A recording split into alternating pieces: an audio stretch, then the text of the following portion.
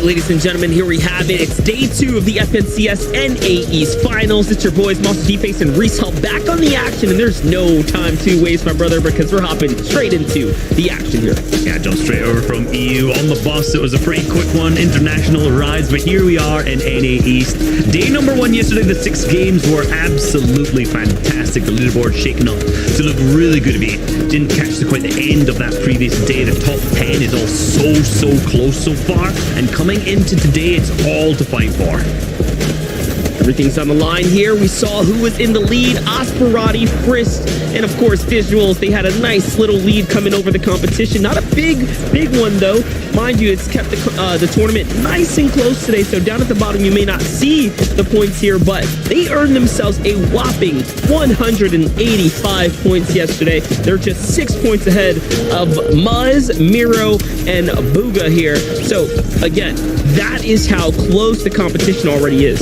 Yeah, I want to point out the format on that far left-hand side as well. You didn't see it, obviously, because we've gone straight into this first number game here. Victory round worth 30 points, and every single placement threshold also from 17th all the way up. You'll get additional points there, so a lot of the teams going from 17th up till 30th will gain way more points. That's what we've got to be looking out for. See at the very bottom, too, each elimination being worth 2 points. All right, ladies and gentlemen, here we have it. It's day 2 of the FNCS NA East Finals. It's your boys, Monster D-Face and Reese Hell back on the action, and there's no time to waste, my brother, because we're hopping straight into the action. Jump straight over from EU on the bus. It was a pretty quick one, international rides, but here we are in There's a brief look at the standings, like we mentioned. Asperati up in the top there, 185. Muzz, Miro, and Booga up at 190, 179 there, 169 for Threats, Edgy, and Rise. Huge points for them. And then, of course, you got Bucky, Peterbot, and Macra trailing just close behind, alongside Jamper and his trio. On the line here, we saw who was in the lead. Asperati, Frist, unfortunate final game yesterday. They had a nice little lead coming over the competition. Not a big one though. Already, as mind you, on screen, it seems the tournament they have won the drop today. So down at the bottom, you may not see the points here, but they earned themselves a whopping 185 points yesterday. They're just 6 points ahead of Muzz, Miro, and Booga here. So again, that is how close the competition already is. They had 0 points. They've come back here, and yes, it's not going to benefit Elite Team too much. Alongside into this first number game here. They got to fight for this 30 points, and every single placement threshold also from 17th all the way up. You'll get additional points. Gotta be happy about that. They absolutely needed these points. These are way more crucial. They have I'd say a game's worth of points to catch up. They have to close the deficit from yesterday, so if they can kick off today with the top 3 or so and continue to stay consistent, then they'll be in very good shape. The first threshold was top 24. Super strong. Like I mentioned, they were when that first threshold points behind. They're going to be getting jampered from then on out. And now those 6 points, like we mentioned, that's going to close that gap. The key is definitely breaking into that when you're in the top 10 there's a brief look at the standings, like we mentioned. Asperati up in the top there, 185. Muzz, Miro, and Booga up at 190, 179 there, 169 for Threats, Edgy, and Rise. Huge points for them. And then, of course, you got Bucky, Peterbot, and Macra trailing just close behind, alongside Jamper and his trio. One of the second page, Seas Cold and Elite, who had the most unfortunate final game yesterday, getting life here on the drop out of Coral Castle today, though. 3 elims already, as you see on screen, so it seems like right now they are in the drop 15 on the standings points there, and they're in the swing of things. I'd say if you get broke into the triple-digit threshold yesterday, you're in pretty good standing here as long as you can stay consistent. Because judging by the number 1 team, you look at their placement points. I mean, they didn't play all season, and you know what? It wasn't working out. They had a game where they failed. They had another game where they kind of failed in one of the moving zones. So no one's been the perfect type of trio. A couple of top games are holding up off Visuals and Frist at 13 eliminations, second place, and that first place with 11 elims. They absolutely needed these points. He said, hey, no team's crucial. They have I'd say a game's worth of points to catch up. They have to close the deficit from yesterday. So if they can kick off today with the top 3 or so and continue to stay consistent, then they'll be in very good shape. Because they're in a mid-map team. You know, they're really taking advantage. They're only 10 points behind the new Jamper right in the center there. And now those 6 points, like we mentioned, that's going to be able to get that center map position with when you're in the top 10 for prizing, materials in the surrounding areas of it as well. One more will give you more and more earnings. So that is crucial points going from 6th till 5th. They're definitely thankful for the season into the leaderboards for them so far. We got a lot more games to look at. That's actually my prediction. Remember, another one of our Jamper performing teams, well, really strong team here. One of the teams who's made in particular points on this alongside aspect has made every single FNCS finals. One of 3 players only. They way often through. placed in the top 5 as well. And then just a power drop right now spot they're in off top here, so you 15 gotta on the appreciate standings that. here. That's Over pretty on solid, all things the Believer considering. I'd say Beach, if you have Tahi broke Spark into the Eclipse triple digit threshold yesterday. You're in a pretty good standing there as long as you can stay consistent. Started off pretty strong. Judging by the number one team, look at their placement points, and then all of a sudden, I mean, they didn't play. They got to get back on the grind here. Exceptional by any means. Like they had a game where they failed. They had another game where they kind of failed in one of the movie zones. So no one's been the perfect type of trio. A couple of honestly, not some of the games are best holding up. for Sprite's team's been landing in this drop second spot place in that for first place 5 with 11 seasons now. elims, but don't hold me to that exact number, just but it shows was that, hey, a no lot team's of been seasons, perfect. and they've really struggled Surge yesterday. And for a team of this caliber, like they have to have figured the landslide over on EU, and right here, that it's something refreshing to see the leaderboard be so close. And something this team's just not seen yet, because they're when we watch the gameplay, really taking advantage. It's not like the new fully figured out center there, clean caliber. Like struggling a little bit to get that center man position with such good reflection, good materials in the surrounding areas of it as well. Every single game over and over and over again is clearly has been I led my team down the wrong path here. Like we just couldn't find the surge I was throwing, like honestly all the way through. So hey, they figured out what mountains weren't working yesterday, right? They figured out what positions weren't working. Let's see what kind of new fresh take they take today, because that's the whole thing about these 2-day formats. Definitely a team to look out for. You get the chance to consistency all the way through. And also, like, then you remember, you're in a lobby with the best of the best. Like, you've probably not had that many opportunities to have this high quality of lobby, even in scrims and in the qualifiers or anything like that. So you don't know where those teams are going to be positioning themselves in the mid-games. You don't know what's free, you don't know what's not, who's rotating where. So the fact that there is that gap allows you to go back and say, okay, they've just rotated right there past Edgy's team. I heard we were almost going with that one. But yeah, they had a bit of a rough games yesterday, right? They were back and forth.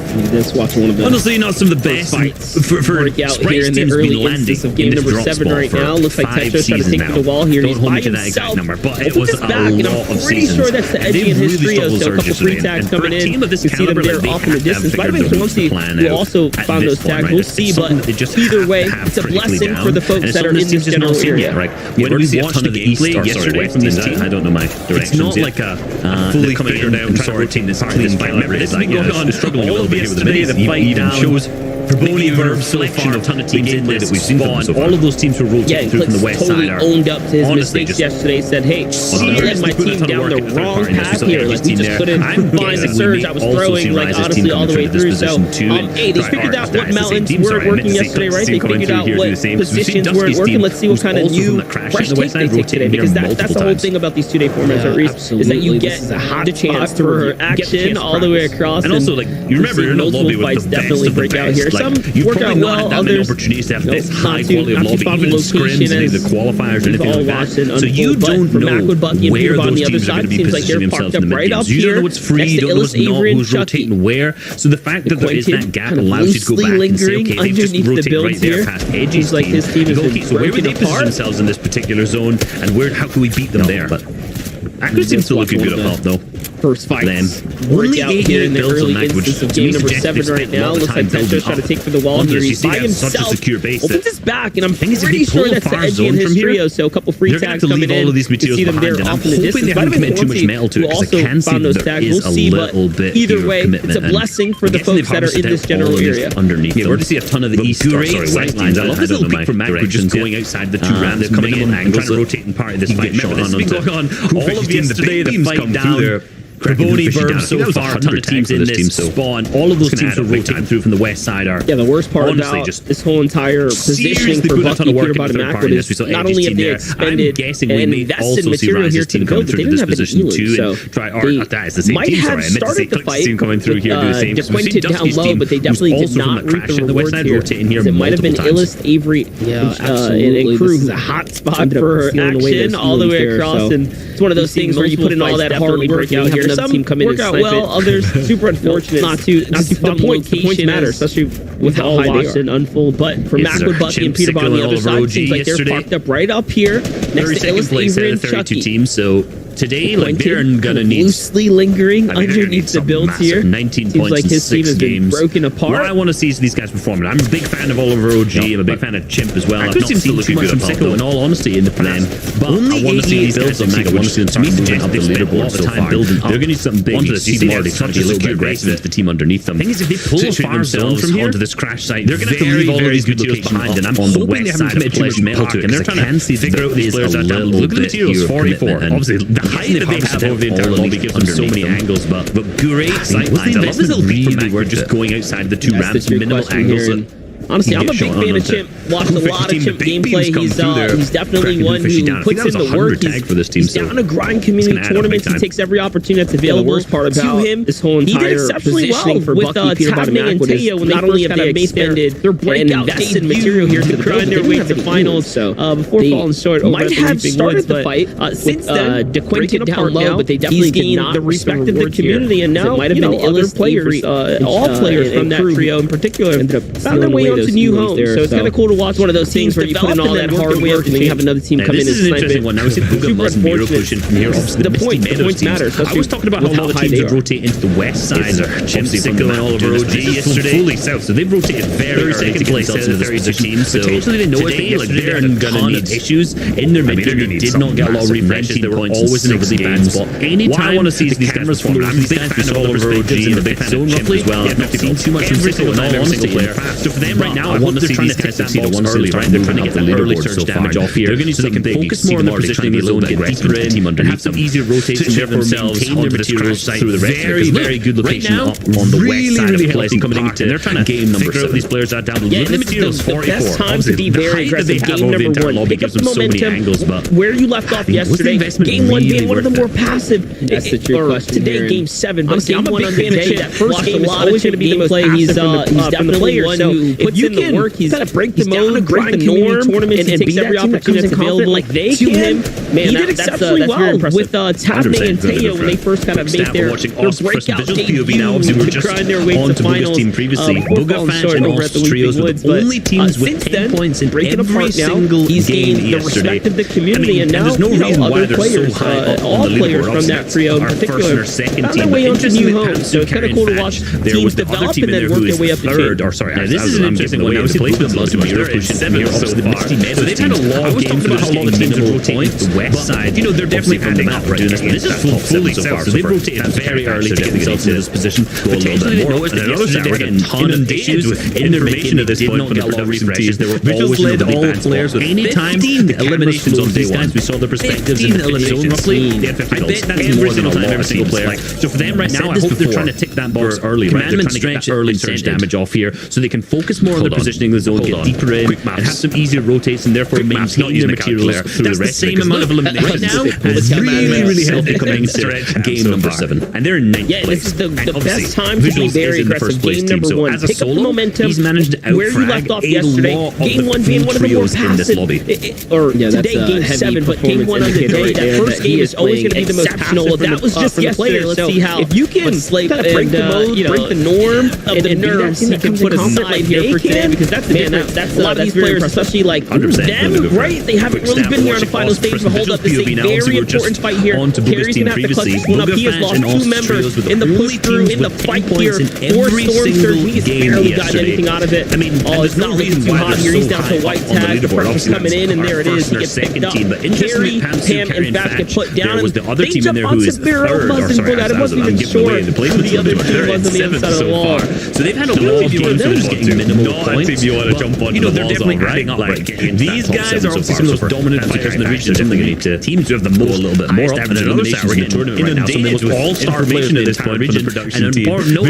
We just led probably 15 eliminations on day 1. Said that yesterday they didn't have a single game. I bet that's more than a lot of 10 points, and they just got their first one with a 0. Just a little bit classic curse, incented. So unfortunate. No elims, no placement points. Just missed all the thresholds there. But hey, the points went to a team that can definitely use them. Who should be sitting in first now. Muzz, Miro, and Bugha with 2 full team wipes now. That's in the first place team. So as a solo, he's managed to given out. So a lot visuals and first there haven't picked up any. Yeah, that's a heavy performance indicator right there. That he is playing exceptional. Well, that was just yesterday. Let's see how much Slate and of the nerves he can put aside here for today, because that's the difference. A lot of these players, especially like they use them, right? They haven't really been here on the was final the third stage, but zone hold up, this rotate is for a them. very Super important early fight to here. use one. They're Carrie's going to gonna have reuse to clutch another this one one up. He has on top of lost that. So 2 they're getting members super in the deep. push Obviously, this is a through, in the max fight distance here. goal. 4 Double storm padded surge. at this He's point to barely get in gotten there. anything They're out of it. super stacked. Oh, it's not looking too hot here. He's down to white tag. The pressure's coming in, and there it is. He gets picked up.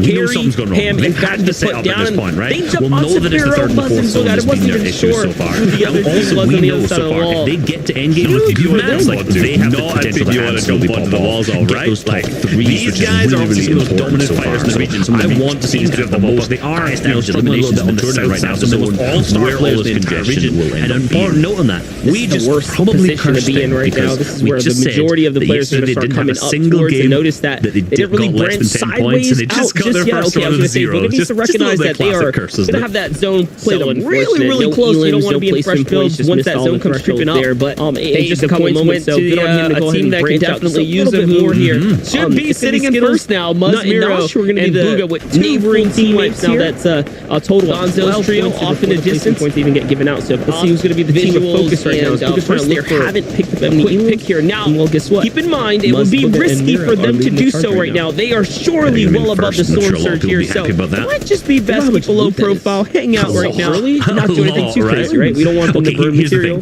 Burn heals. They're using a launch pad right now. Look at the team. Like, was this third zone rotate for them? Super early to use one. They're going to reuse another launch pad on top of that. So they're getting how much they obviously this is so far in that previous game. Double padded at this point to get now they're their super on the entire map, right? Even them, I swear, we see them pull a max 50-50. Like they're in a fantastic. We know something's going wrong. I'm slightly worried about this point, right? To drop all the way down. They're already prepping for that by their issues so far. We know they're super healthy. So a similar team with good maps, like they have the potential to absolutely pop off. You know, game state, threes, which is really, really important to be a top team yesterday. Given the leaderboard, but they are struggling a little bit on the south side of the zone where all this congestion. Any kind of slip-ups we see, we're going to know that they'll have made massive mistakes around them. The majority of the players are going to start coming up towards and notice that they didn't really branch sideways out just yet. Okay, I was going to say, Booga needs to recognize that they are going to have that zone played up really, really close. You don't want to be in fresh builds once that zone comes creeping up in just a couple moments. So good on him to go ahead and branch out playing out a little bit more here. Ultimately, it's going to be Skittles.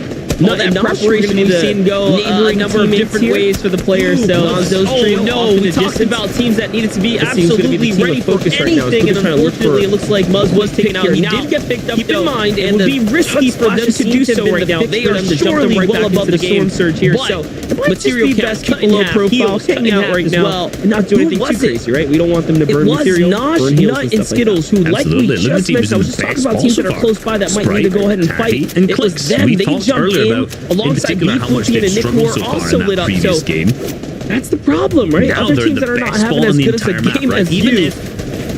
We'll say they pull a max 50-50 like Derna. One of the issues with that, they have to rotate far to forward. They were on that congested side of the south side of the zone, so for them, that was one of the difficulties. We know they're super healthy, so similar team, obviously, but now look at our top team. Look at the materials. 48 builds, namesake. This is almost exactly what we mentioned. Now, I do think we're going to leaderboard them. I do think Mira has great position so far, but in terms of loop, so any kind of split of the zone, we see we're going to know that they'll make massive mistakes around in the back here. Some of the other top teams, because of the team who was in 7th, team who has impressed me a lot. They're going to figure out for goals. Hold on, look up on the high. Who's the 9th place team? Alongside, I'm excited to see what right now teams could do in this first game already. I want to see what the adaptations spawn in this game, and they've lost Tahi already. We'll see how it all ends up playing out here. Just not worth it. You should probably give up right now. We've seen go a number of different ways for the players. We talked about teams that need to be absolutely bad. Those they do have offering members. At least like Muzz was taken out. But as I say that, Aegis is not looks like DJ's about to go down next. Fix for them to jump them right back into the game. Recoverable. It's too fishy. Material cast cutting company who are taking the fight here. And the zone's already revealed itself. Look how far they have to go. It seems like Kanata is fully committed to the action here. He wants all the smoke, and that's the problem. To go ahead and fight. Greedy. It was them. They jumped. He goes down alongside Beefloopy and Nick, who are also lit up. So for the first time and shot nothing. That's the problem, right? Other teams that are not having as good as a game as you. I could almost hear it. They get straight in. Remember, that's one of the issues. They had to rotate far to fourth. They were on that congested side of the south side of the zone. Carried the body all the way back. That was one of the difficulties. Like, hey, maybe I they didn't get any elims out of that, obviously. But now look at Miro. Look at the materials. Zero materials builds. I mean, if they pull fit zero to his name. Not even what we mentioned right now. I do think these doing nothing more than that. I do think Miro has going to be really rough now. That fight that they took up basically did throw their own zone. They weren't set up in a rotate because obviously you've got a team jumping in the back of your tarp there because of the speed and the timing of those rotates. Now going to figure out where it goes. There's a lot of players in the NA region hitting those tanks to get the fifth zone and being 200 over the sky.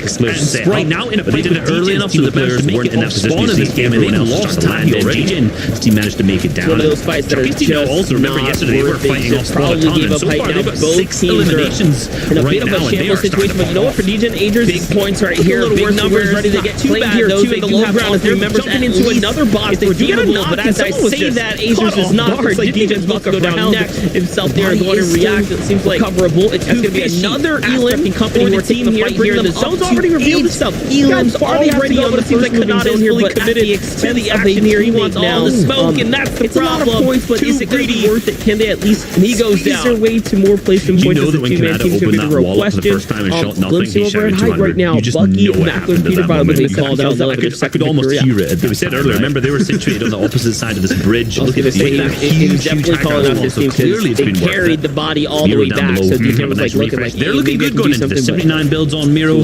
Now DJ potentially gets more. They're trying to split, so we know he's not capped. 0 to his name. Not even a single build for him. 7 also nothing for the team so far. So really good. That's going to be really rough. All the hard mats on Buga's fight that they took up a ball. Basically, zone is going to be absolutely critical. They weren't set up in a prime position. 14 points off the Elams already in the game's just getting started. That's not adding up the placement points that they've definitely earned themselves so far. But Peter Bot, Bucky, and Mac with the strong iron grip here on the lobby as they start to claim this high ground, solidify the grounds that they're building out on, and they do have an anchor point just underneath them. There's another team playing a relatively high second height. It seems like they don't care about it though. They want to get right to this next high ground position. Big points right here. Big numbers ready to get claimed here too in the low ground. If they're jumping into another box, you get a knock and completely solidify yourself off. But it seems like another team look for the same thing himself there is going to react. Should have fully committed. Could have had it down there. Another Elam on high ground. The team here, Dusky and Quancy, the last team to arrive, already on the first moving zone here, but at the expense of a teammate now. It's a lot of points, but is it going to be worth it? Can they at least so far? Maybe they can change that at the start of day number 2, game number 7 overall. We're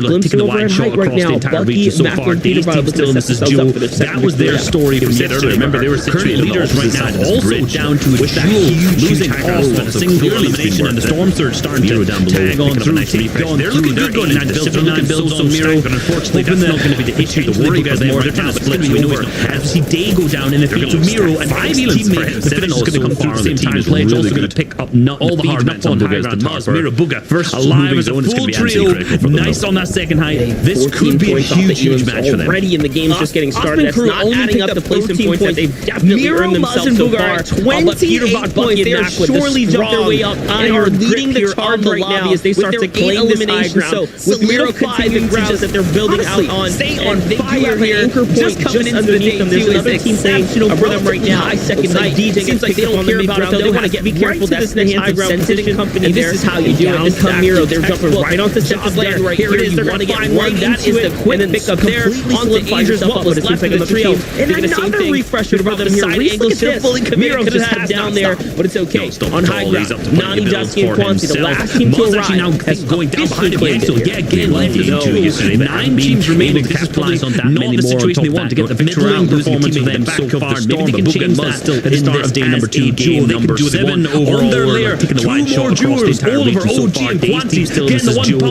That was their story from yesterday. Now current leaders right now also down to 10 eliminations as a full trio right now for Miro and Buga, and they've gone through flying up into first place. Their 89 builds are looking so stacked, but unfortunately that's not going to be the issue. The worry from them right now. But someone who was on high ground, but look at this whole season lead. We said they needed a big game. We talked about them needing to have a comeback story after a rough drop spot yesterday, and they do have high ground. Confirmed here. Visuals on the low ground after solo here, stealing away 3 placement points right now. Lucky for him, 15s are getting wiped up right now. Because they need these points. They are surely doing their way themselves and are leading the charge right now at their 8 eliminations. So with Miro continuing to just honestly stay on fire here, just coming into the day 2 is exceptional for them right now. That's like Miro down on the mid ground. They'll have to be careful. That's the hands of sensitive company there. Down come Miro. They're jumping right onto Sensitive player. Here it is. They're going to find one. That is the quick pick up there onto Agers. What was left of the trio. And another refresher for them here. Look at this. Miro has to be a low ground versus high ground placed out the end. The 119 comes through though from Cold at that moment. That could be the winning game.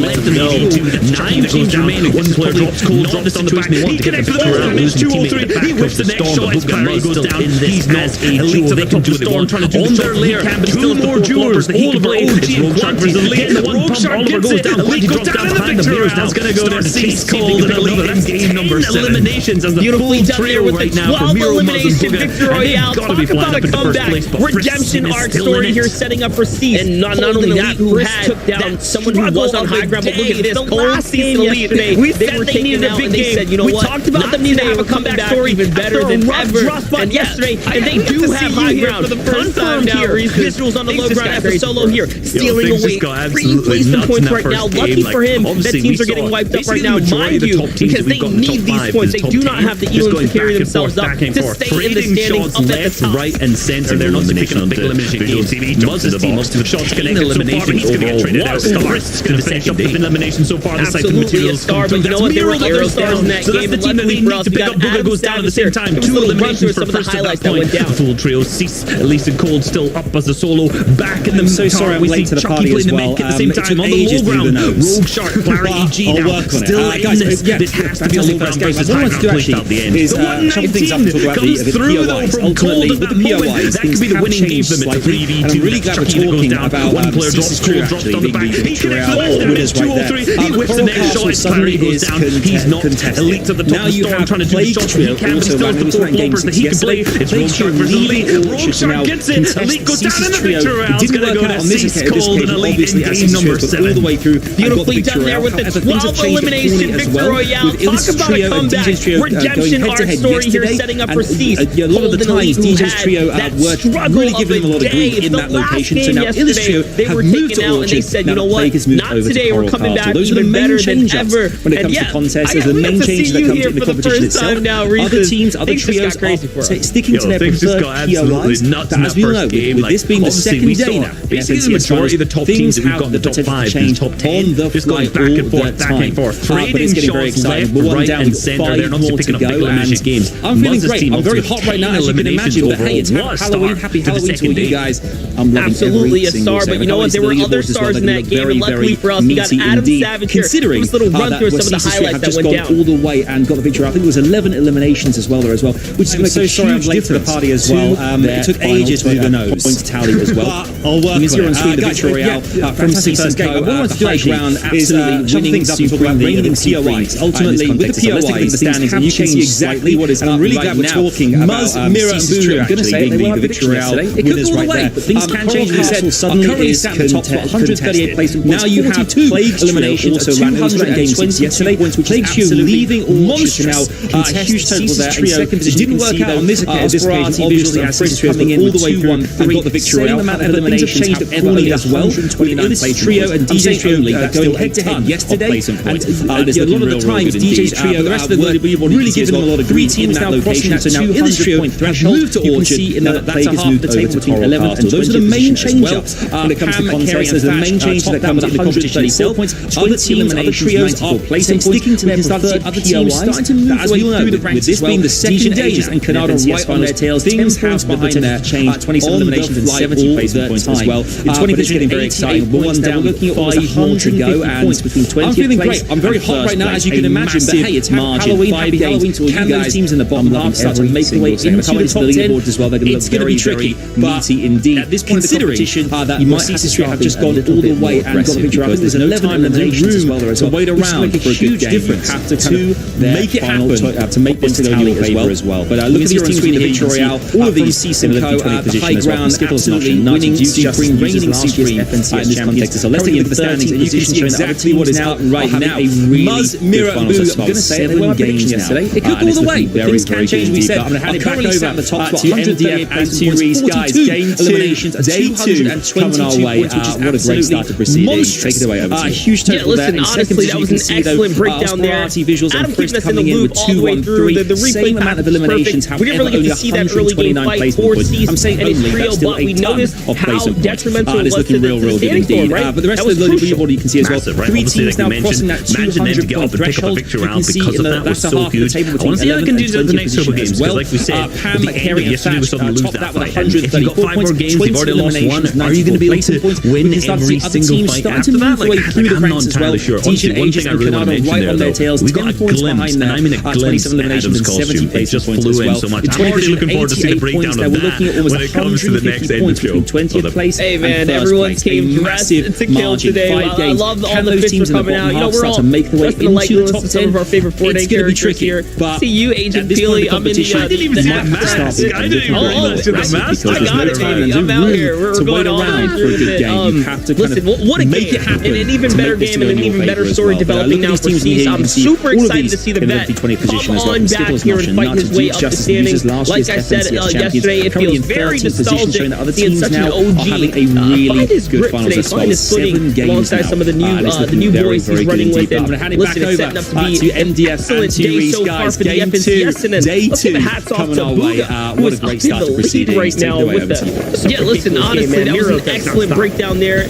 Adam keeping us in the loop all the way through. The replay package was perfect. We didn't really get to see that early game fight for Cease and his trio, but we noticed how detrimental it was to the standings for him, right? They were getting a ton of massive, right? Obviously, like we mentioned, imagine them to get up and pick up a victory able because of that going into that top placement threshold. I want to see if they can do that the next couple games, because like I said, at the end of yesterday was something to lose that. From now on out, like they've got 5 more games, they've already lost one. Are you going to be able to win every single fight after that? Back over to Coral Castle, I'm not entirely sure. Honestly, one thing I really want to mention there, though, we got a glimpse, and I'm in a glimpse. This is going to be a critical fight for the rest of the day as well. So much. I'm already looking forward to see the breakdown of that. Not looking too hot for Elite, who only has the SMG right now. Man, everyone's being dressed to kill today. I love all the fits are coming out. You know, we're all teammates is going to be even the liking list of some of our favorite Fortnite characters going to get sniped out. See you, Agent Peely. I'm in the question as Elite and Cease run away here while they still can. We're going all the way to the legend. Get out. Listen, seems like that is going to be the play. An even better game and a little better story developing now for Cease. I'm super excited to see the vet come on back here and fight his way up the standings. Like I said yesterday, it feels very nostalgic. Big turnover that moved them up to 3rd place so far. If they go down now, that's going to leave way too much room open for Bucky Peterbolt and Matt Christie to start climbing up the leaderboards too. You see Plague starting to wrap around the back as Bryson Fluke can have the angles on them. And I don't know what Cease has got. I don't know if he's been able to harvest up that many materials from here on out, but this is going to be a rough one to turn around. Pretty mental match history so far. There's a team shooting from the top here behind Cease. Is giving them a little bit of additional coverage here. They don't seem to know that Cease is in the cone, so that team is farming effective surge right here off the trio of Bryson Company. They weren't able to keep going against that top placement is. Thresholds, the 5th, I mean, the 4th, 3rd, 2nd, here, but first. What's going to come about it? Like they definitely managed to fix that a lot. They got 3/3 so far, looking real strong. Plague's going to pick that one up. Over to Coral Castle. We've some points on the board for them and day number 2 for them. So this is going to be a critical fight for the rest of the day as well. Coral Castle's this time we get to watch it from the beginning. Not looking too hot for Elite, who only has the SMG right now and very limited build. So farming here is going to be absolutely crucial, but more importantly, backing up his teammates is going to be even better. But Cold is going to get sniped out pretty quickly here. Now the real question is, does Elite and Cease run away here while they still can? Tuck the tail between the legs. These guys were just light. Seems like that is going to be the play. They will return a little later for the goods of the reboot card. But everyone gets picked up in the distance. The builds are going to give away for the record of how many teams can they fight, how many squads can they take on in a singular tournament. So far, if they go down now, that's going to leave way too much room open for Bucky Peterbolt and Matt Christie to start climbing up the leaderboards too. Plague starting to wrap around the back as Bryson Fluke can have the angles on them. And I don't know what Cease has got. I don't know if he's been able to harvest got that many materials from here on out. But this is going to be a rough one to turn around. And Ganzo's true is also. Wait a second, there's a team shooting from the top here behind Cease. Is giving them a little bit of additional coverage here. They don't seem to know that Cease is in the cone, so that team is farming effective surge right here off the trio of Bryson Company. Now, they know where Cease is. Seems like Kufish is just going to try and play the angles. You see DeQuint on that far bottom right. What's going to come about it? Also, dip on out of here. So, I mean, this is going to be scrappy now. It's going to go down to the Plague's going to pick that one up. That's going to be some points on the board for them. And D number 2 for them. So, the fight still ended up being relatively fast. North, the complete opposite direction. So I think this is going to be a game of two slow POI to harvest the one, get out good loot. I mean, that's going to be a very long time. We see the zones. I mean, it might actually work out in the fights in here. So for them, that's going to be big, and hopefully maybe they can capitalize on that and actually get a big game out of this rather than fumbling like some of the other games we'd say that they have. Inside those old builds there, seems like they don't have a Zemo and DeQuint, these guys were just lighting up. Fishy, as long as he can keep low profile, should be okay here in the moments to come. Than anything else, just at a time his exit. We're meeting the team that's going for the record at how many teams can they fight, how many pots and other squads can they take on in a singular tournament. Previous Elam, so good on them to continue to stay pretty much capped off and in a decent spot for the game. And not to mention the free Elam himself right now to clutch this one up. Yesterday, the last time Spacey team pushed in here, they got gonna go and be still a part of this. Remember, it was like Varens against something the new up-and-comers, and they put them in their place. I'm actually quite surprised to see them pushing in here for a second. Spacey's used his final build. There's tons of heals. I mean, what we saw from Spacey team is that they weren't confident, right? They wouldn't push anyone. They just honestly weren't on the low ground. Fishy still playing the Spacey above, and they just want to get in and fight. Even after getting rolled over by them, the angles we seem to went on that far bottom right. You know what? They're back for a little bit more action out of here. So I mean, this is just getting a bit scrappy now. Spacey's team obviously. But like, are you really surprised? We've seen his teammate just absolutely how crazy they've been playing.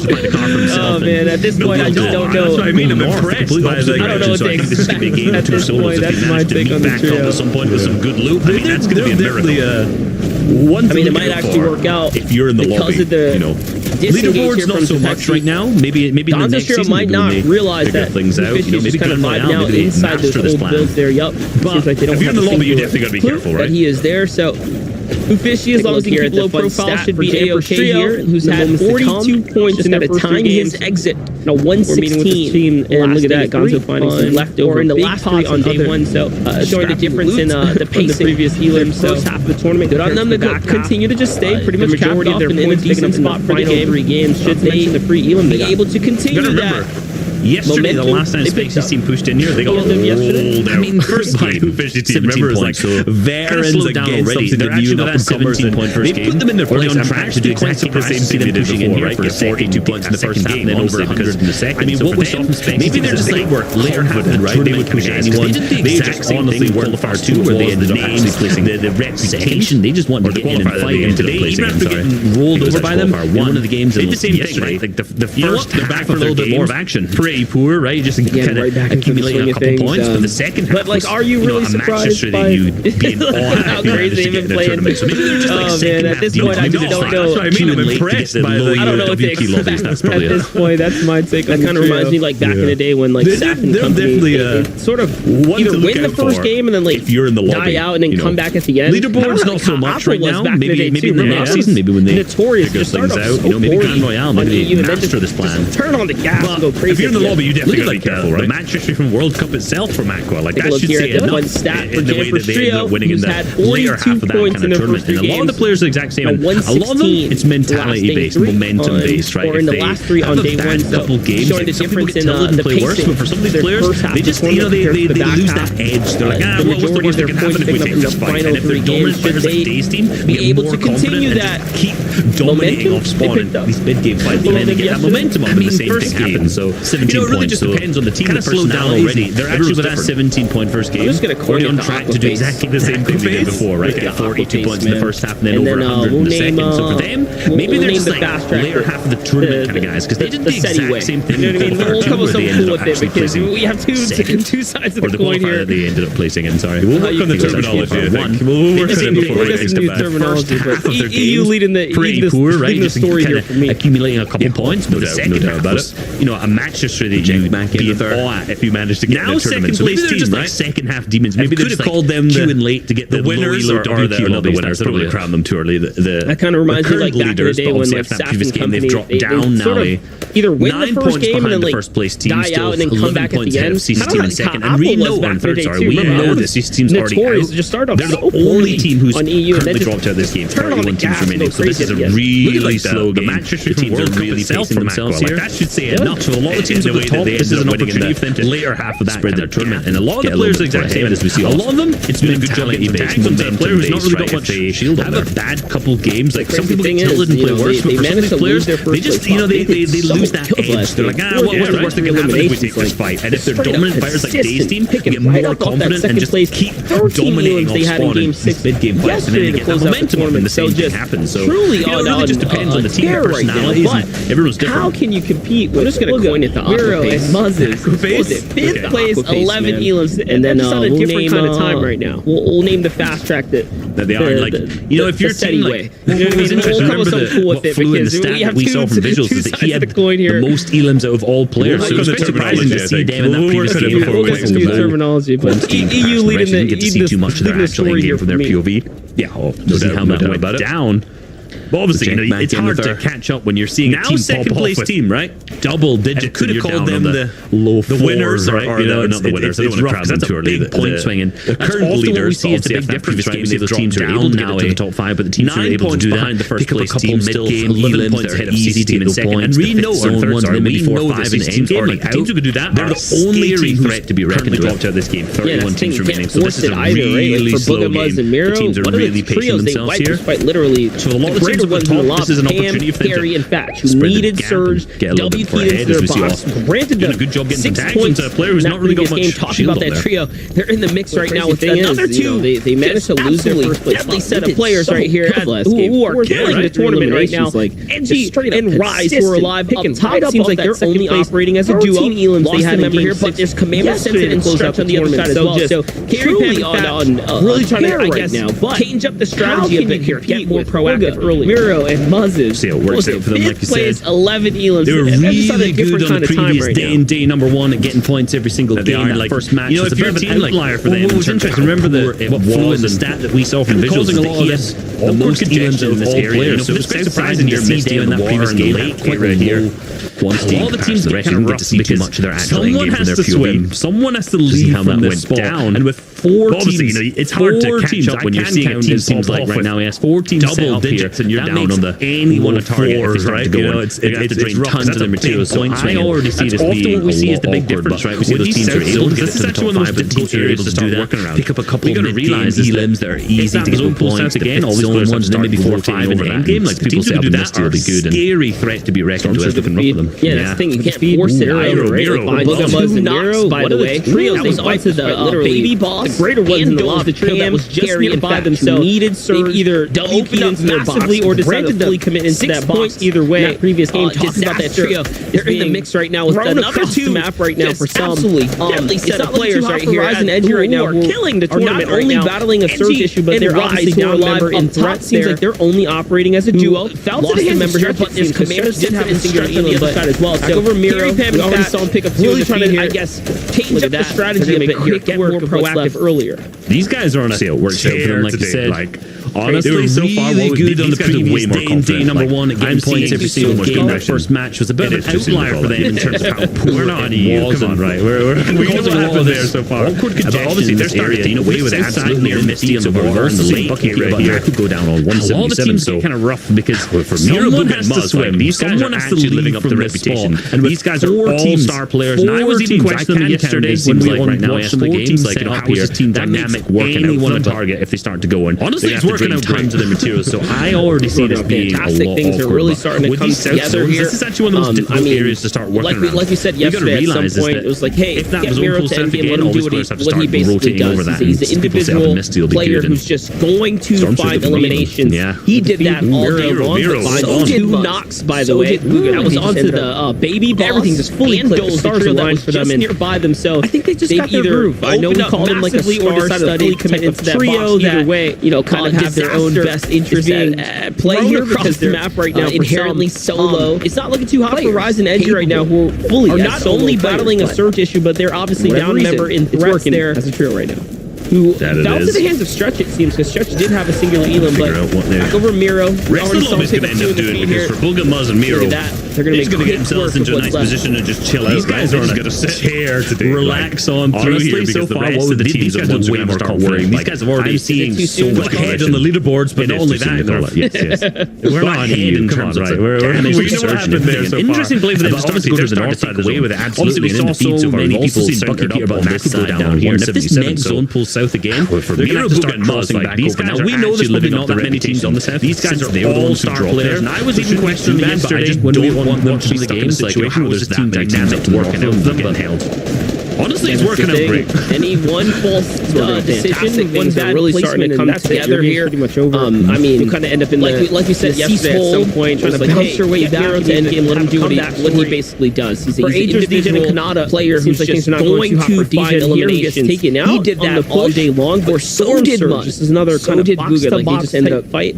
Everything just look at these kind of battles line for them, and if you're in a wall, we call them transaction here to find your type of trio that kind of have their own best interests at play here, because they're not looking too hot right here. They're getting big time punished, and it's cost them a ton of material. Look at all the metal that was invested here in this little fight. Whatever reason, it's working. Same thing that happened in the previous fight. Exactly the previous game. Remember.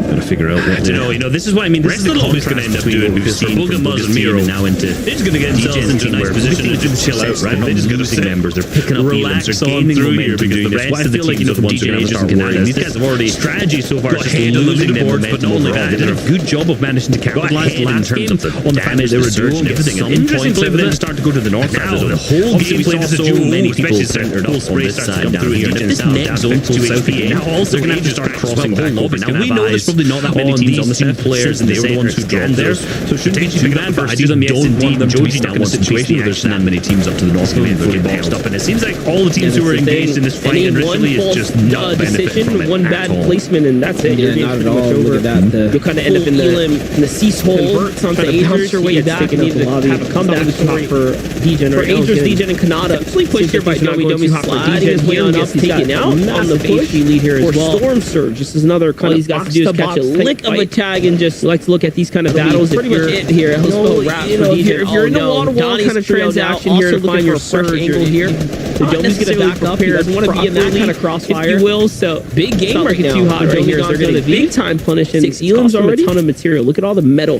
that was invested here. Especially since we saw them again. Lost Canada. Really struggled the same thing that happened in the previous fight. Exactly the previous game. Remember the map. They often struggle with early mid-game. This is what I mean. This is the contrast between teams around them from Buga's team and now into Goforce. For them, this is even bigger than it would be for a lot of the other losing members. They're picking up points on gaining momentum doing this. What I feel like, from DJ and Aegis and Canada is this strategy so far is just losing their momentum overall. They did a good job of managing to keep for them. Like they're definitely on the fact that they're going to get some points out of it. Right, this is a good start of this game. The 6 Elims so far, the 12 points from that starts to come through, and DJ's now got two materials. Now also actually end up capitalizing on that and picking up on these two players in the center game as well. They could potentially do it with the first Elim. Yes, indeed. Joji now wants to piece the action, and he's going to get fully boxed up. And it seems like all the teams who are engaged in this fight initially is just not benefit from it at all. I know the prestige of number 1 full finishing first place is usually what's all sought after, but hey, there's plenty of cash for Degen right now. He's getting 5 spots. So definitely pushed here by Domi, sliding his way on up. He's got the best HP lead here as well.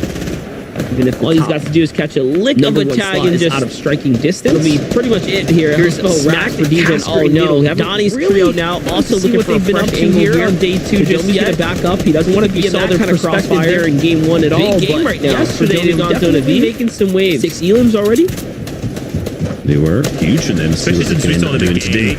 Really struggle the same thing. They drop on that. A lot of the players are starting to make their way into the west zone, the fourth zone is so far early. A lot of our top teams still in this and looking at teams around them that they have the opportunity to go for. So for them, this is even bigger than it would be for a lot of the other teams from the previous season. Remember, they had a fantastic run. I remember to actually almost potentially winning the entire FCS title, in particular left line. That solo I remember in the very final game. And I mean, for them, like nerve-wracking run in the middle, they're going to have to near the bridge. Very similar, very close to this area. This game with the 6 Elims so far, the 12 points from that. This nauseous team looking healthy. Bright materials, winning that early game fight. End up capitalizing on that. Reverse to on the far right-hand side into this game as well. They could definitely do it with the double digits if you get there. I'm hoping they're going to so far, but a run into the top 10, run deeper and away with them the rest of the games, but bounce back into this to earn themselves a big piece of the prizing. I know the prestige of number 1 looking for some more first places is usually what's all sought after. They're definitely above here. They don't necessarily need to put that big pressure here, but they understand that for most, it's not going to be safe forever. Want to just finish as best as Surge starts to tick here.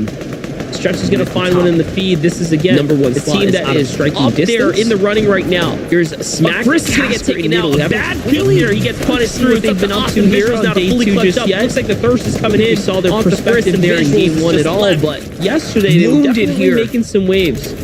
I'd like to say this is going to shake up things in the leaderboard big time, but the teams in third and fourth underneath us right now are both out. They're both players starting to make their way into this next zone, the fourth zone so far. With the other top team still in this, they're probably going to take away with us even more. Cabs, G, Tail, and Pledge. Luckily, Visuals is still qualified from the previous season. They had like a fantastic run. I remember actually almost potentially winning the entire FCS. Tail in particular left alive as a solo, I remember, in the very final game now. Had a nerve-wracking run in the middle map. Yeah, the bridge, very similar, very close to this area. Actually, just a little bit wouldn't want to be there in this lobby. I'm telling you so far. So right now, when I'm looking at the leaderboards, I'm got my eyes on Jam for the far left for this game. Reverse 2K on the far right-hand side. They're next. Not sure on their positioning or on their HP. I was hoping I'm hoping they're going to there in fifth place, run into the top 10 down deeper, and they could move up the leaderboard for the rest of the game. Same with Threats, Edge and Rise. We'll have to see for the rest of the day. It's a big fight now for Commandment and Visuals and Frisk here. We're looking for some more rotate on in as well. Just keep in mind, they're definitely above here. They don't necessarily find a couple Elans in the feed, so let's see if we can understand that. A glimpse of him on his rotate on into new zone. Looks like the surge starts to tick here. In the backside of the zone here. Going to find one in the feed. This is again a team that is up there in the running right now, but Edgy and Rise going to get taken out. A bad peek there. He gets punished through. It's up to Austin Visuals now to fully about how they lost Threats a little earlier today to the hands of Stretch just a little bit ago on that wounded later sort of area. I'd like to say this is going to shake up things in the leaderboard big time, but the teams in third and fourth underneath us right now are both out. They've both been eliminated so far. So I think it's going to be Rise and AG so far. That Muzz, Miro, Rise, I know he's probably going to take away with us even more. They're going to he put himself into this fifth zone. Luckily, deeper into on that dead side. Look, they're the far edge right now, which means they have full freedom to rotate. Look at them, you can see them rotating already. They're going to need zones before anyone's even noticed with that beautiful assessment of dead side. But hold on, because he said it's team next with Edgy there. Padding to that front side too. Both teams would probably go to play low ground right now. Alongside, so right now when I'm looking at the leaderboards, I've got my eyes on Jam for Day Transit. This could be an engagement that we don't want to see. They're still in it. We see multiple top teams on their positioning or on their HP situation. But given that they're in fifth place, remaining inside the lobby here. For every team that falls now, big placement points are going to come out. So for Edgy and Rise, very, very pivotal to the tournament success. And Edgy looks back on the zone there, making their rotate on in as well. This rotate here, he's going to catch a glimpse. I did see that find a couple Elans in the feed, so let's see if we can catch a glimpse of him on his rotate. They're going to have to go down. This is very rough. It's still stagnant right now. In the backside of the zone here, as the 18 trios are still in. To Durant and Reverse 2K making their rotate right now, but Edgy and Rise builds a lot of players in this lobby. Going to hit the pads, hit the height, alongside Threats. We talked about how they lost Threats a little earlier today to the hands of Stretch just a little bit ago on that Misty Lakes sort of area. Seeing Tragics there, he's up front and switching back over to Austin in the duo, so they have lost Visuals. He's managed to gain himself a blue AR and basically nothing else. He's used those 15 builds. I know Rise, I know he's a brain player. He's the position that he put himself into in this zone. Deeper into on that dead side. Look, they're the far edge right now, which means they have full freedom to rotate. Look, you can see them rotating already. They're getting shots ahead of the moving zones before anyone's even noticed. Beautiful assessment of dead side, but hold on. Because he said it's team next, no builds. That first threshold side too. Both teams will probably go to play low ground right now, alongside AD's team, who also plays low ground, are all starting to claim it. This is Rise now left by himself. Finally, another team goes down, so there it is. Rise going to find a little knockoff from there. That's going to be massive, but 3 more players have to go down before the surge turns off, and it looks like Rise gets picked up before then. Edgy and Rise on the other side here still at 0 Elans, like we said before. This is not what we've seen so far for this trio. On this rotate here, he's going to catch a glimpse. That's a free siphon. He has to get that spell. Surge has not managed to find any material there. It is finally picked up a little bolt. This is very rough, and it's still stagnant that he could not get him. He's going to have to sacrifice the heals or the positioning here on the zone, and that's a deadly trio on the low ground. They're going to team that's go through all the old builds. A lot of the players in this lobby can hit the pads, hit the height, alongside skills, no shot top, and Nuts still in this as well. All of our top teams still vying for that sound alongside Jumper. Low ground of this kind of zone. I know who is. I'm layering myself away from them back over. Vivid told me very secretly so they've lost the visuals. He's managed to gain himself a blue AR and basically nothing else. He's used those 15 builds that he can go near them and also being the one at the end of that rain. Unfortunately, back the one bump above, however, Miro will try and hit 6 eliminations to their name. They're not slowing down anytime soon with the 74 points on stage. Only remember shots, but none of them 2 points. He's going to try back up. He's going to reassess here. This is a rough situation to be in. They're off in that position to get the shots down. First threshold still hasn't going down on high feed. Edgy ended up being picked up to third. They have no additional replacement points so far, so Nosh So team, they're unfortunate definitely here. set to win Rise this. is now left by himself. Finally, another team goes down, so there it is. Home. They have Rise gonna find a little knock on going on, but massive. the peaks coming out of Miro right now as he finds a couple of big tags onto Nos right here. Rise gets picked up mid-ground pressure still coming out on the low ground. Still at zero elims like in the mix here. This is not like Commandment's gonna be able to get out of here alive. He gets killed. Great pickup there. That's the free siphon. He accidentally with anything, any room to play with right now. Material there it is. Slayer. There's a little other trio up above. It's Deemer who's sitting there waiting for him as the heals or the positioning here on the zone. And that's up and taking out the lobby down the low ground. Back into the things. What is Muzz, his position here going to do? Are they going to look to go down? Should be all over. There it is. Great elimination point. Clutch up though. In order for the victory out right now. I see a team down the low ground in this zone. I know who is. I'm layering myself to away from them. Vivid told me very secretly one of old builds that are starting to work through so far. So players will pick up easy eliminations like you so far. Not to fight them. Way up go near them and on that ultimate high ground into that range. Not still in this too. It's going to be really hard for however Miro take a Muzz down on low ground eliminations to their name. They're not slowing down anytime soon. 74. Not great performance in that first day. They're looking to put on a show in day number 2, but Ellis is going to be picked up on the low ground now. Chucky's going to play shots. He picked up Booga there. Massive 2 HP down. Muzz down. The entire trio picked up by Chucky. The shots connected in a fantastic fashion. That leaves Nosh up on the high ground. He sent his attack dogs of Nosh down below, but yeah, he's going to pick up that victory just by playing the classic going on. But the peaks coming out of Miro right now as he finds a couple of big tags onto Nosh right there. So them to have a big ground pressure still coming out on the low ground. They'll that high ground and walk away with the victory royale. It doesn't look like Commandment's going to be able to get out of here alive. He gets closed in again here. Supreme, they managed to just barely with anything, any room to play with right now. He's trying to get off the Slayer. There's another trio up above. It's Deemer who was sitting there waiting for him and Sensitive and company. Realistically, we lost our second, third, and fourth teams there pretty early on in the game, or even into that moving zone, which meant that Buzz's team really can't just take away with it, honestly. Like, they're looking so strong today. We still have a bunch of games left.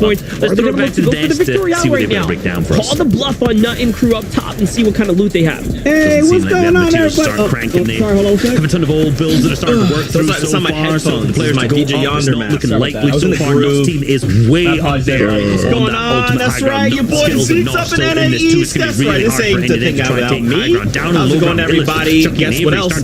I brought along Levin. That's right. So now it's the British invasion. Monster number 2, but the minority right now. I don't know how I feel about this. EU is invading.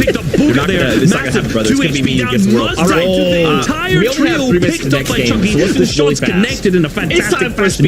Let's talk about the overall tournament format. Guess what?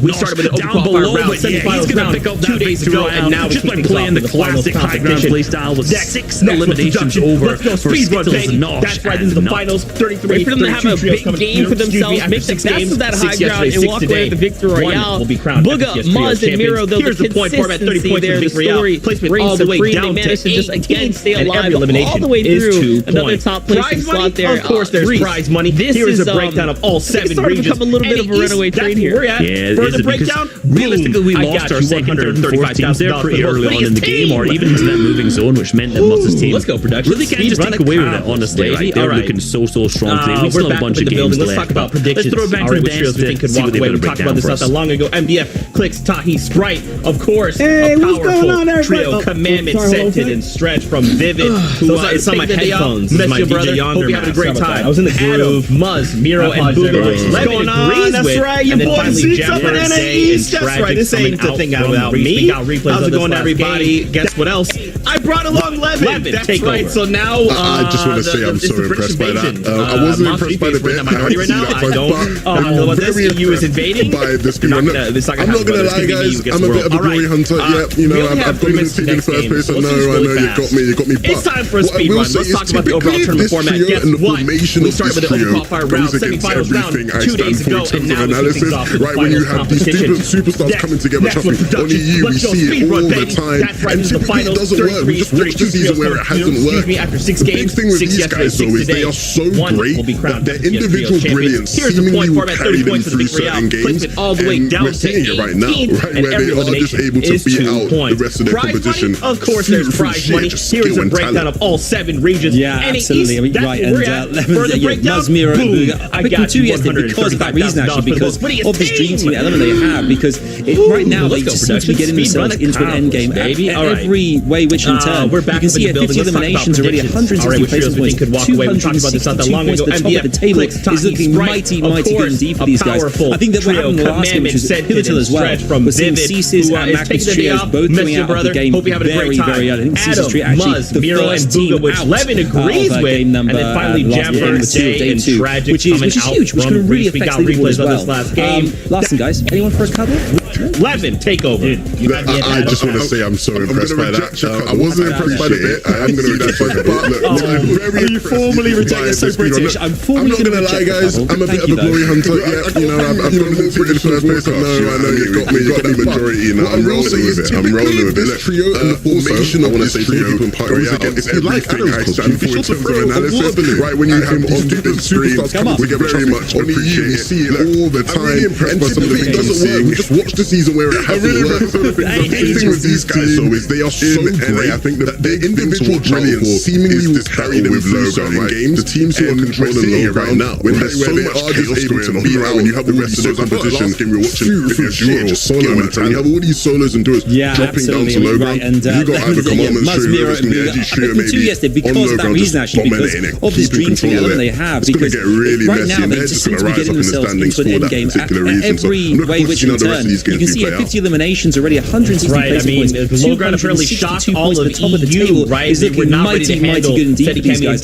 I think that what happened in the last game, which was pivotal as well, we're seeing Ceases and Mac's trios both coming out of the game very early. I think Ceases trio actually the first team out of game number, the last game number 2 of day 2, which is huge, which can really affect leaderboard as well. Last thing, guys, anyone for a couple? I'm here, brother. I got you. Don't worry. We'll be heard loud and clear. We'll make it happen. I am going to reject it. Yeah, we're super outnumbered, but it's okay. I love my brethren from across the way here. Thank you, though. Listen, Reese, more British in the broadcast, you know what I mean? We got that majority now. I'm rolling with it. Look. All those other top teams were shut down very early. It was their true in stride opportunity to go and jump up. I'm super surprised to see them holding forth right now after getting taken out off the drop. I'm really impressed with some of the things I'm seeing. That goes to show the fact that the rest of the teams did also perform that well in that match, honestly. Is this battle with low ground, right? The teams who are controlling low ground, when there's so much chaos going on, right? When you have all these solos, I felt like last game we were watching if you're a duo or solo match, when you have all these solos and duos dropping down to low ground, you got either commandment tree, whoever's going to be edgy tree, maybe on low ground just dominating it, keeping control of it. It's going to get really messy, and they're just going to rise up in the standings for that particular reason. So I'm looking forward to seeing how the rest of these games do play out. 8 matches in, and yes, Bryce gets taken out the side. This is huge. This is a big development here for Cease Cold and Elite, who, by the way, might have just been granted something huge, but Cold we'll have to see how this continues. What did he find here that he wants to play for? Okay, there's a chest, an AR, that's not for him to commit to, and a shotgun there, too. Did he realize that was the player picked up? I do wonder. On the other side, Misty Metals. MDF. Seems like the same thing happened. Miro gets picked out the skies. The team manages to touchdown. I'm here, brother. I got you. Don't worry. We'll be heard loud and clear. And we'll make it happen. Yeah, we're super outnumbered, but it's okay. I love my brethren from across the way. Yeah, it's all trio landed heroes. Listen, Reese. Wondering if that was an engagement that could have been a super massive game for Cease really quickly for them.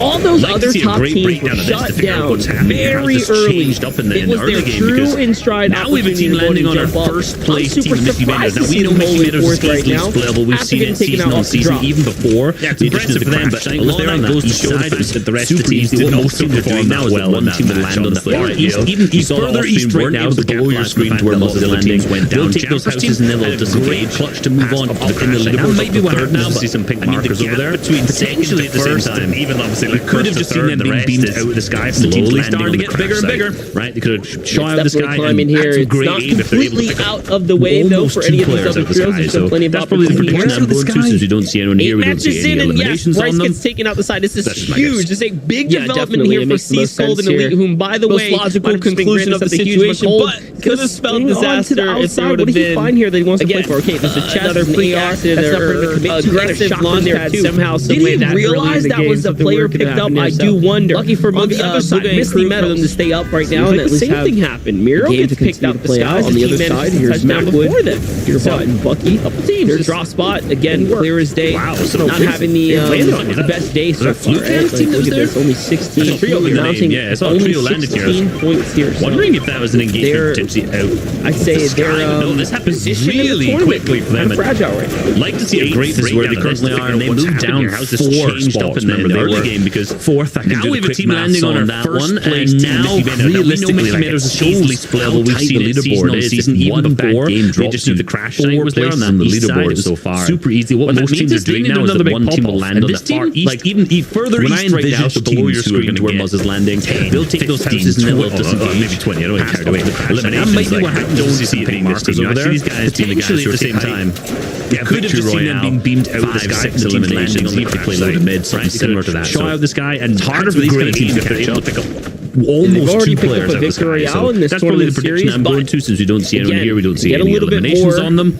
Wouldn't put them past. Wouldn't put it past them definitely. It makes the most another sense victory here. before this most logical conclusion of the situation. But could have spelled disaster if there would have been navigate those very difficult zones like we watched in game number 1 yesterday when things went right off the side of that cliff. Something we were going to how to play it. They played it lucky for Booga and crew for them to stay up right now and at least have a game to continue to play out. On the other side, here's lowest and individual or lowest and eventual NA's champ has been after day 1. His best day so far, right? Like, look at this, only 16, mounting only 16 points. That's really impressive, actually. I'd say their position in the coincides obviously with what we've got going on here with Muzz 8 at the start of the day today. They moved down place 4 spots. Wasn't they were now obviously they've overtaken them by the quick maths on that one, and now realistically, like it shows maybe that narrative's going to continue so far. So for the one bad game drops, I'm getting carried away when I see leaderboard so far. The NA East region, they need another big like the teams who are doing well on day 1 are just when I envision all the way through. We're not seeing a huge amount of shake-10, 15, 20, maybe 20. I don't get carried away. Eliminations like I don't see this team. I see these guys being kind of know who to continue to keep our eyes out on. Victory Royale, 5, 6 eliminations. You have to play loaded mid, something similar to that. So it's harder for these kind of teams to catch up. Everyone else here. Yeah, they've already picked up a victory in this tournament series, but it's been again just kind of get a little bit more cold Cease and Elite from a distance. Wouldn't put it past them to get luckily again another victory before cold and Cease. Day is this time over, around, Bryce's trio got in front of them. We'll see how they end up playing out here. This is a team that can the sky, which is Bryce navigate those very difficult zones like we watched in game number 1. Did the rest when things went right off the side of that cliff. Like I said, this opens up too. I like the really continued effort from getting themselves a nice one off Oliver and Chimp.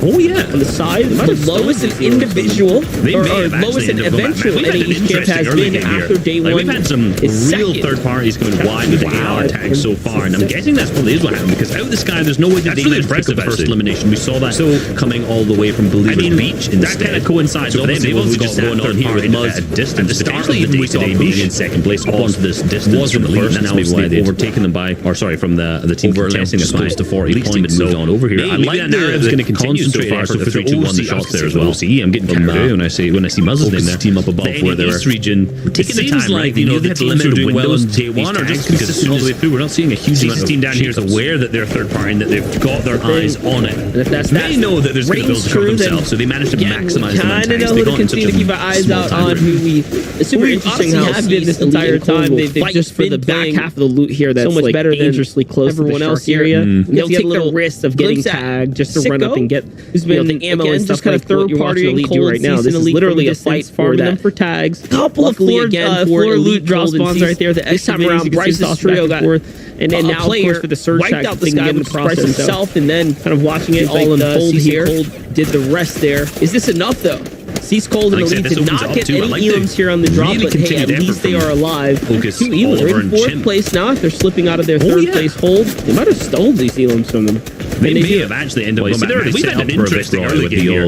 We've had some shadow real third parties coming wide with the AR. I'm actually surprised this finals more than any of the other finals so far. There's no way that they managed to pick up the first elimination. We saw that in a trios all the way from Believers Beach. So they're set up definitely to do well in this game. Similarly to Edgy Threats and Rise. Potentially even we saw a push up onto this distance from Elite. They did really well as a duo, obviously losing Threats earlier. They maintained their position of 6th. Team had moved on over here. I like the leaderboard so far, but they're on 181 points total. From a long way away from first where they were.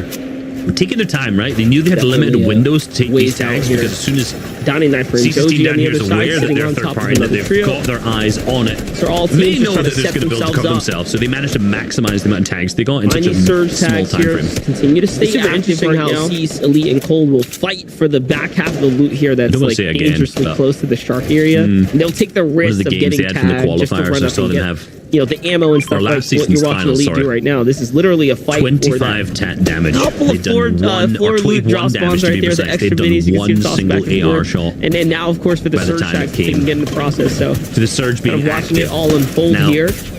Or the first warning Is this appearance, enough sorry. though? Cease Cold and Now, for this Elite team, did like, they're not on the get any western side. EMs here Remember, on in the one of the drop, previous but hey, games, at we saw least them they with are 6 alive. eliminations in the They're early in mid fourth game, which place is huge now. for them. They're slipping out of This their is a third team place known hold. for struggling with Storm Surge with a ton of Can they do it? damage difficulties. They're already set up setting for a themselves Vic up Roy here with the next to a old, lot of teams that are already Shadow boxed up. You're not going to get Flopper play tags that on we've AG's seen. team. I'm actually surprised they're looking over more the than west side, right? qualifiers You've got to so far. I imagine think a lot of teams are starting to angles and the adapt vision they to have. Utilize this in over a to Holy trios Hedges. environment. They're looking over to also to the So west they have split. Now definitely you got got to to think well in this who's game.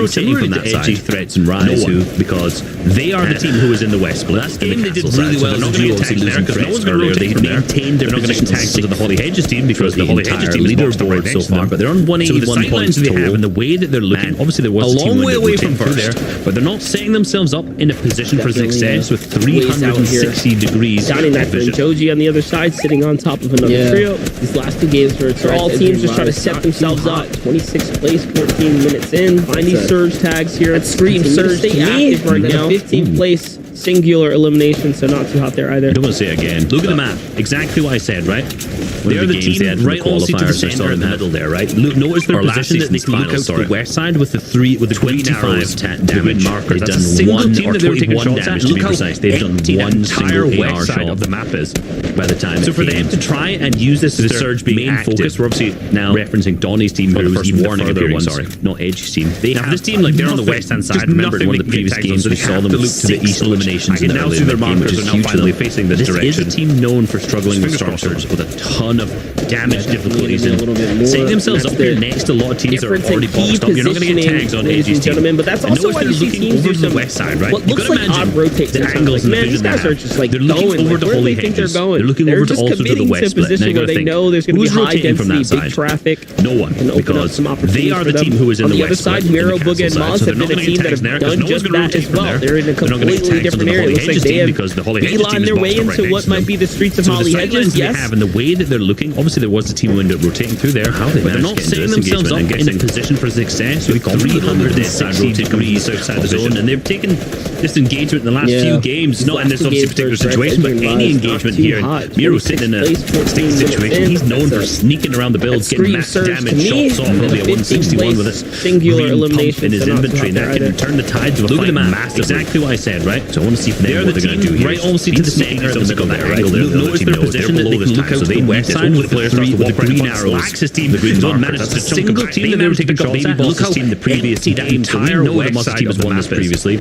So for them to try and use this as their main focus, we're going to slow down a little bit here. Even the further ones, both teams can figure out what they're going to do. Nothing. What are we surprised to see some flashes come out? There it is. To the east, which now they're only 21 above the surge here. 93 players alive, so they're surely feeling the pressure right now. Like to finish this battle here, Miro once again working positioning, brand new angle going. But that's also why you see around looking to wrap his way out the outskirts here. They say three. Man, these guys are just like coming in here from different going. They're just targeting position where they know there's going to be high density, any kind of shots in right now. Can open up surge has warned them. They are on the other side. Miro, Booga, and Moz have been a team that have done just that as well. They're in a completely different area. It looks like they have beeline their way into what might be the streets of Holly Hedges. Yes. From them, they've obviously can disengage now at this moment, but how they managed to stop this engagement? And Miro's team definitely going to be confident they can win this game inside rotating from the outside the zone, and they've taken they're going to try and take the last few games, not in this particular situation, but any engagement here.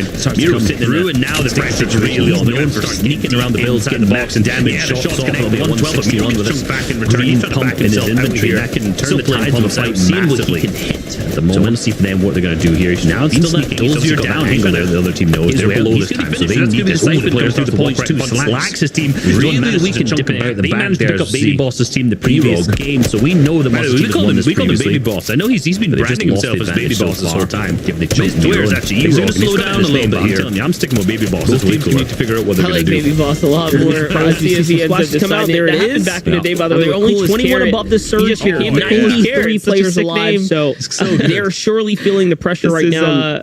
Yeah, to finish this battle here, Mira once again working a long name, brand new angle going all the way around, looking to wrap his way out the outskirts. Here's not an orb, way fire coming in here. Mira's going to put down the Baby Boss targeting different walls, trying to see if they can 3 elimination shots in right now. Team wipe. The Surge has warned them. They agreed that they had below right now, and Muzz gets punished again here. Finally, I also really like that. Remember, coming on to Baby Boss and did a little breakdown of the Storm Surge where came to looking at that dead side of the map there, there was no one rotating, and I unlike now at this moment, veteran team like Muzz's team understood Mira's team definitely going to be confident they can win this. They've been isolated inside of that base actually here, so no one is going to try and take wall, go through playing which is really smart. That's how you get those 36 tanks that aren't third party. The bunch through, and now the pressure's really on. They're going to gain themselves 6 points. All the tags in the world, a ton of heals too, so they're going to be selling such a good spot out here. Definitely am like I already said this, but ready to say again, way more impressed with Muzz Miro. Now it's still at dozier down in the early mid game. Is really most important in the mid game. Siphon coming through the points too. Previous day one. Really weak and dipping out the back there as watch this play out here on the other side. By the way, we called him Baby Boss. I know he's been branding himself as Baby Boss this whole time. But his Twitter's actually E-Rog. He's got it in his name, but I'm telling you, I'm sticking with Baby Boss. It's way cooler. I like Baby Boss a lot more. We'll see if he ends up deciding. That happened back in the day, by the way, with Coolest Carrot. He just became the Coolest Carrot. It's such a sick name. Deep, but they've lost Nosh. I'm always combining this team's names. Anytime I try to say one of the names, they just blend together so well.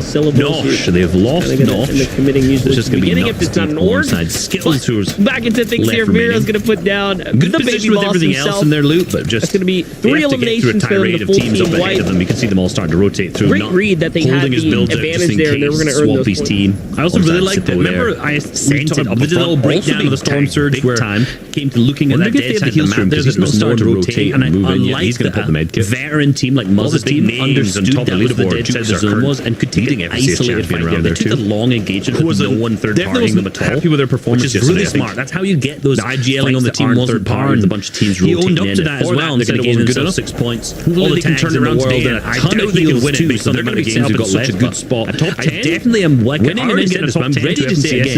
Way more impressed with Muzz Miro, especially for a more in the early underrated and unknown team in the mid game than I have been in the previous day one. Justin users, they started off very strong. Like they were in our conversation, leading all the way into game 3 before they finally cast or fizzled out there. So not just they don't have users. Things fell apart. Skittles here is the only returning trio from last season inside the top 10.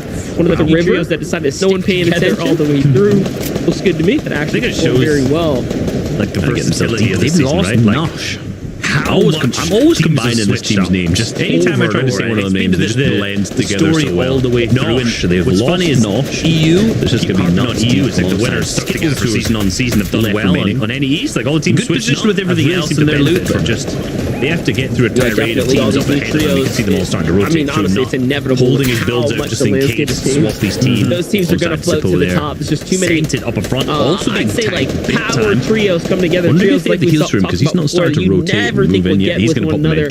Like Stretch just joining up with Sense and Command is a perfect example of just a tier 1 player, S-tier player pairing up with S-tier players. Happy with their performance yesterday, I think. Ridiculous trio comps. The IGLing on the team wasn't Miro and Muzz, another great example of that as well and said it wasn't good enough. The tried and true they can turn it around today. and Pam are going to get taken out. Based on the amount of games we've got left, wrapped up to the hands of Pledge, Teo, winning and then getting a top 10 to FNCSs in a row is a huge effort, especially for a more like underrated and unknown team, I would say. Yeah, but just to kind of touch on Justin users, they started very strong. They were in our conversation, leading all the way into game 3 before they finally fizzled out there. It's not that they don't have it, it's just teams fell apart. Panthers is the only returning trio from last season inside the top 10. One of the few trios that decided to stick together all the way through. So the top leaderboard still ready to go. A ton so far. Versatility of the season, right? Like Knifers team who we saw how much teams very well earlier of sales mentioning their angles seem to have made it through. The story all the way 28. What's funny is not EU first day on EU. It's the winners stuck together for so far. Maybe they've done well on get some of the top teams switching up. I've really seen every threshold gives you obviously more prize money as well. Once you get to all these 20, top trios, 15, and then top 10, I mean, honestly, it's inevitable with how much the landscape has changed. So those teams are going to float to the top upwards to many 100 plus thousand. I'd say like power trios coming together. Trios like we saw. Big difference. That's why I highlighted that earlier. I said, hey, listen, like Stretch just joining up with seem like it's out of striking distance, but that top 10, man, you want to get there no matter what. You want to play your pairing of games. You can't be upset at teams that are landing on teams up in the top because we'll get there on Muzz, another great example of that. But made for here anyone on the standings as long as they can hit, and Pam are going to get taken out. Unfortunately, wrapped up to the hands of Play, KO, and we see them getting in a spicy engagement, and that's huge for them. And this is what they are built for. I was so impressed. Number one of this season, watching this team do exactly that. Be so confident in the fights. That was so simple. Only case of it, right? We saw the creative being held, and then just out the top 12 teams. Obviously, Tragic's POV, he's just holding the charge shotgun. He's a master of that charge shotgun as well. And honestly, my foot in my mouth, some of the reasons for their success. His ability to hit shots top 5 still in it, so the massive damage from huge still ready to shake up refreshes is ton so far. Honestly, I don't want to say positions do that. This finals potentially hasn't shown it very well earlier. Obviously, I was very close to the Bengals, the region picking up those refreshes, and as a fragger team, just so not a huge first day for them. Hugely impressed so far. Maybe they can climb back. They're my prediction so far. They're looking really good up in every threshold. Gives you obviously more prize money as well. Once you get that top 20, top 15, and then top 10, it becomes every single threshold. So 90, huge points. That's a massive stride on the standings and upwards. We talked about 100 plus thousand had their moments, and then of course every other trio. It's a big difference. That's why I highlighted that earlier. I said, hey, go their way. Listen, so far, first place making seem like it's out of striking distance, but with the likes of Boga, you want to get there no matter what. You want to play your best these games, so you can't be upset at teams that are landing on teams up maybe a little more now. Obviously, at the end of the day, there is huge cash to be made out from this. Anyone on the standings, as long as they can have their good day in the sun on the peripheral of our scene, seems like move back on a tragic team here. We see them getting in a spicy they're probably going to have to make a little rotation here soon. This is what they are built for. I was so impressed. Knight just pulled up out of nowhere. What's this happening? Watching this team do exactly that. Yo, you guys so confident in the fight. That was loot right now. I'm just going to give you a little right. We saw the creative being held and then just from this. So you know that might be he's just holding the charge in and picking up the elimination of the charge shot there this season. And honestly, now going down 2. Some of the reasons to their success. Our second place team all the visuals and Chris massive damage from each distance. The zones didn't start moving, and this is honestly I don't say like a much dicier day too. They were so solid in that first. They managed to stay as the full trio close to the best on the region at picking up those refreshes as a fragger team. Just all looking so good going into this season. So I'm hugely impressed with him so far. Why they're my prediction so far. Right in the middle of all these builds here. Seems like they might have picked one up though as Skittles gets taken down there from Nosh and today for Tragic Stay and Jam first. Still getting huge points in that mid-area. Don't count them out just yet. Again, we talked about a team that had their moments, and then of course like every other trio, moving zones going to be an important one depending on how things play out. Joji, Donnie, and Knifer have covered their top. Very good. Keeping on par with the likes of Boga and company question here. We're around that 70 plus point. Are they going to set up like a super mega short pad to try to get as well? I'm kind of maybe a little more now. Obviously, they actually pull zone. They have moved since like first zone. They're stayed here. This is basically the position they've been in the entire time for them. So let's have a look at what's going on. The 67 above going into the zones. They're probably going to have to make a little rotate here soon. They're interested in taking bases as the team start to rotate through. Knight just pulled up out of nowhere. What is happening? Highlighted, yo, you guys don't have enough HP, enough loot right now. I'm just going to give you a little bit more. Currently in, to be honest, they could do the AR 20 in the mid-20s, low 20s so far. So we definitely have some other teams right now elimination of the season. Commanding positions up on height. Visuals now going down 2. So yeah, again, another team in second place team so far. So this could be a big game for them if they manage to pick up the victory royale. This is definitely looking like a much dicier day going down. They were so solid down on the ultimate low ground still for so long. With Paper's team trying to land on the front side here, all of our OG's team looking so good going into this game. And I see Muzz's team still looking healthy too. Ospen Frisk right in the mix right there, right in the middle of all these builds here. Seems like they might going to say up though as Skittles gets taken down there from Nosh and Nuts trio. He's going to fall there. First, they're getting just for a moment. They're on second area. Don't count them out just yet. Scuffle with Paper and the Yamzo's trio. Muzz, Boga, and Mirror on the other side. Don't have a thing to worry about. They're sitting on so many healers already. Donnie and Knifer covered their eliminations. My gosh, did they coming into the moving zones right now? They have the loot that it takes as well to kind of super mega short pad to try to get across. I'm kind of confused right now. Chug splashes. I don't think they single issue to go ahead and bounce them right back into the swing of things. Like first zone finish here. This is basically the position they've been in the entire time for them. So beautifully that book has been made for them so far. Above going into the zones. This is now they're not interested in taking now. They're interested in taking space as the team through and rotate. This is where I want to see the shots connect. The players on their layer, too many shots for themselves. Highlight the mirror down below, and this is the angles going for the shots going for them. Our team currently in those players. Let's see what that next moving zone goes for. Second 20s, the low 20s so far. So we definitely have some other teams right now. Canada's team commanding positions up on high. Tahi, that next zone starts to pull far. So Bugastine, another team in 18th great place so far. So this could be a big game for them if they manage to pick up the victory royale. Down on low ground, we have the best position they could possibly be in. But I don't know how many materials they still have down on the ultimate low ground still. Jamper goes down, so Tragic now left as a solo. No builds to stay connected. Also still in the opposing player.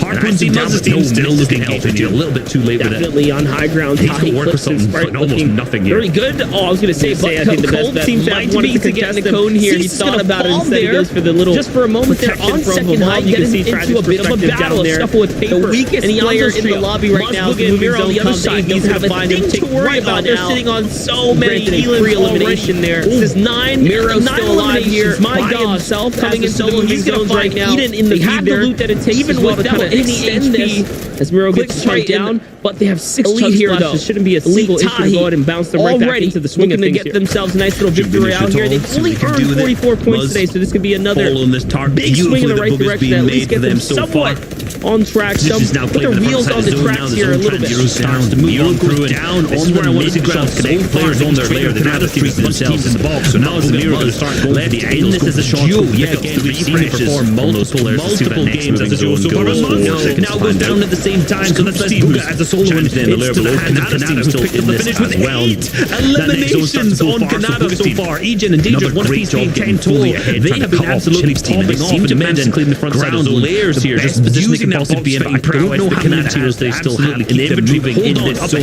Jamper goes down to Tragic now left as they seem starting to get ready. Jumps to the box, he goes down. Another team knocks him out. Egen now picking up the refresh in the return. He's going to keep on moving. That's Joji. It goes down. He found himself a clean layer, almost no HP to his name. The eliminations might be to get in the cone here. He thought about it instead. He goes for the little, unfortunately, but he's going to take himself out there with a missed time down there. It seems like the weakest player in the lobby right now. He is moving zone comes. The other opponents that were up at the top of the standings looking very, very good for them. Free elimination back half of this. Miro's still alive here by himself as a solo. He's going to find 10 eliminations right now, seeing how much more they can find. That's a down body Agers, but it's not going to grant them the siphon to stay alive here. And now it's Sicko versus Sprite, and somehow, some way, high ground, nice little victory out here. They've only earned 44 points today, so this could be another big swing in the right direction. At least get the reboot round on track. Put their wheels on the tracks here a little bit. Miro goes down. Remember, we said at the top of the show that they were traded with Canada's team as much teams in the leaderboard coming out of this day, right? They were in this as a duo. Yeah, again, we've seen them perform multiple games as a duo. So for the most points, maybe down at the same time. So let's find out as a solo, and it's to the hands of Canada, who's picked up the finish with 8 huge for them. Eliminations on Canada so far. Egen and Dangerous, one apiece being 10 total. They have been absolutely popping off in the mid and ground layers here, just using that box fighting prowess that Canada has to absolutely keep them moving in this zone. Buga now, we see the back, playing the make, playing the heels, and Canada's team starting to get back. He jumps the box, he goes down. Another team knocks him out. Agers now picking up the refresh in the return. He's going to keep on moving. That's Joji who goes down. He found himself a clean layer, almost no HP to his name. The eliminations this game almost definitely being enough to keep them flying up the leaderboard. Unfortunately, Buga's going to take himself out there with a missed time make it seems like. So they're trying to make it goes, but he has 10, right? survived the other opponents that were up at the top of the standings, looking very, very good for them. Coming out the back half of this, for Chip, Sicko, and Oliver, who have an exceptional day. Also, at 10 eliminations right now, seeing how much more they can find. That's a down body Agers, but it's not going to grant them the siphon to stay alive here. And now it's Sicko versus Sprite, and somehow, some way, high ground, Tahi and Sprite was not going to be enough here. Sicko, Oliver, and Chip kept a victory royale for the reboot round to the final stage in game number 9. These things become very difficult. Can you now keep this this up, remember, we said you at the have top of the hot show hand that for they one were game, or almost are you at the actually just bottom of really the good leaderboard today? coming out of These are this the day, questions we right? have They to were start so answering. close to Yeah, almost it was just great to see being bottom of the barrel. Trio, So far, they've gained progress almost through some of the the reboot most stages points, of maybe the most points. competition. We'll They're have to find out from the 27th position before this game began, which is not a great huge for position to them. be 4 games Moving to up the go, leaderboards 5 and games to obviously go. gaining But what themselves we're looking at now some is a more real kind of moolah, like pop up in the hopefully, leaderboard. We heard the guys Yeah, just a massive game number 9 there. We're going to toss over to the desk. We get these numbers crunched here, and of course, these guys have really done that. But I'm just taking some notes as well from the last game. We saw like flex of like Canada, 9 eliminations on his own in that last game, which is just absolutely fantastic for them. Regardless of standings, to get that on the table 11 is massive. Those points counting for double, like 2 points, 18 points alone. That's going to give you a lot of clout moving further up. This is a I wanted to specifically show this trick, because I think this is a trio that is a perfect example of that adaptation, they're right? trying to Can just you make it in your find top rhythm 10, right? There's a in big amount of day prize 2 money where, to try and you know, play they started for. for his first And 2 so right games, and now, Reese this was is like asking me, you know, who's got exactly the most points of the day right? so far. Surging After game 2, confidence, these surging guys had the points, most which can points help of any people trio. They had a really bad game 3, right? Of course, with you have right, you know, you can't just come in and have a hot hand. You can see the fundamentals weren't necessarily right. You need to come out and find rhythm. I think teams who maybe have had a bad day, one that want to have a better day too. Maybe started off slowly, have the fundamentals right. They were struggling on Surge. They weren't necessarily back into the competition game play, so you sort of get caught out at the very least. We just saw right there from Zico's trio where very difficult. You know, they have that really good game. Make sure you have the fundamentals just written those right moving forward. You will slowly, I say slowly, not many games left, but you will quickly see yourself rising up in the standings. That's where you want to be at the end of the day. 27th position before this game began, which is not a great position to run away with things. But if you start to get lower on what this we're looking at now is a real kind of like pop up in the leaderboard. We heard the guys talking about kind of like the prize pool alone is a massive incentive to get huge. I think this trio as well has really done that. Yesterday, but I'm just taking some notes as well from the last game. We saw like Corny now going into Orchard, 9 eliminations, winning their sales own in that second and third place in the first 2 games today as well. Looking at the standings, you can see on screen here on the table 11 is Muzmira retain for double first place position right now, 180 points alone. 61 eliminations, moving 11 Zeke, 61. I wanted to specifically show this trick, because I think this is a trick that is a perfect example of that adaptation, right? Can you find rhythm in day 2 where, you know, they started off his first 2 games and Reese was asking, you know, who's got the most points of the day so far.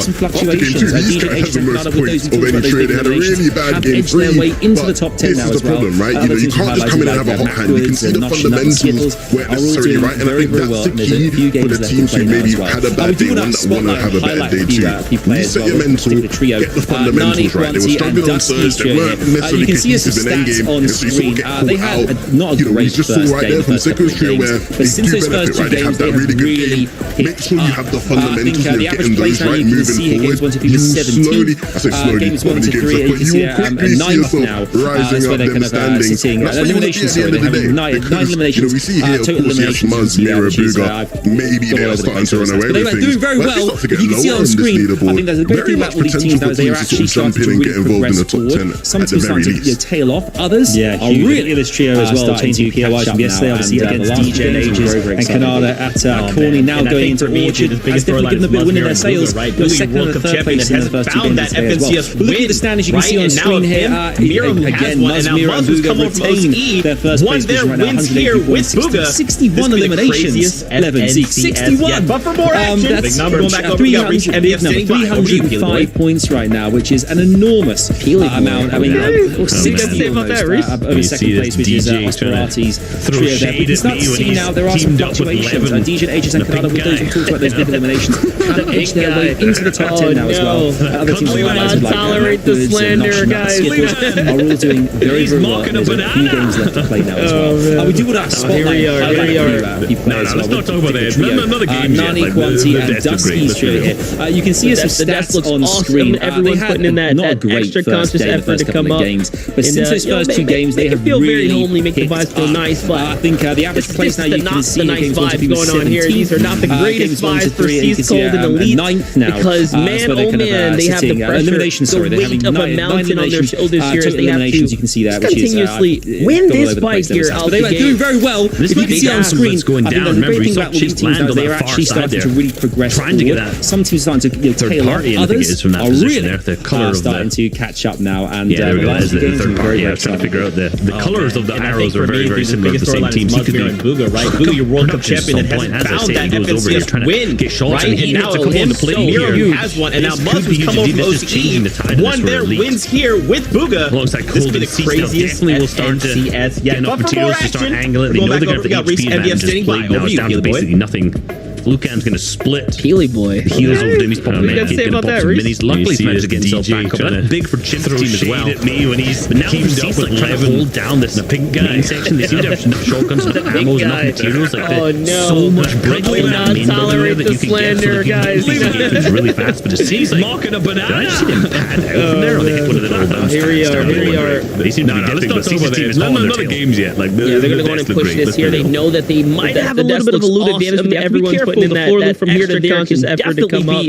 And where the story make it feel very unfolding here, but you know what? These are tags that they're going to need. So not the nice vibe like going on here. At least they have a little bit of a footing here. Cold and Elite gets punished because man, oh man, they have the pressure, the weight of a mountain on their shoulders here as they have to end up turning out. Honestly, this fight's just going to delay and not work out too well for anyone. And this might be how we've got to imagine right now for Elite's team. Even if we see trying to get contesting Flucan's team disengage, and I think it is Flucan's team has on the metal color of the Caesar's team. They've got nowhere else that they can basically get metal from. The color of the arrows are very, very similar to the same team do about it. The positions they can get themselves into as he moves over here, trying to get shots, and he hits a couple of the players here. This could be used onto some of the players of this for Elite.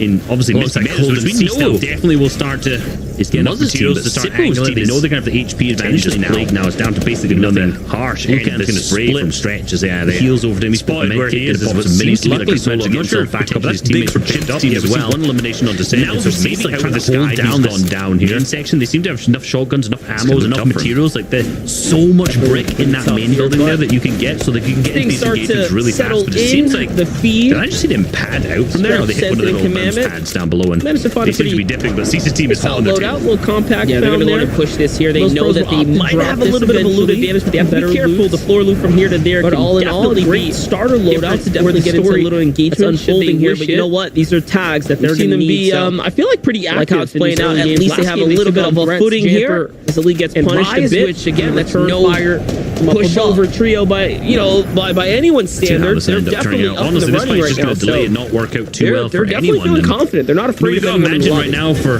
their Elites team, even if we see indecisiveness from them there, Lucan's team disengaged. Going back into the team has coming back out, back forth, back out. It seems like they were nowhere else they can basically get on into here, so they're going to have to try and figure out what they can really do about it. You do not want to fight. They will run through the majority of the teams in early mid-game fight. If you can pick like one team in this whole lobby to avoid, it's going to be the third party onto some of the players they were shooting at that other player. They potentially might have thought that they tagged up Muzz. They were weak. It's Muzz's team how that one ends up going later. They end up disengaging and move back over. Going to be on the harsh end of the spray from stretches. The highlight of my tournament, to be honest with you, just seems to be like a solo. Every early game so interesting to me. We see one elimination on Descent, so maybe out of the sky he's gone down here. Both days that I've seen them move in here to Pleasant, potentially they've been in more. It doesn't seem like I can see where Hoofish's team is. Spence's team, potentially they've cleaned them up because we do see Ganzo's team rotating into the crash site to the west. Managed to find a pretty. So this engagement's over and they saw loadout, little compact down there.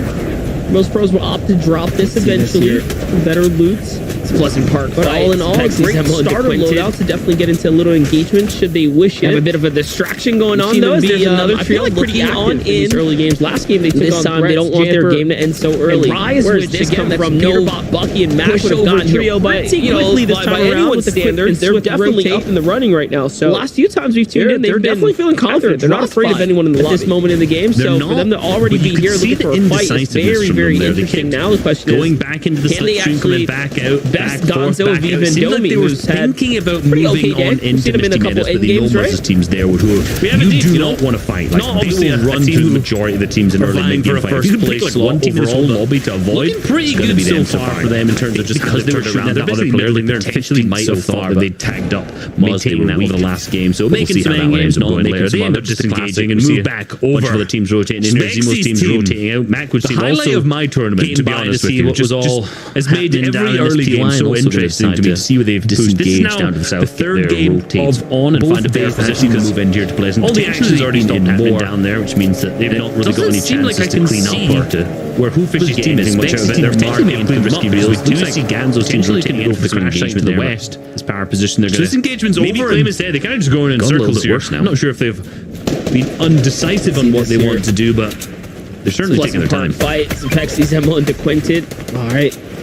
Rise, Edgy, and Threat have a bit of a distraction going on, though. There's another trio looking on in today in day 2. This time, they don't want their game to end so early. Where does this come from? Peterbot, Bucky, and Mac would have gotten here pretty quickly this time around. Go down and Swift rotate. Someone's down somewhere in what was the first game. I think Threats went down relatively at this early. moment in the game, so for them to already be here looking for a fight is very, very interesting. Now the question is, something that you want to see for a trio like Rise, Edge, and Threat. Gonzo, Viva, and Domi, who's really works best when you get we've seen him in a couple end games, right? Game good materials when they're set up properly. It's like not obviously have a lot of firepower with Edge and Threat. Vying for a first place slot overall. They're going to want to get looking pretty good so far for them in terms of just going and turn around. They're basically middling. They're 15 so far. I do want to see them keep together, having good success in this game, which is obviously much more difficult than I'm making it a classic. We see a bunch of other teams rotating in there. Zemo's team's rotating out. Here's the thing, they only have 3 more games to see what was all happening down in SPY, and also going to decide to disengage down to the south, get their rotates on and find a better position, because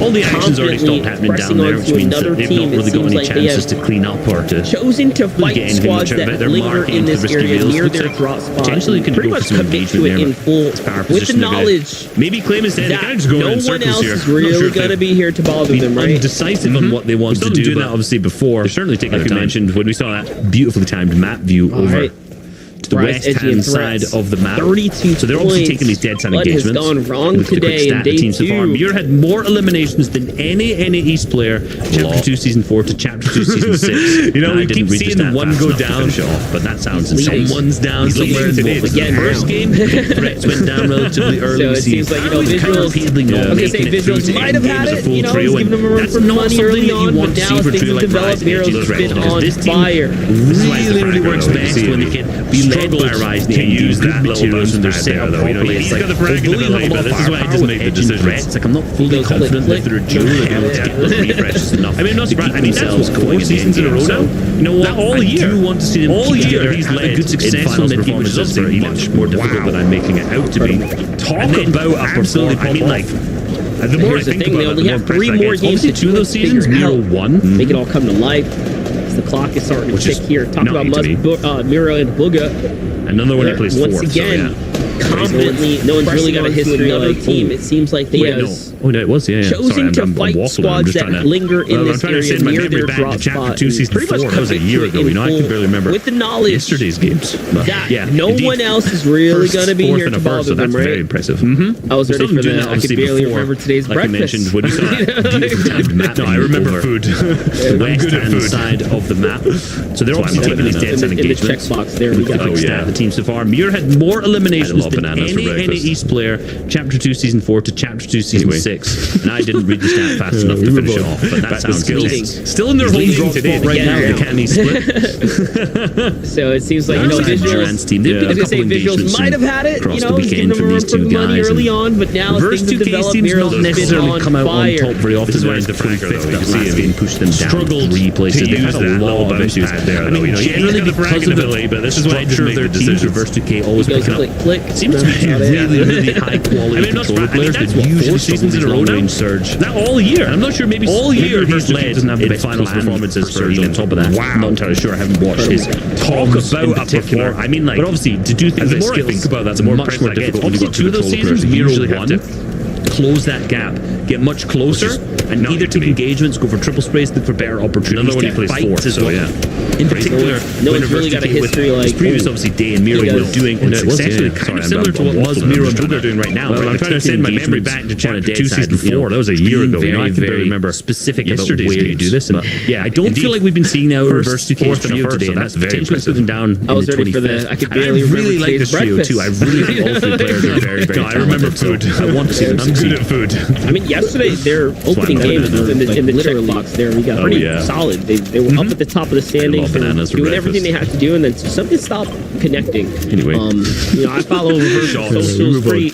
Yeah, probably, but I follow socials pretty closely. And the Cammy split. Outside of him going like pretty much radio silent for FNCS competitive season, I mean, he was tweeting about. I think he just had some personal issues. Reverse 2K seems not necessarily come out on top very often. A little bit of disconnect. That last game pushed them down. I love Reverse places. They've had a lot of issues. Underrated. I mean, generally because of the anyone will ever put respect on his name in terms of how good he truly is. seems to be really high quality controller players. They usually struggle with long-range Surge. And I'm not sure, maybe Reverse 2K doesn't have the best plan for Surge on top of that. And I'm not entirely sure. I haven't watched his. He was just open the bank account. Yeah, here's my earnings, my friend. What more can you say about it? Earnings check, man. That's all you have to do at that point. And either take engagements, go for triple space, look for better opportunities, take fights. I wouldn't be worrying too much about the trolls online. When Reverse 2K with his previous, obviously, Day and Miro were doing proven himself to many people. What Muzz, Miro, and Booger do right now, understand the scene, you know, on a dead side, you know, being very, very specific about where you do this. I don't feel like we've been seeing now Reverse 2K trio today. Look, the match was put down. I'm not sure how they managed to get over here. And I really like this trio too. I really think all the players are very, very talented side there, so I want to see them succeed. Rough rotate to make. Opening games is teammates, actually. We'll see when the map comes through. We'll see what the color is. Yeah, so Reverse 2K is still in this, but now Reverse is actually getting pushed down by himself. His teammates, Durant and Core, way further back. So this rotate is split them off too far. Socials pretty closely, and white and we out the sky. Outside of him going like pretty much radio silent for FNCS competitive season. I mean, he was tweeting about, I think him just having some personal issues. He might just not be like mentally all there. Just that little bit of disconnect, you know. Man, look, I love Reverse 2K. This is in a good position if you're Reverse 2K criminally underrated, stuck in the back of the zone. I don't think anyone will ever put respect on his name in terms of how good he truly is, and more importantly, has been using the shadow bomb strategy to go ahead and land directly on top of them, kind of initiate a massive opener, which resulted in the respectful disengage. But it seems like carrying into today, the bank account. Yeah, here's my earnings. It's happening on the same say about it. Earnings check, man. That's all you have to do at that point. What team this is, who they are, what they're capable of, and the fact that they have that range advantage. I wouldn't be worried too much about the trolls online if I was Reverse 2K. And this is like a really common engagement between teams that know what teams that understand the scene. Last season we saw Reverse 2K do the opposite and beat. I'm not sure what happens all the way up in the Dirty Dogs being ahead. They see the there's a mess of teams and fights going on in there. Yeah, so we always seem to have. I'm not sure how they managed to get over here. Close to each other. You're usually going to have these interactions. We're just on the rotate. You can see tons of builds on the backside there. So they have themselves. If they fight, rough each other up. It's one of the maybe things that when it comes to being an IGL and planning out, it's the most difficult. Right, you're Reverse 2K still in this, but now Reverse strategies are and how they play and how they counter that. But Durant and Core way further back. So this rotate is split them off too far and closer to Durant and Pump here. White and weak out the sky. And they picks up Reverse out Durant straight into the space. Box fight down below there. It's already starting to come through. Now that seems to be good. He's down to wood so far. Teammates going down to Tragic. Does a brick and up Reverse inventory to finish onto him. That is. This is gonna be rough, man. Yeah, at this point he's just this is a good position to be Reverse 2K's team right now, stuck in the back of the zone. It's not gonna, and it makes sense. We saw yesterday that Day is officially entered into the fight. Reverse 2K Day still using the shadow bomb strategy to go ahead and land directly on top of them. Kind of initiate a massive opener, which resulted in a respectful disengage. But it seems like carrying into today off there. Yeah, that didn't go very far. It's happening on the same area, right? Just Dirty Dogs section. I think the goal there was to get top 24. They actually went down to 25th, so they gained 0 placement points from that game. I didn't see any eliminations in there either, which means they gained essentially nothing from that match. I think they're just going to waste their materials. This is like a really common engagement between teams that have Steamy Stacks and Dirty Dogs. Last season we saw Reverse 2K do the opposite on end, and a team was pushing all the way. They knew they had the advantage. They knew because there's a mess earlier. There was fights going on in there. Zero reason not to take that fight if you're Day's team. If you're one of the most confident each other, you're usually going to have these interactions when it comes to the mid-game of where they position themselves. They fight already third each other up and overtake them. Things that when it comes to being an IGL and planning out is the most difficult, right? You're second, but here's what other team strategies are and how they play. The second place team right now, Aspen Visuals and Chris. This is a full-on engagement potentially from Bugamiro and Muzz. This might be one of the bigger fights we'll see unfold today. Now, mind you, this entire barn has been set ablaze here. Frisk has lost a lot of HP because of it. So the advantage is definitely the World Cup champs Rio here. This is going to be rough. Miro and Muzz. Yeah, this one is just burning through it here.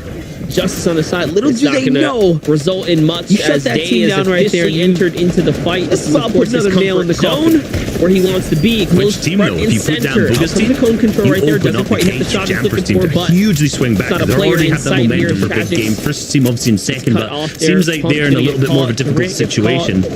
If they shut down Visuals, the goal there was to get top 24. They actually went down really tough, so they gained to start 0 placement points team in that game. I didn't see any eliminations in there either, which means they gained essentially nothing from that match. Look at the inventory. I think they're just going to waste their materials on as much space as possible. Already knew that Book had used the most of his materials to placement, but now they haven't been successful in taking that pushing on and fight like they have previously. They knew they had the advantage. They knew they just packed them up earlier. There was another engagement here. Zero reason to win one of these fights. And you know the most difficult part of this is they're doing this in the complete opposite way that they have, right? That's additional. We've talked about the dead side fights. They're in the congested side zone. The already third. That also take a fight. Look at how many teams are around and into second place now, and possibly the gap between first down to second. But here's that first place team in particular. Versus the second place team right now. Austin Visuals and Frisk. This is a full-on engagement potentially from Bugamiro and Muzz. This might be one of the bigger fights we'll see unfold today. Now, mind you, this entire barn is in set ablaze here. Frisk has lost a lot of HP because of it. Every so the single advantage team is that's congested definitely behind them should have eyes on them, and I'm very surprised. Rio here. They've not been lobby focused right now. Fending off users, so having to end up working out. Justice on the side. Crew were more focused on us. You shut that team down right there. Visuals who rotated directly next to them and another nail in the coffin. The focus was brought off of Booga and Company. Which team though? If you put down honestly Booga's landed a pretty terrible spot right in the open. As there are teams based up on Zane Hill off to the side there as well. So things just so happen to connect there. Like I said, at the start of this whole thing, sometimes you have to count your lucky stars. That's just one of those moments where the right attention wasn't on them, so it works out. And they might even pick up bullets look at the loop. Rotate from the barn, so if they keep looking back that way, builds on Muzz. We already knew that Booga used the most of his materials too. Now they haven't been successful in taking a dead side fight like they have for the materials, and with tons of shield left, if he's left it as a solo, so another engagement here. It'll be good to get the points to win one of these fights. And you know the most difficult part of this is they're doing this in the complete opposite way that they have DJ. Obviously, we just talked about the dead side fights. They're in the congested side zone, the worst place you could possibly take a fight. Look at how many teams are around before that previous game. They could possibly get the leaderboard. Who could basically end your game, in particular Lupian's team there. So for them, I think he's just as a struggling in this game, being a little bit low surge. Again, another team who may need to take an engagement. Ooh, a little bit of a scuff short pad here. And this actually might not be a great landing spot to make it through fully in the open. Every single team that's what happens, right? When you have a game in like 4th, 5th, 6th, they all end up like all those top teams go down really early. Yeah, the teams that are so having to end up working out. And the teams in the bubble managed Crew to were more right focused back into the swing of things.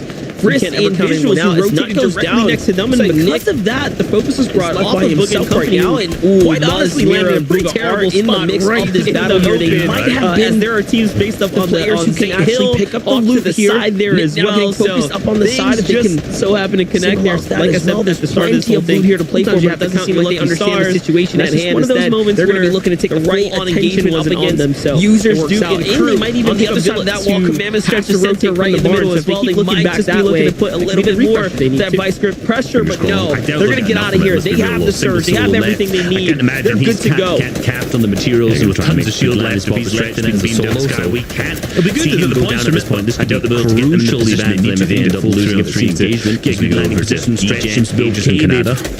Griffins have lost place to work with. They're right above their ex-teammate. So they were 16th before that previous game. They down low leaderboard in the hill here with 100. This is a really awkward zone. I want to see who's going to end up taking the them like all the way up on the hill because a little bit below surge back for a lot of teams. Another team who may need to take an engagement. No refresher. No refresher for them.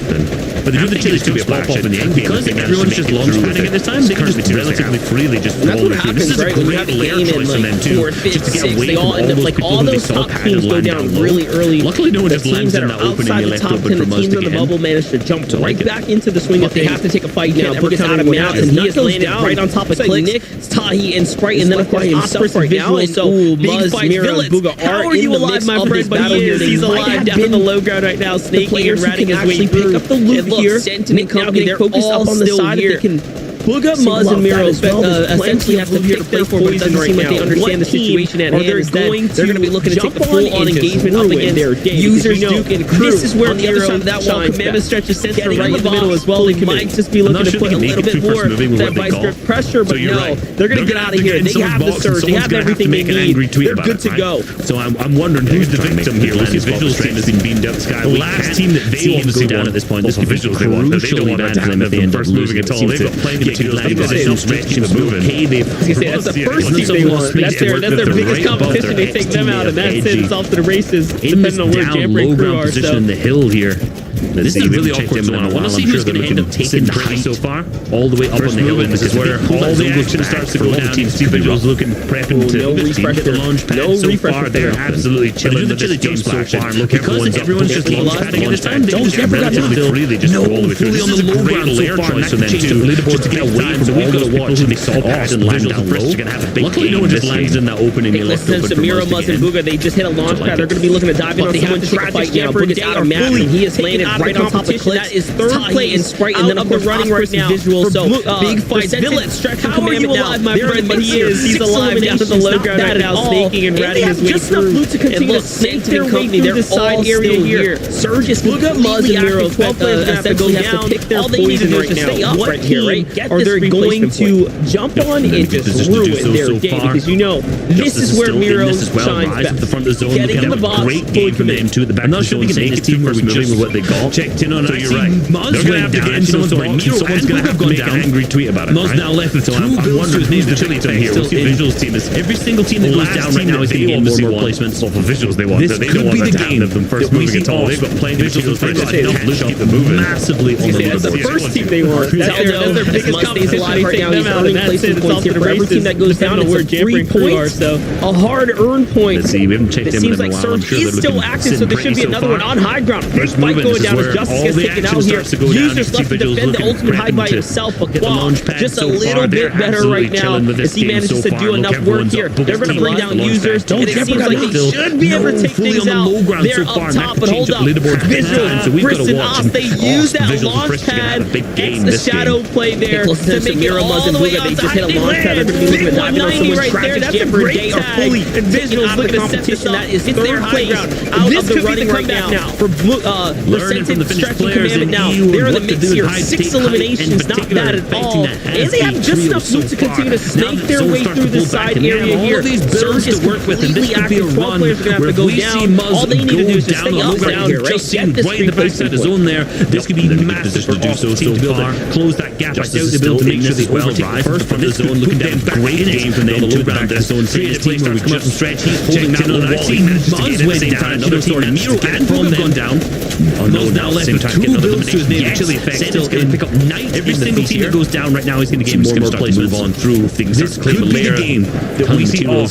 Visuals and Frisk between hands. You're still massively on the leaderboard. Hold it down up on the high ground. As Muzz stays alive right now, he's earning placement points here for every team that goes down. It's a free point, a hard-earned point. It seems like Surge is still active, so there should be another one on high ground right now, but he is going down as Justice gets taken out here. Users left to defend the ultimate high by himself. He's got the backup. Just a little bit better right now as he manages to do enough work here. They're going to bring down Users, and it seems like Peter Bond, no, it's not looking too hot as he just gets top, but hold up. By 2 players and Off, they use that launch pad and Chip, the shadow play there to make it all the way on their last victory. They're big 190 right there. That's a great tag. And Visuals looking to set this up. Looking to be cracked wide open here by Visuals. This could be the comeback now. Who has now officially gotten himself 6 eliminations in a top 5, and it's still rolling here. Look at how many mats he's got. The win condition and everything. This is beautiful for them to be this kind of spot right here when they need it most. Go down, just seen right in the backside of the zone there. This could be massive for picks up one. His teammates go down. They'll make sure they overtake the first, but this well, which is crazy big for it.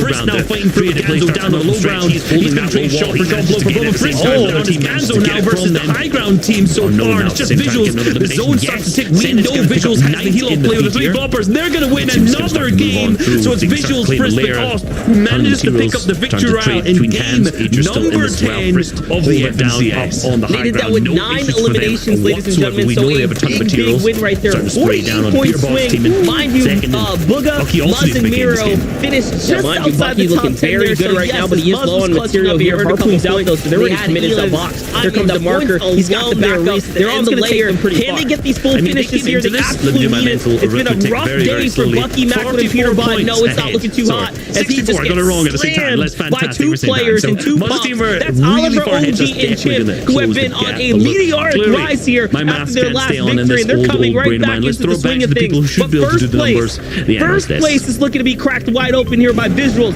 Frisk and Off, who is calling me a relic? What's happening here? 6 eliminations in a top 5, and it's still rolling here. Look how many mats he's got. The win condition and everything is beautiful. We're talking about this lead this kind of spot right here when they need it most. Now we might see the patented Sundown play down below. The chaos is that is known to happen from time to time on the leaderboards. His teammates go down.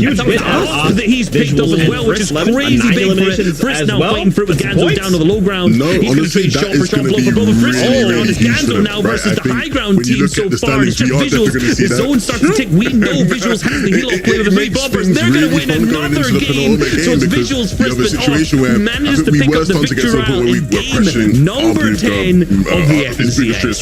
They did that with 9 eliminations, ladies and gentlemen. So a big win right there. 48-point swing. Mind you, Booga, Muzz, and Miro finished just outside the top 10 there. So yes, as Muzz was clutching up, really close, I think. They had Elon. I mean, the points alone there reached the end. It's going to take them pretty far. I think this is the last thing you want to see as Booga, very slowly. Right now is the one team you do not want getting a victory and a ton of eliminations as well. Is a team that's just behind you, chasing your tail. That's exactly what's just happened. As Monster said as well, they finished just outside the top 10 leaderboard-wise. It's going to be very interesting to see how that affects things going into the last part of the competition. Is he calling me a relic? What's happening here? We do want to actually highlight our top trio right now. Muzzmira and Booga. I will not forget this is a trio we talked about as well as a dream team that's come together. We're talking about this league developing out of Booga, Muzz, and Miro, and now we might see the patented Sundown on a couple of occasions, as with Muzz. That is known to have current solo World Cup leaderboards. They have everything that you would assume was going to make the ultimate when it comes to a team, but they are managing it at this point in time to be cohesive, to work together incredibly well. You can see them driving through builds, you can see them going higher than they need to, working mid than they need to as well. But I think what's a really interesting stat here as well from Miro, which we found is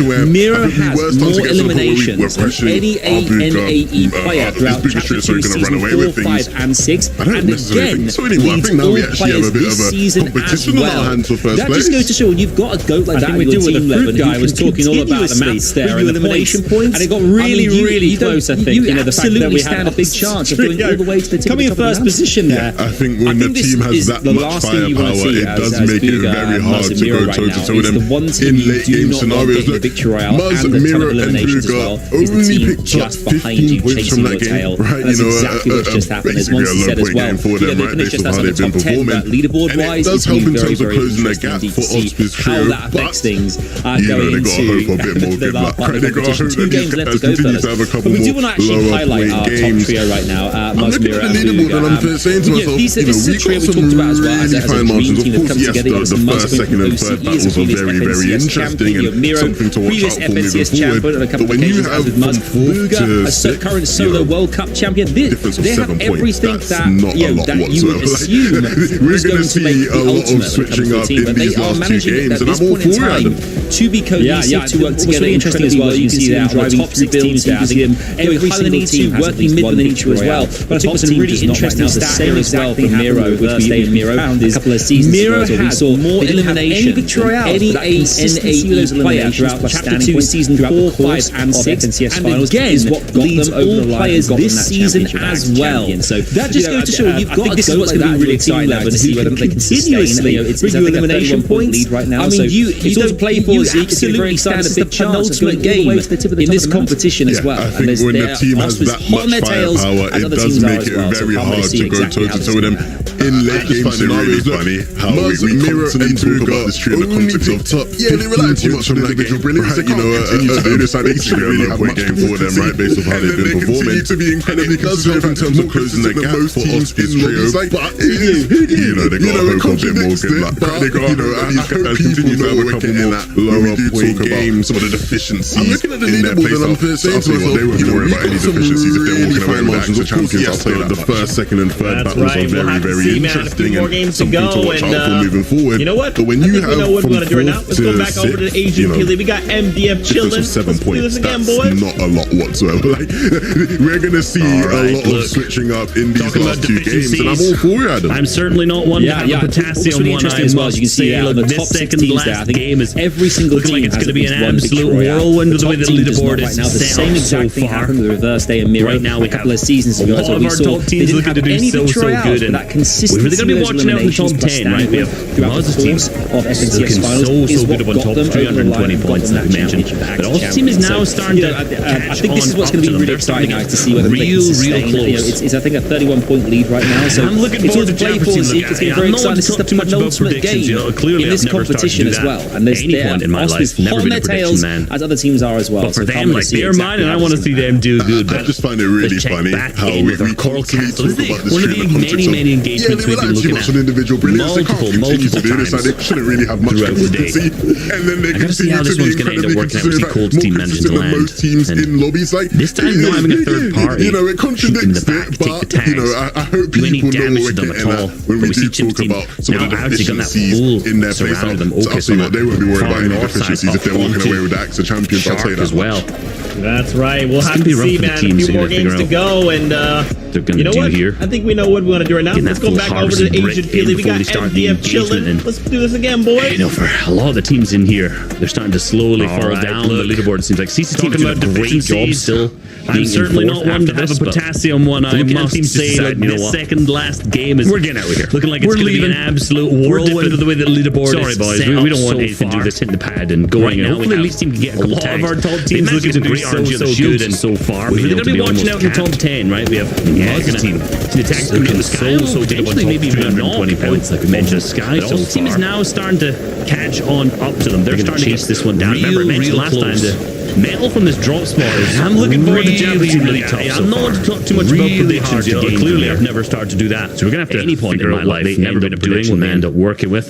But for them, like they're mine, and I want to see them do good. The only players in the top 10 in with our Coral Castle. This is one of the many engagements. Very interesting. So we have a lot of players who are playing in their first finals generally so far. I gotta see how this one's gonna end up working out. See these guys to land. Obviously, are this time not really not so experienced. We'll say, and have gone with a veteran player like Season have managed to do so well at all. Yeah, I agree. This is now actually got that crazy to see this team finding so much success here. Far north side up onto here in live, but we're getting back into things. Looks like Click, Sprite, and Tahi. It's gonna be rough. A little bit of friction as well. This is off that Bryce trio. They're gonna do here. Trio that has just been trying to find their footing. Brick in before they start the engagement. They hit a big clash here, Believer Beach. You know, for a lot of the teams in here, they're starting to slowly fall down the leaderboard. Like CC's doing a great job still. Cold's now on the fourth receiving end of these tags. He's looking at really starting to get lit up in the. We're getting out HP bar. We're leaving. Tahi's team we're taking good advantage of this because they sorry boys we don't want anything to do this. I'm surprised not seeing them going. Hopefully at least Don's tags is now get some great RNG on the shields so far. Starting the third party this as well. This is becoming much more of a storm surge damage sandwich than we had originally even a knock outside of the sky so far. The bananas in the middle is CC's team. Yeah, they're right in the middle here. About to get split as well. Cold doesn't have much HP, no builds either. Really tough. Trying to get any kind of heals up. I don't know if that's really going to work. I think at this point, so we're going to have to have someone put a floorboard down for you and at least help us get out of this kind of situation here. Is at least trying to come up, and there it is. They finally pick off Cold. Mind you, he did have that launch pad, and I don't think he had time to drop it. So we have a lot of players who are playing in their first finals. This is not looking good right now for Season Crew, who again have just hit another bit of a really not so experienced, we'll say, and have gone with a veteran player like Season have managed to do so well. Yeah, I agree. I mean, this is going to happen, though, right? Crazy to see this team finding so much success here. The damage doesn't necessarily come from the actual fighting. Usually that happens with the team there. It's the fact that there are so little bit of friction as well. This is off that Bryce trio spots. With a trio that has just been trying to find their footing. Teams are going to rotate around them, right? Seems like they hit a big clash here. Three teams be engaged in this fight. That wasn't the two teams contending. This was a 5-man party or a 5-team party. Cold is now on the receiving end of these 6 players landing inside Coral Castle. And now Ganzo's trio rotating from that drop on the far right. Taking good advantage of this because they have struggled with surge so far. And I'm surprised I'm not seeing them push on and hold trio as Oki's trio from up north and Shark rotating in too. So and starting to third party this as well. This is becoming much more of a storm surge damage sandwich than we had originally. Full props to Cold Elite. And the bananas in the middle is being fourth. Yeah, they're right in the middle here. About to get split as well. Cold doesn't have much HP, no build either. I also want to get any kind of heals up. I don't know if that's really going to work. I think at this point, they didn't have a great day yesterday, but today, man, they're just playing like a different kind of caliber. The situation here is at least trying to come up, and there it is. They finally pick off Cold. Mind you, he did have that launch pad, and they had a terrible day one, and just like a pretty decent day two. Not looking good right now for, they put them right inside Season Crew, whom again have just hit another. So that was huge for them. So like, you know, the 12-game format, you really can have some big shakeups, and I think this is one of the biggest ones we've seen happen. Though, right? If you're fighting on spawn every time, again, very similar story. Necessarily come from the actual fighting performance that happens with the team there. The fact that they're so, but they've definitely managed to change things up a bit. Now they have slowed down a little bit. They're now down to 21st. They were nearing that top 10 at some point. Three teams being engaged in this fight. Maybe this game is the one that changes the round as they get into another engagement or a 5-team party. 15-man party, should we say, right? They've earned 100 players landing inside Coldcastle. We have now Ganzo's trio rotating from that drop on the far right. Clix's trio from Believers Beat to the bottom. And then we also had the trio was Okus's trio from up north and Shark third party too. So, mind you, Illis crew was the one that was contesting the corny situation you want to be in. And there. I've So got to kind give of remember those early engagements. Full props to really Cold Elite and Cease for being fourth. Back over to Clix though, who's taking a full-on fight here. This time on Donnie's trio. That was the trio that was just putting that extra additional pressure. A little bit of props to Gonzo. They made it into Believer Beach, and now they didn't have a great day yesterday. Underweight day, man. They're just playing like a different kind of caliber. We've really seen this in the early game. The first team, like we mentioned, struggling multiple times. This team's not wanting to be a part of this fight at all. They're just wanting to dip on out. They're going to actually steal that car away back. The materials looking so low. I'm not sure how long this fight's been going on. The last game, they moved up to 20 builds now. That was after being split. You know, the 12-game format, eliminations really can have some big shake-ups. And I think this is one of the biggest ones we've seen actually. Avery's team, who, you know, so for them, very similar story. A rock star. Obviously great for eliminations in that first day. Now they have to figure out where we're going to get. But today they've definitely managed to change things up a bit. Every other part of it's been taken down a little bit. They're now down to 21st. They were nearing that top 10 at some point. They don't. But they've kind of started to drop a little bit more. But maybe this game's the one that changes it around as they get into another engagement with Free Islands team. Yeah, keep in mind though they've earned 100 points today alone, and yesterday only picked up. Could have been trying to play the reboot cards, the track that they're on right now. Cease's clearly miles that they didn't get ahead of whatever they were doing yesterday. Seems like Elite did manage to pick them up, and now he's going to rotate into Believer Beach here. Mind you, Illis crew was the one that was very, very interesting for Elite, so we kind of remember those early engagements. It just didn't really work out off of either. So this is going to be a straight clean pickup. He's taking a full-on fight here. This time onto a scramble for heals. Donnie's trio, that was the trio that was just putting that extra additional pressure on Cease crew, so they've made it into Believer Beach, and now the clash is underway here. You saw him just go straight away. He's like, I gotta get something to fight. I've really seen this in the early game. Every team like we mentioned, come on, Cease. Clix is not wanting to be a part of this fight at all. They're just going to dip on out. They're going to actually steal, just get out of there. Car away. That's probably right there. Hello. I'm not sure how long this fight's been going on. We're going to need an awareness check on this team so far. That was after being split. They did manage to pick up 3 eliminations total, which we're pretty sure was the team dipping one of his teammates right now. Your heart's starting to increase the rate rather rapidly. So for them, man, like this is going to go over 100 BPM right now. Great for eliminations. I've seen some streams that actually have 1,500 streamer wearing that. It's pretty cool. I wonder what it'd be like in a pro player setting like this. It must be pretty intense. It's pretty clear that they were under some serious pressure right there. What we call the Free Islands. One of the teams we're really looking out for right now, Frisp Ospen Visuals, are second to play the team. Cards there. Now, actually, having a bit of a rough early game. Sure that they didn't get a free pickup. Mid-game, sorry, where we see one of the teams go down. He did manage to pick them up, and now he's going to rotate into Believer Beach here now. For him, and a lot of shields and HP. There must have been a tag. Interesting. It wasn't worth it. So is Visuals now also getting tagged above. They've got the eyes of Smack, Casper, and Nittle. This is going to be a straight clean pickup, and then a scramble for HP, figure out which position they are currently in.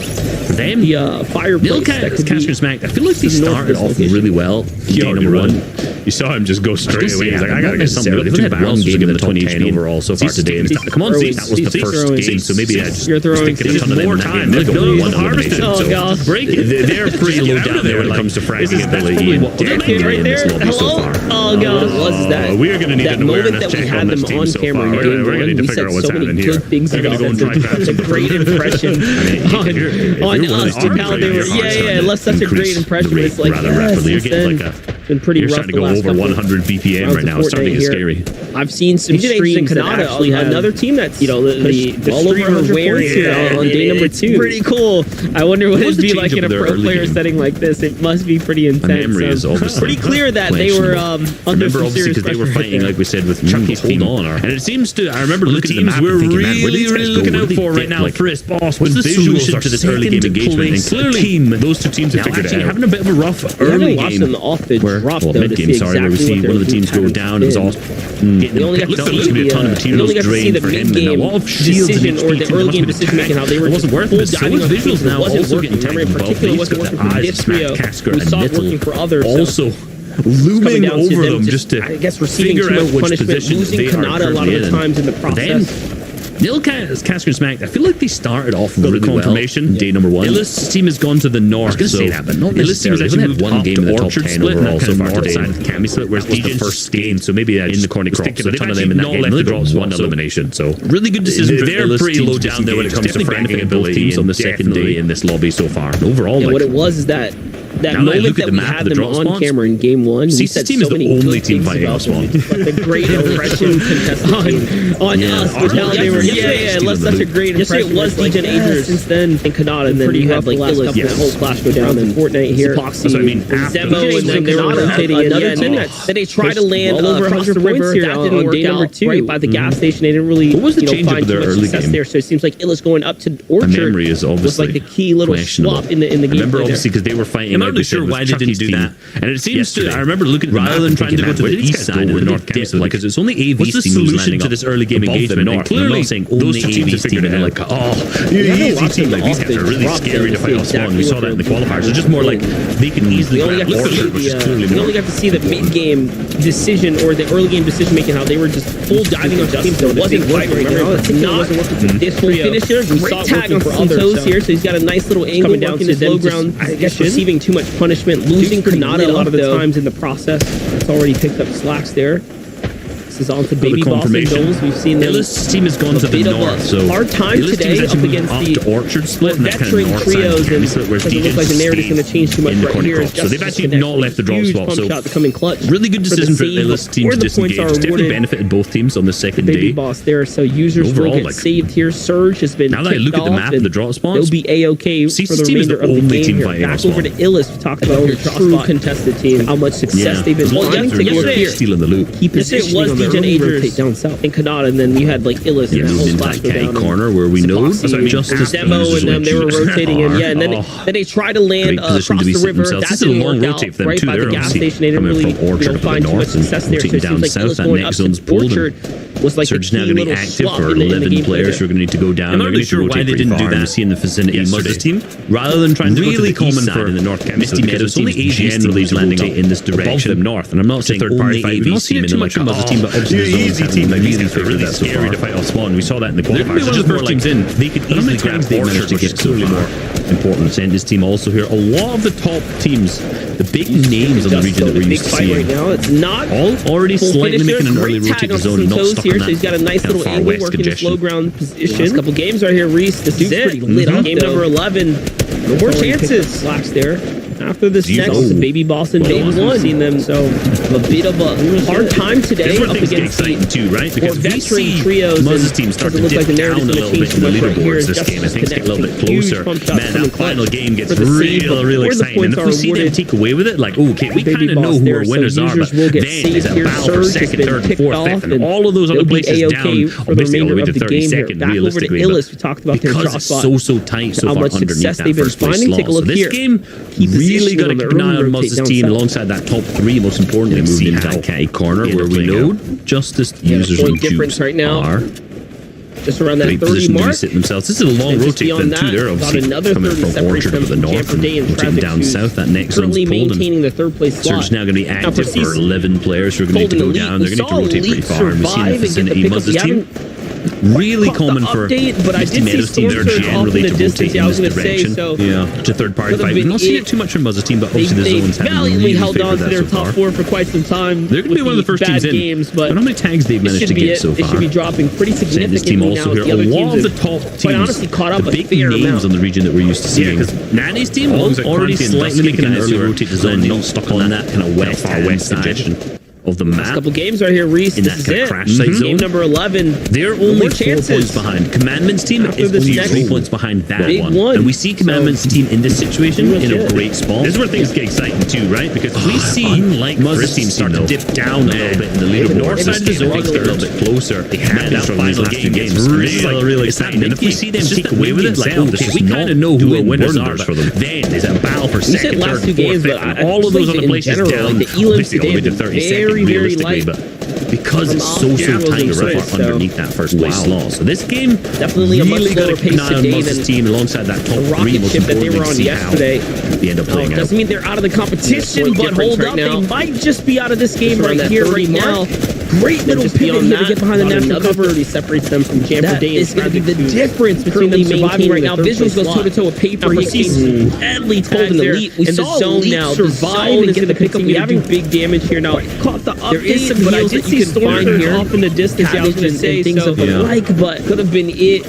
Yeah, it seems like this has all been valiantly held on to their top four for quite some time. I mean, the fact that their wood is scary. But it should be Having to heal while sitting in wood now as the other gives me the EBGBs. quite honestly caught up a fair amount. That anyone just look at the ones that will triple spray that. Obviously they're on a low ground layer and not many sight lines on them, so they should be okay from that position that they moved down to. And now you can see they are managed to get a little bit of heal off. Hopefully mid. They're only 4 points behind. The Commandments team shows me how low these guys heal are. And we see Commandments team in this situation in a great spot. Yeah, got a little bit of rotate to make it. We know that they don't have much to work with. These are where some of the power teams are positioned right now. North side of the zone is the team that they're fighting for on the leaderboards, and this is like is 29 points behind. There's 0 eliminations so far, but this could be a huge game for them. And yeah, we switched back over to second place team so far off general. So it's first disengagement. At least the team has just been causing chaos so far throughout the entire weekend. Is not stopping anytime soon. And they're going to pick up Visual's entire trio so far. That they were on yesterday opens things wide doesn't mean they're out of the competition, but hold up, they might just be out of this game right here, right now. Also in the feed, just see Quantity's team going down. So the top 3.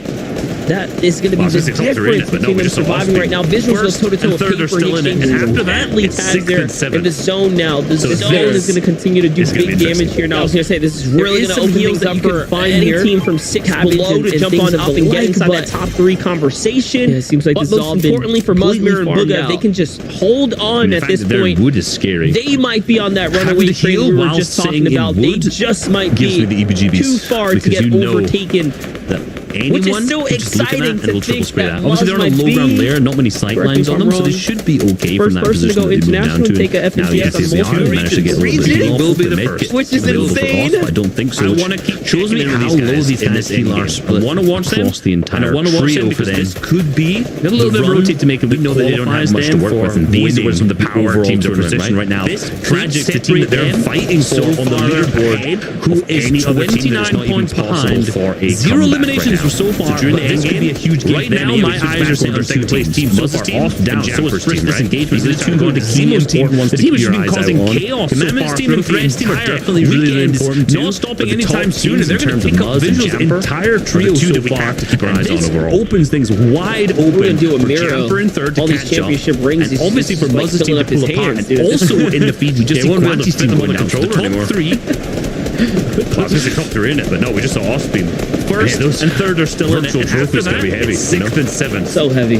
So this, no point in giving the pick against anyone else at this point. Just this is really going to open things up for any team from 6 below to jump on up and get inside that top 3 conversation. Oh, hey, importantly for Muzmir and Booga, they can just hold on at this point. But they might be on that runaway train we were just talking about. They just might be too far to get overtaken. By the way, which is so exciting to think that Muz might be. I'm willing to bet. Correct me if I'm wrong. Oh yeah. Someone at him on Twitter to give him an idea.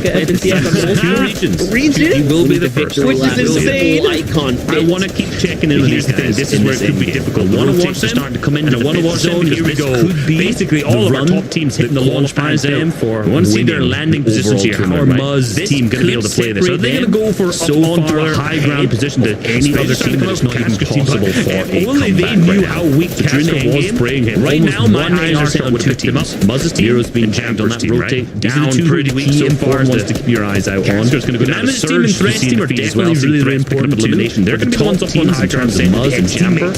Right beside them as well. And our current FNCS champions of users, Jukes and Justice, also in the mix here. Some of the biggest names on the regional sitting beside each other. They won't be able to fit them on the controller anymore.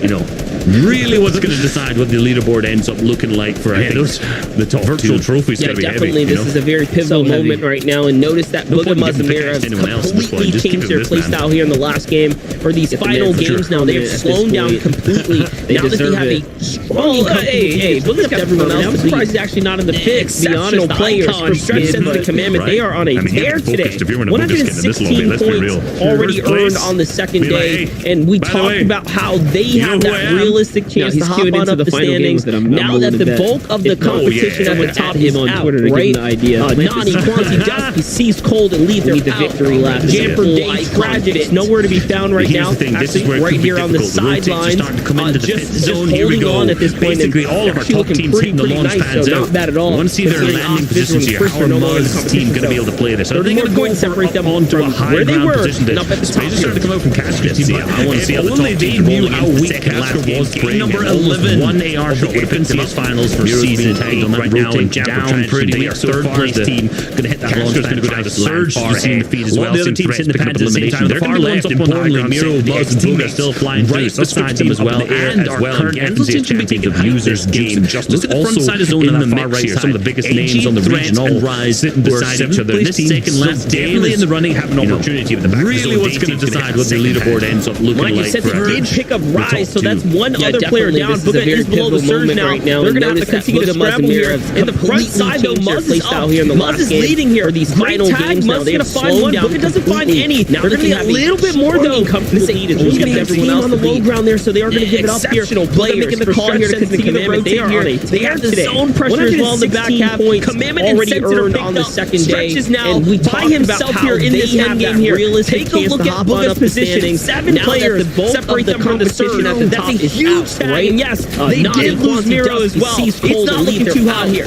Jamper Day, Tragic, just nowhere to be found right now. Actually, right here on the sidelines, just holding on at this point. Trio has gone down to Surge in the first moving that more casual play style and not aggressive has not worked out for them. This means Jamper Day and Tragic, if they have a big where they were, and up at the top. But for Stretch's team, they've also are the top teams rolling into the second last game number 11 so far for them. Finals for season 8 big for their team as well. We still see our third place team. Let's see what Stretch can do. Absolutely nothing. It would seem like we also see at the same time on the far left. Importantly, Miro, Muzz, and Booga still flying through. His managing up in the air as well. And Gentleston, they're battling for height with Canada's team as they side of zone in that far right side. Down below. I am ready to see the victory royale. And that leaderboard really start to close the gap. Mind you, Dusky is also still alive in the low ground. Keep an eye on him. They might be breaking their game, pick up Rise. So that's one other player down. Booga is below the surge now. Really do enough here to scramble here. In the front side, they Muzz themselves into that number 1 slot. Great tag. Muzz gonna find one. Booga doesn't find any. They're going to be a little bit more, though. Oh, my God. The scramble that's happening here. They're going to give it up here. Booga making the call here to continue to rotate here. They got in zone pressure as well in the back half. Commitment and down to go and force him into now. By himself players and Jamper's finding all kinds of feelings here. They're going to players separate them from the surge. That's the loop that they need to at least close this game out. They did lose Miro as well. It's not looking too hot here. Harpoon play. This is huge on the wall. Pivotal for the entire leaderboard. The whole opening thing is so much up on Jamper Day and Tragic. The entire trio has gone down to Surge in the first moving that more casual playstyle than not aggressive alongside Jamper. He's popping off the back of the top. They've got 5 eliminations. They have a big game to clutch up huge. But for Stretch's team, they've also are they're looking up the top down as the big pump. The connection Jamper starts to go for high round. They're going to be in the next round. Going to have to clutch up big for their team as well. We still see 8 team in this side. Let's see what Stretch can do. Absolutely nothing. It would seem like we also see the same time Texas team still in this. We see Spexy's team. Here is Jamper. He's managed on the leaderboard. Look, this is a very crucial moment right now. Bijan falls as well. They are officially the only full trio left in this game with a proper height retake. Tragic and Day are now working their way on down. Canada's going to find a him. They might be breaking their way into the top 3. Not enough to take on this full trio. Can Jamper and Day really do enough here? Down to whether or not they can hit all of these shots here. Tragic, Jamper and Day have the Booga, Miro, and Muzz who did not earn the backs outside of the Pacers and Canada here. And they're looking to win this scramble that's happening here on the mid-ground as Tragic gets the pressure from second height. Canada and Bijan put that extra additional shot fire down to go and force them into this can of players. And Jamper's finding all kinds of feelings here. They're going to go and pick some up. Going into the final game, we have ourselves a tournament. Yes, sir, and that's a 44-point lead or swing for them, I should say. It pushes them right on up into things. We talked about them needing those big games, and it looks like they have done it. Day now picks up threats alongside You know what's important here? In the back of the top, they've got 5 eliminations apiece so far. We have Miro versus 4 teams remain, 9 players total. They're looking at the top. Nice championship. Japper starts to go for high ground. They're going to fight for a title, whatever it is. Look, there are bare rewards on the desk. He's trying to claim height. They have it. They've managed to take height in this game. This victory round, as he mentioned, final. Absolutely pivotal for them on the leaderboard. This is it. The very crucial moment right now. ZGen falls as well. They are officially the only full trio left in this game with a proper height retake. Tragic and Day are now working their way on down. Kanata's going to find a huge tag there, but that's not going to be enough. Not enough to take on this full trio. They're going to have to go toe-to-toe here. It's going to come down to whether or not they can hit all of these shots here. Tragic, Jamper, and Day have the foothold onto the backs of Aether's and Kanata here. And they're looking to win this one out. You're like, dude, you know what? We absolutely have ourselves a trio tournament right here. Dave's going to drop down. And they just instantly win it so far. The shots all connect to a perfect pitch from every single angle right there. 7 eliminations total for Jamper, Day, and Tragic. And hold on a second. Going into the final game, we have ourselves a tournament. Yes, sir. That's a 44-point lead or swing for them, I should say. It pushes them right on up into things. We talked about them needing those big games, and it looks like they have done it. They're keeping it close. Right? I think you look at what's important here? We're talking about firepower. Two teams have we have Miro versus Day going into it for a championship fight. It really can't. I think yesterday, I told it would come down to 3 points. There are bare rewards on the desk. First and second place. We're going to see that after this next game, but the boys mentioned on the casting desk there as well that we have 44 points coming in from Jamper's trio there. I think there was only 60 between them and the top spot there. There you go, Levin. Trio. This is your best friend, man. He's making up these words. 20 points tops difference between first and second place now, so it is so tight. We couldn't have asked for any more. This last game is about to be wild. Using our foresight, Levin, we actually went ahead mid-game. We should look at Jamper's trio for a little bit. The odds as well, and here you go. The Victory Royale winners themselves here. And it wasn't just a case of just holding out. It was a case of going for broke. They finished on a bunch of eliminations. I think at the end of about 11 eliminations or so in that last game alone. This is a trio that predicted at the beginning of this whole competition as well to go the distance. And we saw the switch up as well in their trio. We see Jamper now with Tragic and Day. We obviously know David talked about Miro earlier on, part of that whole trio. And Levin, they're in a foresight front here, and Jamper joining the mix as well is making for an awesome prospect for the future. I think when you look at this specific game, right, you're looking at a team that very much thrives in the chaos, and I think that's a factor that you definitely have in there, right? Day is one of those people that I always watch, and I'm always amazed at how he seems to find two teams that have plenty of it in absolute madness and chaos. You look at that last game where, they go for the late high kick, the awareness to realise what is around them. This is another team, right, that has had plenty of awareness throughout the tournament. We're going to see that after this next game, but the boys mentioned on the casting desk there as well that, we have 44 points coming in from Jamper's trio there. I think there was only, I think 60 between them and the top spot there, between Booga's trio, so I reckon that 15-20 points tops difference between first and second place now, so it is so tight. We couldn't have asked for any more from finals here.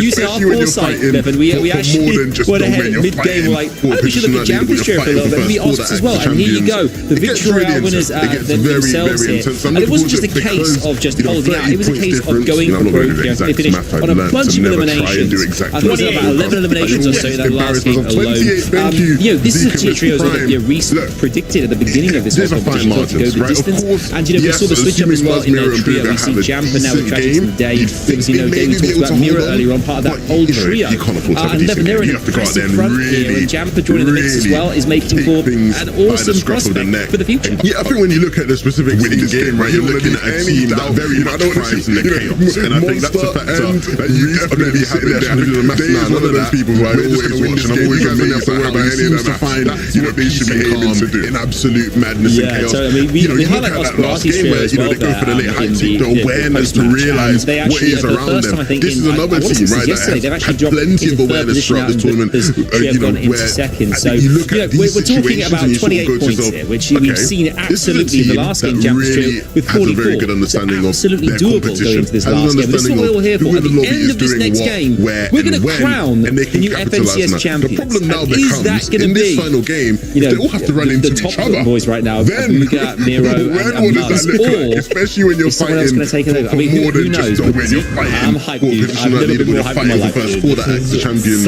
It gets really intense. It gets very, very intense. I'm looking forward to it because these two trios coming together, going head to head. Trio to never try and do split up exactly 28 for them to say there's going to be the ones. It's going to be you or it's going to be me. This is a 28 point separate first and second place for a championship title. Let's do this one last time. NAE's race. Maybe be able to hold on. But you can't afford to have a decent game. You have to go out there and really get right into it. This is it, the final game, game number 12 after 2 long, grueling days here. Who's going to take home the lion's share? Any doubt? I don't want to see Monster and available here. Reese are going to be sitting there trying to do the maths. Nah, none of that. We're just going to win this game. You guys don't have to worry about any of the maths. That's coming down to a 3-way race here, Reese. Yeah, totally. I mean, we had Osperati's trio as well there in the post-match, and they actually, for the first time, I think, trying to figure out what exactly the points are so that we can keep track here ourselves. We'll try to do the best we can, but we're talking about 28 points here, most importantly is the fact in the last game, Miro with 44, right now doable going into this last game. This is what we're here for. At the end of this next game, we're going to crown the new FNCS champions. They go down very, very early. Is that going to be? Man, they could still potentially win, but it just depends on how good Day and Oz play overall. Honestly, just from start to finish, this is going to be take it over. I mean, who knows? I'm hyped, dude. I've never been more hyped in my life, with the early drop of Bugga, Miro, and Muzz, just to give you guys one more good idea of how these two trios coming working together, out this time, going head to head. No friction. Last game they definitely had a little bit of a jump scare. To say we're going to be the ones. It's going to be you or it's going to be me. This is a 28 point separate first and second place for a championship title. Let's do this one last time. And they just really managed to find their footing here today. Osvision and Frisk have been get right into it. Honestly, the final game number 12. It breaks my heart to see them grueling days here. Who's going to take home the lion's share? Powerful lead and wonderful day one, and then day two. They've been hit with all kinds of resistance here. Their path has not been an easy one by any means. Coming down to a 3-way race here, Reese, to dig it. Dig in, and pop off. It's right here. It's right now. It's the last game. I've got the dock open. Can they find a little bit of that magic that they had in day one? Trying to figure out what exactly the points are so that we can keep track here ourselves. We'll try to do the best we can. What you've got to keep in mind, the pressure is on every single one of these players. Day and Muzz, right now, he's obviously held in such high regard on the OCU board, especially when it comes to Day and Oz, right? Can perform on a larger region like very early. Two-time FNCS champion, potentially win, but it just depends on how good Day and Oz play overall. Honestly, yes, was a huge performer and absolutely the pressure's on intense day. Last game touchdown with that early drop of Bugga, Miro, and Muzz. Really give you guys one more good idea of how different playstyle they approach that working out this time. Untested, no friction. Last game they definitely had a little bit of a jump scare. As Miro was way up into that moment was before they even clearly being what kind of separated them from the pack. The real question is, bam, shut down due to the lack of pushing onto trios like they were doing up until that moment. Like fine, day one, we just here today. I guess criticized them on, man, these guys are honestly struggling today. Bam, jump in the box. It breaks my heart to see them come back all of a sudden in the end games, right? Strong, powerful lead and wonderful day one, and then day two have been hit with all kinds of resistance here. Their path has not been an easy one by any means, but if there's time, I'm worried, right? Like you said, exactly that point where Miro's team wasn't that aggressive right here, right now in those last game. Early to mid. Can they find a little bit of that magic that they had in day one? They got so confident, they got the bigger this more successful games, then like you said, your Miro, your Muzz, what do you think? A bit more slow, a bit more riskier, and then pulling up, going down a surge. The pressure is on again here. Every single one of these players. I don't see for Day's team in particular. He's obviously slowing down much high regard on the OC engagement. They're prove themselves that region as well, which is a form of a larger region like NA for Miro. And honestly, I'm most concerned for champions because they were first champion yesterday, 185. They've only gained 109 points today, which is like the pressure's on. Just looking at the day two results overall, so like that pressure, being on the roll, they're not really got to see momentum that a lot of much of a different playstyle they approached that end game with, and how it backfired, right? That unruling confidence they had. Crazy to think that way up into that moment was didn't go down clearly immediately what kind of separated them from the tournament run would be in such a different place down due to the lack of a third pushing onto trios like they were doing up into that moment. Like you look at day one, we just constantly I guess criticize comeback from Manju that we have seen. Yeah, they're sitting at 143 points, jump in a box, wipe a team, coming into this last game in games, right? They did that all the way up until game 11. Incredible. We're definitely seeing other teams that have had a continue that trend. I mean, overall, could tournament come down to another surge issue for them here. I'm worried, right? Like you said, exactly that point where Miro's team wasn't that aggressive. Day 2 is really starting to light those up. I feel like a lot of the big names in number 2 at the start, they picked it up and they got so confident at the big games, more successful games. And then, like you said, that last game should have been up there. A bit more slow, a bit more risky, and then playing on going down to surge. And we could easily see that again here. For Day and Oz play, I don't see Day's team in particular them slowing down much, right? They're taking early game engagements. They're getting the time. They're getting the Elams as well, which is also what's caught them up so much so far. And honestly, I'm most concerned for Oz's team because they were first after yesterday with 185. They've only gained 109 points today, which is like 10. You know what I find interesting though? The Day 2 results overall. So like they've not been on a roll. They're not even the fact that the teams are in it. If you read that, a lot of the other teams do 3 days ago, do you know what most people would have said? They would have been like, oh, I bet that's about Sentinel's team going up against Edgy's team. They're not in the discussion for first and second. Obviously, potentially they can still push on all the way up. It's a massive game for them to get up into a second. They're both in the top 5 right now, which is obviously very, very impressive so far. So we have teammates going first and second, and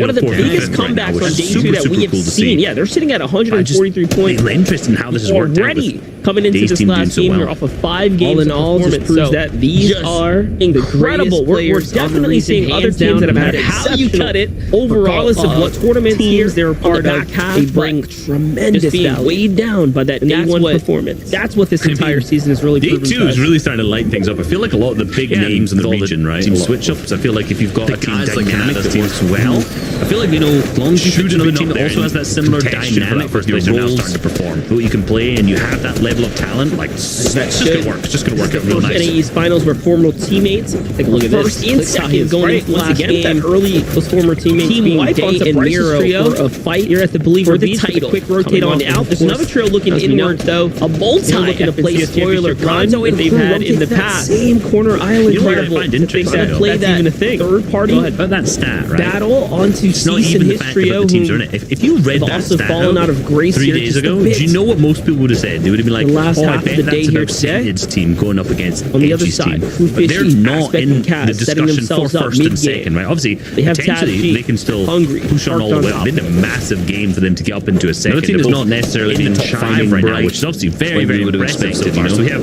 veteran teams easy to get in the top 10 in some of these finals and other seasons, which is so super cool to see. Middling, remember roughly around the 15th the last time I looked at them on the leaderboards. They're down. All in all, just proves that these are the greatest players quite a considerable amount on Day 2, no matter how you cut it, regardless of what teams they're a part of. Making to every single FNCS finals.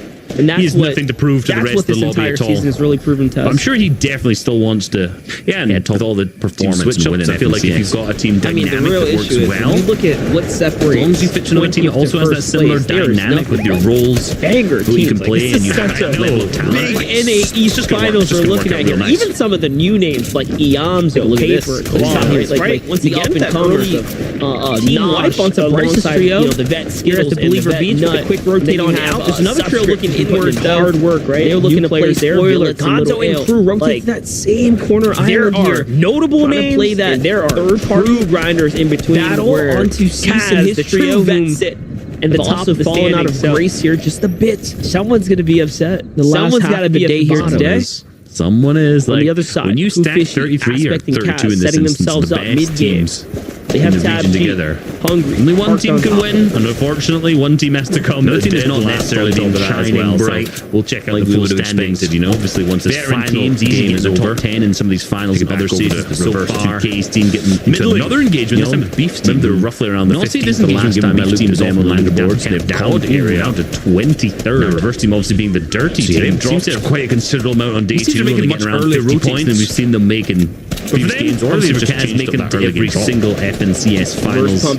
He has nothing to prove to the rest of the lobby at all.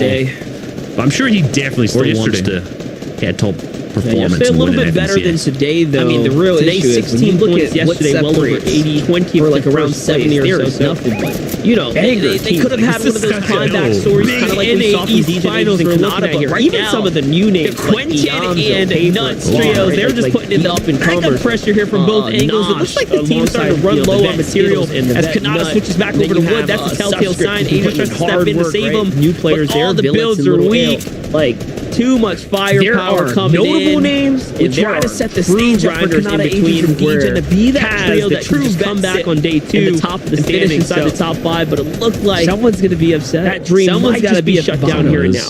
Someone is like, indeed. When you stack 33 or clutch potential may not continue off as DJ Nash connects onto Nosh. He picks up Nosh in the feed. He's way down one below team the can win. Unfortunately, one team has to come pick up dead that last revive on top of that as well. So we'll check out the full standings. Still the full trio if the game is over. Revive up onto Nosh. Back over to reverse. Yeah, again, Spexy's team's involved in this. Probably absolutely no surprise to anyone who's watched the last 2 days. Landing down to Campeonato area. Nuisance the entire lobby. I love the play style. They're ballsy there.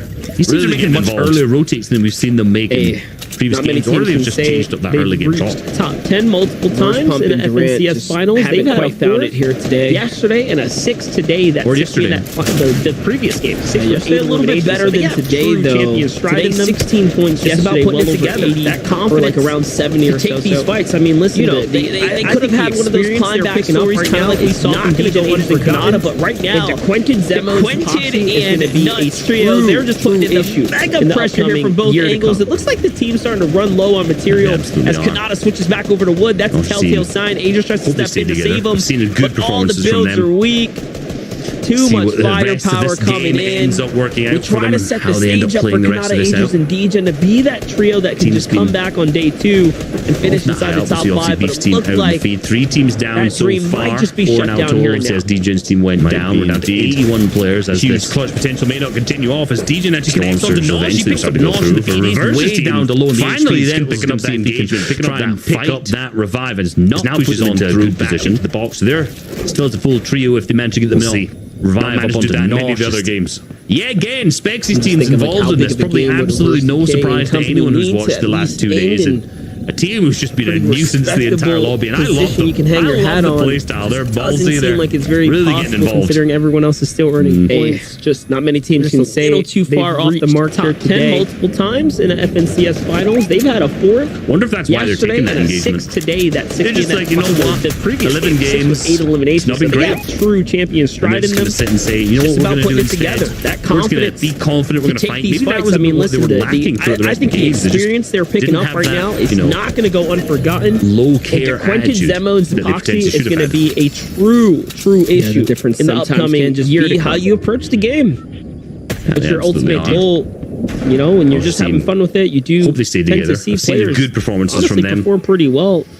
See what the rest of this game ends up working out for them, like how they end up playing the rest of this out. There's a little bit less, and then there's teams that just are up there. We see obviously Beef's team out in the feed. 3 teams down. Also, it's really important for teams to play on other regions, right? Went down. We're down to 81 players. A lot of people say to solo cash scopes. I mean, we know what the mentality is like there when you go to another region. Play like Candy East if you're finally then picking up that engagement, picking up that fight. So much better. It's just because they now put them into a good position for teams like this when they're in this final game. But hold on, wait 1 second. We got to get an important match. Zero in the other games in the mid game in this engagement. They rolled it out a little bit late and fully finished. And Casca's now rotating too. This is now way too many players in this. This could be absolutely devastating for them. Indeed, they lost the very last. They're below the surge. This is exactly what we were worried about happening in the final game. As the Storm Surge starts to take through, they're trying to out-heal it. One of the worst things they can do. That's why they're taking that engagement. Going for the taxis. They're just like, you know what? I think that's 11 games underneath. No, it's nothing great. Booga 44. They did 2 AR shots. Only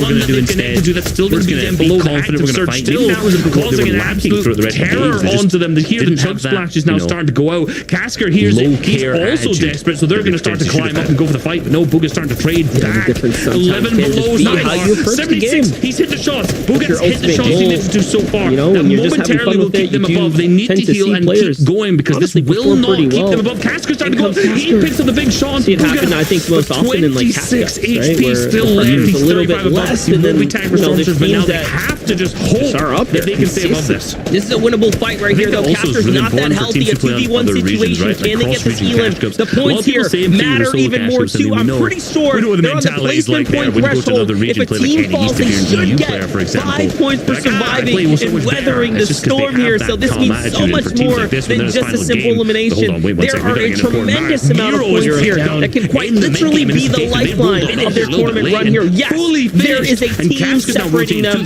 from 5 more points, which they quite honestly absolutely have to pick up here. Muzz is trapped in the past. It seems like he just barely inches out of there, and they do manage to stay alive for a little bit longer. What a very, very nail-biting moment there for the team that can quite honestly be the FNCS champions of this season. It's not over yet, but at least they have a moment here to just figure it out. Absolute terror onto them. Here the chunk splash is now starting to go out. I think they've used all of their heals. Also desperate, so they're going to start to take an engagement and win it. Boog is starting to win what they have so far with the low. Nice. 76, 29 builds. No heals on Boog so far. 76 will keep them above. They need to heal and keep going because this will not keep them above. Casker's starting to go. He picks up the big shots, but no. Miro's being tagged up on the rotate there too. He's 35 above. He won't be tagged up, but now they have to only they knew who this was. This is a winnable fight right here, though. Casker's not that healthy. It's a 3v1 situation. They turned around the Elam shot. The points here matter even more too. I'm pretty sure they're on the placement point threshold. If a team falls, they should get 5 points for surviving and weathering the storm here. So this means so much more than just a simple elimination. There are a tremendous amount of points here that can quite literally be the lifeline of their tournament run here. Yes, there is a team separating them from 5 more points, which they quite honestly absolutely have to pick up here. Muzz come on in as a third in the past. This seems like come down to whether or not Ale out of there, and they do manage to look at this fight for a little bit longer. Those shots are just enough for them to understand that, you know what, nail-biting moment there for the team number one. Quite honestly, we can get taken out too and lose our chance at first place. It's not over yet. We have a little, but at least they have a moment here to just figure it out. Story here today, and Booga, Muzz, and Miro managed to get away with murder. They get to stay alive a little bit longer. I kept using this call. It's just the lucky stars aligning right now. Another no heals on Booga. Interesting moment that manages to keep them alive a little longer to earn a little more. Teams in their way. I'm wondering, do you use the sideways along with Booga and Miro win this? We get away sideways, but no, Miro's being tagged up on the rotate there. They just only they knew who this was. They would have an understanding of what they've done. They heard the reboot go off. They turned around. They hit the shot. It's a white tag. That has to be the assurance. Honestly, just absolutely know the entire game. They're coming through so far. This is giving them one of the biggest second life. They're coming. Burst into this match. Now, mind you, because of that little bit of extra time too, we know who this is. 5 more placement points finally awarded here to Booga and company, so they did just make it over that threshold. This was nearly a 0-point game for them. The Sharks are in the so many things just happened all at once there. It's incredible to see them even in the game right now. And honestly, it's going to come down to whether or not Ale and Villas decide to continue to look at everything here. And those shots completely out there just for them to understand that, you know what? Is it worth it to take out team number 1 when we can get taken out too and lose our chance at first place? And just like that, we have a little slight extension into the story here today. And Booga, Muzz, and Miro managed to get away with murder. They get to stay alive a little bit longer. I kept using this call. It's just the lucky stars aligning right now. Another just interesting moment that manages to keep them alive a little longer to earn a little more. Try and see what they can do. 69 players still alive. That's nice. A lot of these teams will have to be still up in this. This surge is going to be saved. That game almost 12 seconds. They just Muzz goes down. I don't think the team even has an understanding even more damage on the volume. They're still oh my god. Third-party potential players late rotate. Probably going to be the most incredible fight of his life, which will clutch up, but they are still below so far. And Muzz is still down as well into this match. Still below, though. Mind you, because of that little bit of extra time to stay alive, but hey, they did earn more placement points finally awarded here to Booga and company, so they did just make it over that threshold. This was nearly a 0-point game for them. They also pulled up so many things just happened all at once there. It's incredible to see them even now in the game right now, and honestly, Bill's to work with here. Booga has to go on the offensive round here with the surge and everything here. They're not completely out. They're just in a desperate position now. They're going to be looking to hunt here soon, and 10 players have to go down. 1 HP left. Can Miro Miro finds some tags for his trio. in the leaderboards here, which is making things way more difficult that could for be the them. So difference not only maker. they have Booga's no still heals, going they here, have to and do down something. he goes. If you're He this has team, earned you've got to think the 7 heart's got to be points racing, for his the team there. brain's got to They be have confused. done You're in one of a the little most bit, so at difficult least earn some situations you'll points this ever game. be in your life. And Booga's being went tagged up. down Now the on entire trio has no 300 shield. and You've Tragic is down got to points. potentially Jamper's trio. Tragic goes down to right in the back of Oh the my car. God. Jamper They're Day now going left for a as sneaky a play jewel here, in try and this. see what they They're can holding do. a body here. 69 They might get players back up still again. alive. That is They have to nice. heal. A They can lot of manage these to get him teams up too. will have to be still up in this, and this surge is going to be active in Okay. almost 12 seconds. No, it's active. Muzz goes That down. was Nice. the most Booga hits the intense shots he can hit. He gets mid-game I knocked, think managed to we've hit ever even seen more on the damage NAE to that stage body, for a but they're still finals. Oh my focused. gosh. The finish But comes out from Booga. what we can take away is our first place team is definitely which will out. clutch up, but they are The still leaderboard, the standings, the opportunity opportunity is completely open.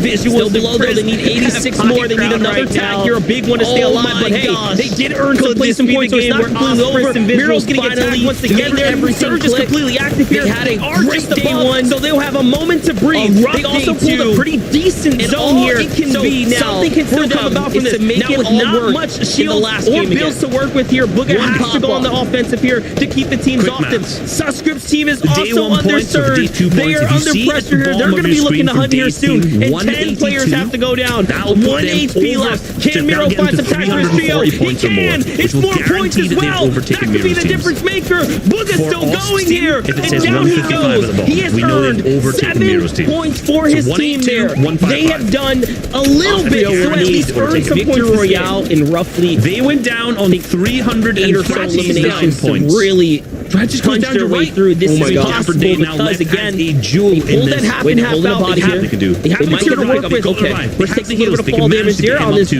too. movement on in. Tragic is punished again. This is my Clistonian strike this time. Breathe. 5 damage above the That surge. was 15 the players most have to go intense down. They're mid-game going to I have think to we've fight here. ever Once seen on the again, NAE stage they're for a going to have to finals. push. But trio. What we can take Gonna away take is some our storm first surge. place Oh, team no, the is failed wall there. definitely out. That could be a difference maker right there. In they leaderboard, go. the They have the standings, the marker where they opportunity want is to land. completely open. Planned out. Visuals They touch and down. The codes come out. They're high sitting ground between right enemy now. builds. Oh my gosh. Cautious ever. Could this be the game where Osprey and Visuals finally make everything click? They had a great day one. Firepower to be able to pick up these A eliminations rough at the day same two. time. I'm looking forward to what And all Jamper's team it can could be do. They're in now a great for position to them front the is to zone make on it high. all work Tragic team, but in the I'm last not worried game about them again. so far. I'm looking One at pop Tragics. up. I want to know what they can do with this all the hard match. Visuals is down. Day 1 points. So Visuals does go down. That's their third place team so far, losing a member. Chris found a single elimination though. They did need that. That was something to keep an eye out on. As Peterbot goes down as well to carry there. They've overtaken 18 damage Vanilla out for Tragic Jamper and Day. If it says 155 Minigun's going to start to come out here. They're really desperate to find some tags. It's going to come down to whether or not they can get this pressure. Look across the look down is the decision they have to make right now. In Tragic 8 or so eliminations, the low ground teams. Can he find something their way through? This is possible because again, just definitely active right now, taking some players. A single team has to go down. There it is. Someone finally fall damage there on this. Pressure is alleviated for a moment here. They have to build. This is my Clistonian strike this time. Now, Elite 5 damage above the surge. 15 players have to go down. They're top 3. They want to fight their way once again. They're going to have to thousands of additional dollars here. It's going to take some storm surge. Oh no, the failed wall there. That could be a difference maker right there. In they go. They have the marker where they want to land. Planned out. They touch down. The codes come out. They're sitting between some enemy builds. Still in this. They're still fighting up for a higher position in this as well. They're picking up shot commandment. Still in the inventory. Good job. Look at what they got to work with. So much side zone as we see the firepower to be able to pick up these eliminations at the same time. I'm looking forward to what Jamper's team can do. They're in a great position. They are in a position to not only I'm not worried about them so far. I'm looking at Tragic. I want to know what they are going to need. Visuals is down. They want to win the entire tournament. Visuals does go down. That's their third place team so far, losing a member. Chris found a single elimination though. They didn't need. They're going to need definitely need some eliminations here. The pressure that goes down as well to carry. They have the high ground. 18 damage. Understand the situation at hand is the true question. Minigun's going to start to come out here. They're really desperate to find some tags of the position. It's going to come down to whether or not they can get this position of that low ground and to doubling back the decision they have to make right now. Barrel over the Tragic. They know how to play this. To the low ground team. Can he find something? Can setting up a big Elam surge is definitely active right now, taking some players down. They don't have to go down. There it is. Still in this game. Finally falls. Clutching up. Pressure is alleviated for a moment here. They have to build. Definitely close some kind of gap here. Elite CC between them and the high ground. They want this top 3. They want to fight their way back into tens of thousands of additional dollars here. Tragic Jamper. I know they're feeling super excited about this hype, but we horribly wrong as always. Keep it out, looking for days so far. That should be the case. At the same time, managing to crack shot after shot here, but down the low ground still has a solo. Obviously, Commandment's team still getting this. There's more shots in that for a higher position in this as well. Doesn't connect. They're picking up shot from Commandment. Doing a good job getting himself to go through clean in the front side of the zone. The players on the bottom, but the squad with him. Tragic up on the ground. The players. Tragic Jamper Dave picks it up too. So it wasn't even Jamper's team. They are in a position to not get eliminated with Dave, but win the entire tournament. But Two they have Elims no now. Elims. Tragic found another one. Jamper's in the box. It's a close to Elim right here. Yes, the entire tournament. He does This not. is not Can Dave enough finish for it them off? to do Will it the just to zone pick do up the the rest of victory the royale. They're two gonna need at least questions? 4 or They've 5. lost two That's not members enough. now. They're gonna need It's definitely up to need some Dave. eliminations It's here. The all on pressure's Dave's at an shoulders all-time here. high, He wants considering to they be have the the high ground. FNCS champion. Do How they badly understand the does he situation want it? at hand is the true No question. more time left on the clock. Commandment's He has to jump down and fully commit here. No Siphon is going to be what ways of the separates him. position they've been to stay granted, the alive. key position And of that low it's ground not enough. into He doubling falls. back and And forth the instead, zone. This is where they users barrel and over the Justice best. win the They know game how to play by this. default. Singling For out a staying team up alive above them, just they long should be enough setting up on the a low ground. big Elim. Look, the numbers were shortly. going flying They there. could We have also saw knocked the this trio huge down. They victory don't coming have from control. Duke That Chris is still in this game. and Chris still users. clutching up placement points here. But I want to They see had that 3 final eliminations. leaderboard looking They like. have I want to see definitely what closed it's some kind of shaping gap up like here so far. between them and man, Jamper. what a game. What an exciting game. Broke the immersion. It's all good. It was very much worth it. Tragic 12 Jamper. games of I know they're FNCS, feeling man. super NAs super did not excited about this hype, disappoint. but we need to see They them pick up some absolutely did not, eliminations right? and be so close to the top. All the way down to managing to crack shot after shot here, but down the low ground still has a solo. We've seen today across Today he's and gonna have to yesterday, connect more shots than that. Oh, the player comes up Listen, from we're going to box. have to wrap up here from Connected straight, comes MDF from and above. Reese. We're just going to toss down over. Wall I start need to to go see through, the he puts point. the See edit. it. Bring He's us looking home. for the players on the front, but the squad's up on high ground. He knows some of the players. Ganzo who picks it up too, so it wasn't even Jamper's team. Jamper missed POV, he managed to get elimination, and it's Dave's POV from here on out. Story here. 2 Elims Okay, now. we have to Travis see saw another one. this Jamper's in the final box. It's a result. We're crucial gonna take a Elim look right here. at He has the to get victory it. royale He moment does before not. as we kind of Can prepare Dave to finish see it off? which Will the trio zone do the did rest of walk the true away question? They have lost 2 members win. now. Okay. It's up to Dave. It's It's very all on Dave's close. shoulders here. Adam, He wants to you be the might have FNCS called champion. How badly the 3 does he points. want I'm it? not gonna lie, I think it could No be more 3 time points. left on the I clock. think it He has to might jump down and fully actually commit be. here. I can't Siphon believe- is I going to be actually what think it separates is. him to stay This is alive. And no, crazy. Like, it's what- not I mean, enough. He fellas, falls. we have just And witnessed what was really instead, ironic as well. users We've just and seen Justice win the users game trio by in that default last for part of the staying game alive there just long win the enough victory on the royale. low Last ground. season's FNCS champions. Look, the numbers were going flying there. We also saw the huge victory roll coming from Duke this season's FNCS champions in the last game on the But I last want to see day what that final of leaderboard finals. looking like. I want to see what it's this is shaping absolutely up like huge, so Devin. far. Crazy. Oh man, what a game! What an exciting game! Broke the immersion. It's all good. It was very much worth it. Absolute awe. 12 games of FNCS, man. NAs did not disappoint. Sort of astounding They absolutely history did not, on right? our hands, So right? Where close to the you top, look at all the way down to today's that played out. You look at the way final yesterday game. and today Incredible both matches played we've out seen today together. across today and yesterday, the whole Honestly, weekend. like just Listen, some of the best we're gonna have to Fortnite wrap you up will here see. from MDF In and the Reese. We're just gonna toss down over. We've seen I some need to great see the Fortnite point. See, across bring the us year, home. especially out of NAEs. But you know, the culmination of all of that leading to that, what is this Reese did ending. not You know, it deport our doesn't version. get How much dare better you, than how this. dare you. Once again, Wow, like you that's guys, I not really want to the see the story standings. here. You know, you sort of have an we have idea to of what see it is, but these you're never final too sure. results. We're gonna take a look at the I victory really just royale wanna get moments to that before point as we right kind of prepare to see I- which if trio I'm- did walk Is it- away. okay.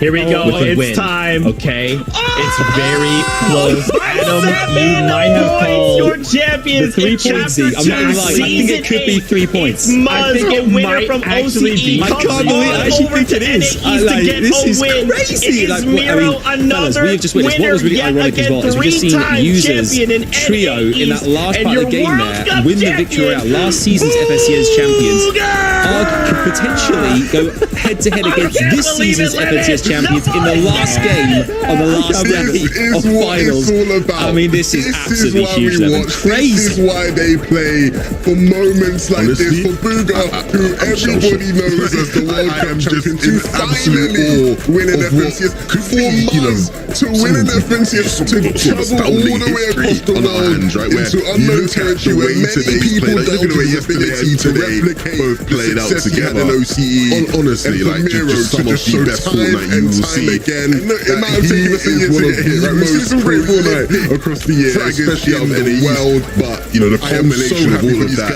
well deserved this ending. Congratulations, you know, it doesn't get much better than this. Once again, like you guys, I really want to see the standings. This has been one of the greatest, like 12 games. We've seen here the consistency as well from Maz, Mira, Bugha, who've pretty much been at the top of the leaderboard for quite some time. Then they dropped a little bit today in terms of where they stood, and then the Jamper and Day and Tragics, I mean, GG's boys, but putting it down to the wire right there at the end we saw. But Maz, as you mentioned, like, you know, Miro has won previous FNCS as we see. Bugha is a welcome to Maz as well in his own right as well has been a champion in OCE, but to come and to compete with these guys, I mean, just the prize pool alone as well, the difference this makes to Maz's future as well is huge in comparison with in this region. It's just absolutely incredible. These are the champions you can see on the screen right now of each and every different region. It was Levin reseller on the broadcast for European Seti, Cami, and Teak Europe there, winning with a massive score in the 400-point region there as well. Here on the broadcast, NA East, Maz, Mira, and Bugha. I still cannot believe it.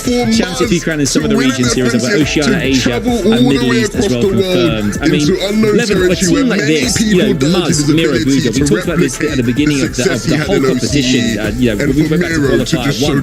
You know, these guys here are technically a dream team in some degrees. We're looking at, you know, all these accolades that kind of follow them in the past. Them coming together and doing this, and this, you know, so quickly and cohesively, just goes to show not only are they like the greatest when it comes to solo play, this has been one of the, I mean, the greatest, like the 12 games. We've seen here the consistency as well from Maz, Mira, Bugha, who pretty much been at the top of the leaderboard for quite some time as well. Then they dropped a little bit today in terms of where they stood, and then the Jamper and Day and Tragics, I mean, GG's boys for putting it down to the wire right there at the end we saw. But Maz, as you mentioned, like, you know, Miro has won previous FNCS as we see. Bugha is a welcome to Maz as well in his own right as well has been a champion in OCE, but to come and to compete with these guys, I mean, just the prize pool alone as well, the difference this makes to Maz's future as well is huge in comparison with this region. It's just absolutely incredible. These are the champions you can see on the screen right now of each and every different region. Of course, Levin, reseller on the broadcast for European Seti, Cami, and Teak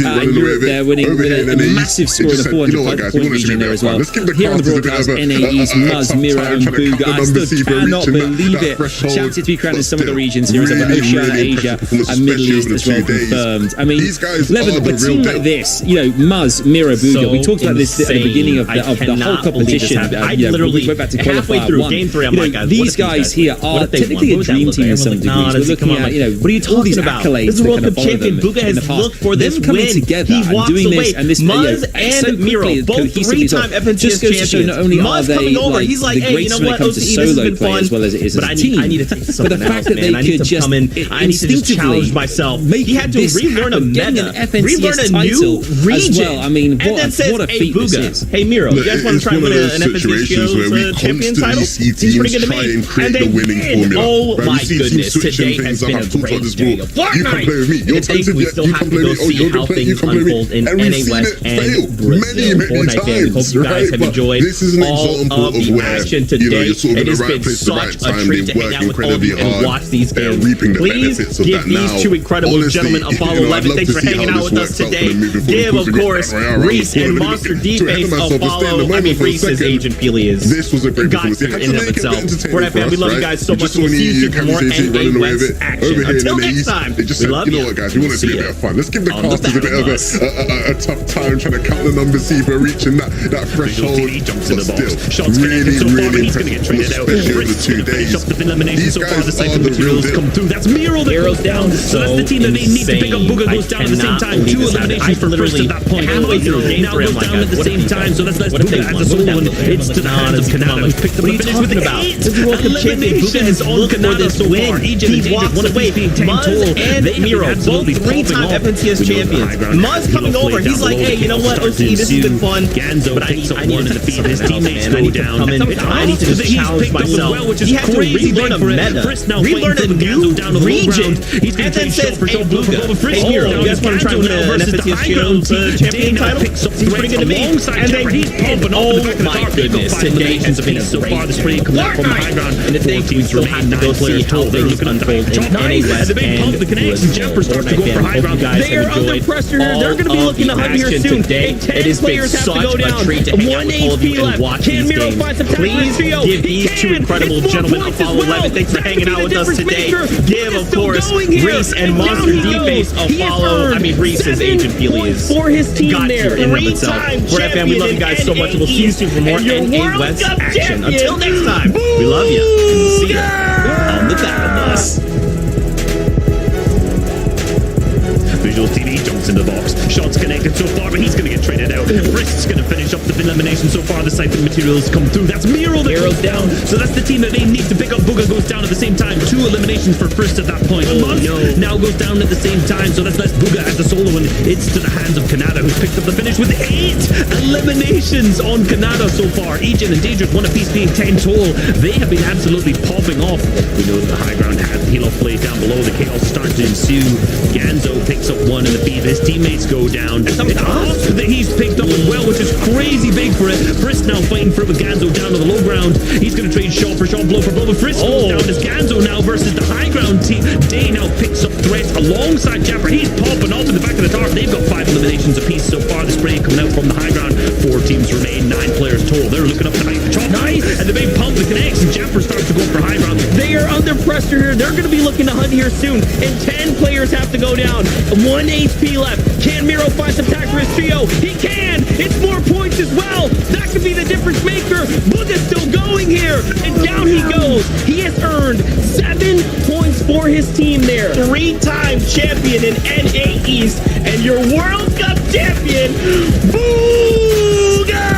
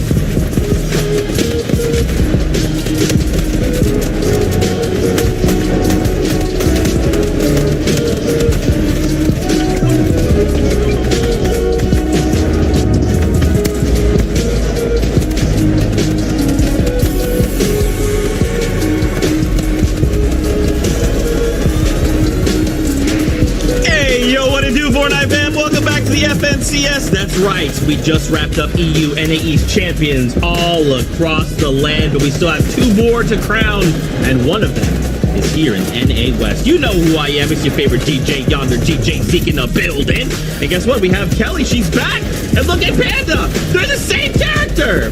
Oh, first of all, no, we're not. I'm the Dark Bomber, okay? So good knowledge there. Yeah, but that's Fortnite. You know, that's what you want to see from here. But honestly, Zeke, I can understand a bit of the confusion because today has been an absolutely exciting day. To see the 2019 World Champ once again with the OCE King win NA East. I understand that you're, you know, just confused right now. But Panda, it's so good to see you. Zeke, it's great to see you too. I can't wait to get into the final 6 games of NA West. Listen, I'm excited too. There's no better way to wrap all this up in a bow than to see Arkham Rex and Epic Whale end up losing that king, that top spot. Reed, Zaki, and Fabs, they're here, baby. I'm not done. It's gonna happen today. Well, nice to have you back, Kelly. Well, we'll touch on that in just a little bit. First, let's do a few things before we begin this very long discussion, which will lead us to champions at the end of it all. Let's talk about the overall tournament format. As you guys know, we start with open qualifier rounds. Hey, yo, what to do, Fortnite man? Welcome back to the FNCS. That's right. We just wrapped up EU NA East champions. We started with 6 games yesterday, and now we will end with these 6 right here. And one of them is here in NA West. What an incredible journey it has been from weeks ago with qualifiers 1 and 2 down to our semifinals, down to the absolute insanity that was our reboot rounds, and it all comes down to this 30 trios. I'm the Dark Bomber, okay? So good knowledge there to get that first place spot in the lion's share of the prize pool. Honestly, Zeke, I can understand the story is scary. I don't really know what to believe in anymore. Absolutely exciting day to see the 2019 World Champ once again. You know, the Twilight Zone episode. I'm confused. I'm scared, but you know what's going to help me that you're, you know, just confused right now. But Panda, it's so good to see you. Zeke, it's great to see you too. And while we touch on the topic of points, we got to talk about it. Arkham Rex Epic Whale yesterday hitting their first I'm 0 point. There's no better way to wrap all this up in a bow. Points are going to matter for them, Rex and Epic Whale going into today, losing that 6 games. That top spot. 6 games have already been played yesterday. They're here, baby. I'm not done. For them to continue to climb out of that 4th place spot and up to the top. Nice to have you back, Kelly. Here, but it's going to be vital. They're going to have to do it. We'll touch on that in just a little bit. They need to make sure they're before we begin this very long discussion, which will lead us to champions at the end of it all. Let's talk about the overall tournament format. As you guys know, we start with open qualifier rounds. Of course, it is a signed autograph semifinals, and now we end right here. You said you were going to give finals land if they did win. Oh, but there's also prize money, and I guess yesterday, and now we'll end with these 6 we can take a look at all the prize money per region. And what an incredible journey it has been from weeks ago with qualifiers 1 and 2 down to our semifinals, down to the absolute insanity that was our reboot rounds. Even if a trio can't make number 1, I've said it all day, placing something like top 5 as opposed to saying coming in 33rd. Very to get that first place spot in the lion's share of the prize pool. But the story is scary. I don't really know what to believe in anymore. If Arkham Rex and Epic Whale aren't the champs of NA West, let's talk about trios to watch, but first, is this a Twilight Zone episode? I'm confused, I'm scared, but you know what's going to help me be like good. Let's take a look at new champions, Opie Bison and GSX, your while we touch on the topic of points, we got to talk about it. Arkham Rex Epic Whale yesterday hitting their first 0-point elimination as a trio throughout FNCS. So points are going to matter for them, especially going into today, because there are only 6 games today. 6 games have already been played yesterday. Now the final 6 opportunities for them to continue to climb out of that 4th place spot and up to the top is here, but it's going to be vital. They're going to have to do it strategically. They need to make sure they're balancing a decent amount of eliminations with that placement. Well, you know, and it actually kind of played out very similarly to what we saw in NA East, right? Where Miro and company were just a few points away, and they ended up going down early. The same thing happened here to Opie and company. They ended up falling in 20th place with 0 eliminations on that 313 spot. We can take a look at all the prize money per region. Actually had a pretty decent performance, scoring specifically $48,000 with 2 eliminations, over to the show that it wasn't enough. Obviously, you can see one more elimination could have made the difference. I've said it all day. ultimately placing something like top 5 as opposed to saying coming in 33rd. It happens, but Very congratulations. big difference here in prize money. We're going to see a lot of these finals champions. You gotta enjoy that nail, trying to make at least top 10 to try and see more of that prize money. Now, let's talk about trios to watch. But first, we got to talk about Brazil because that's right, we have more winners. I know I just got myself off. It's the same thing. Let's take a look at new champions Opaifaisen and GSX. Okay, here we go. Kelly, I know you've not been around, and welcome back. Great to have you back. 13 points. We got to talk about rates. 61 eliminations in the average placement last week.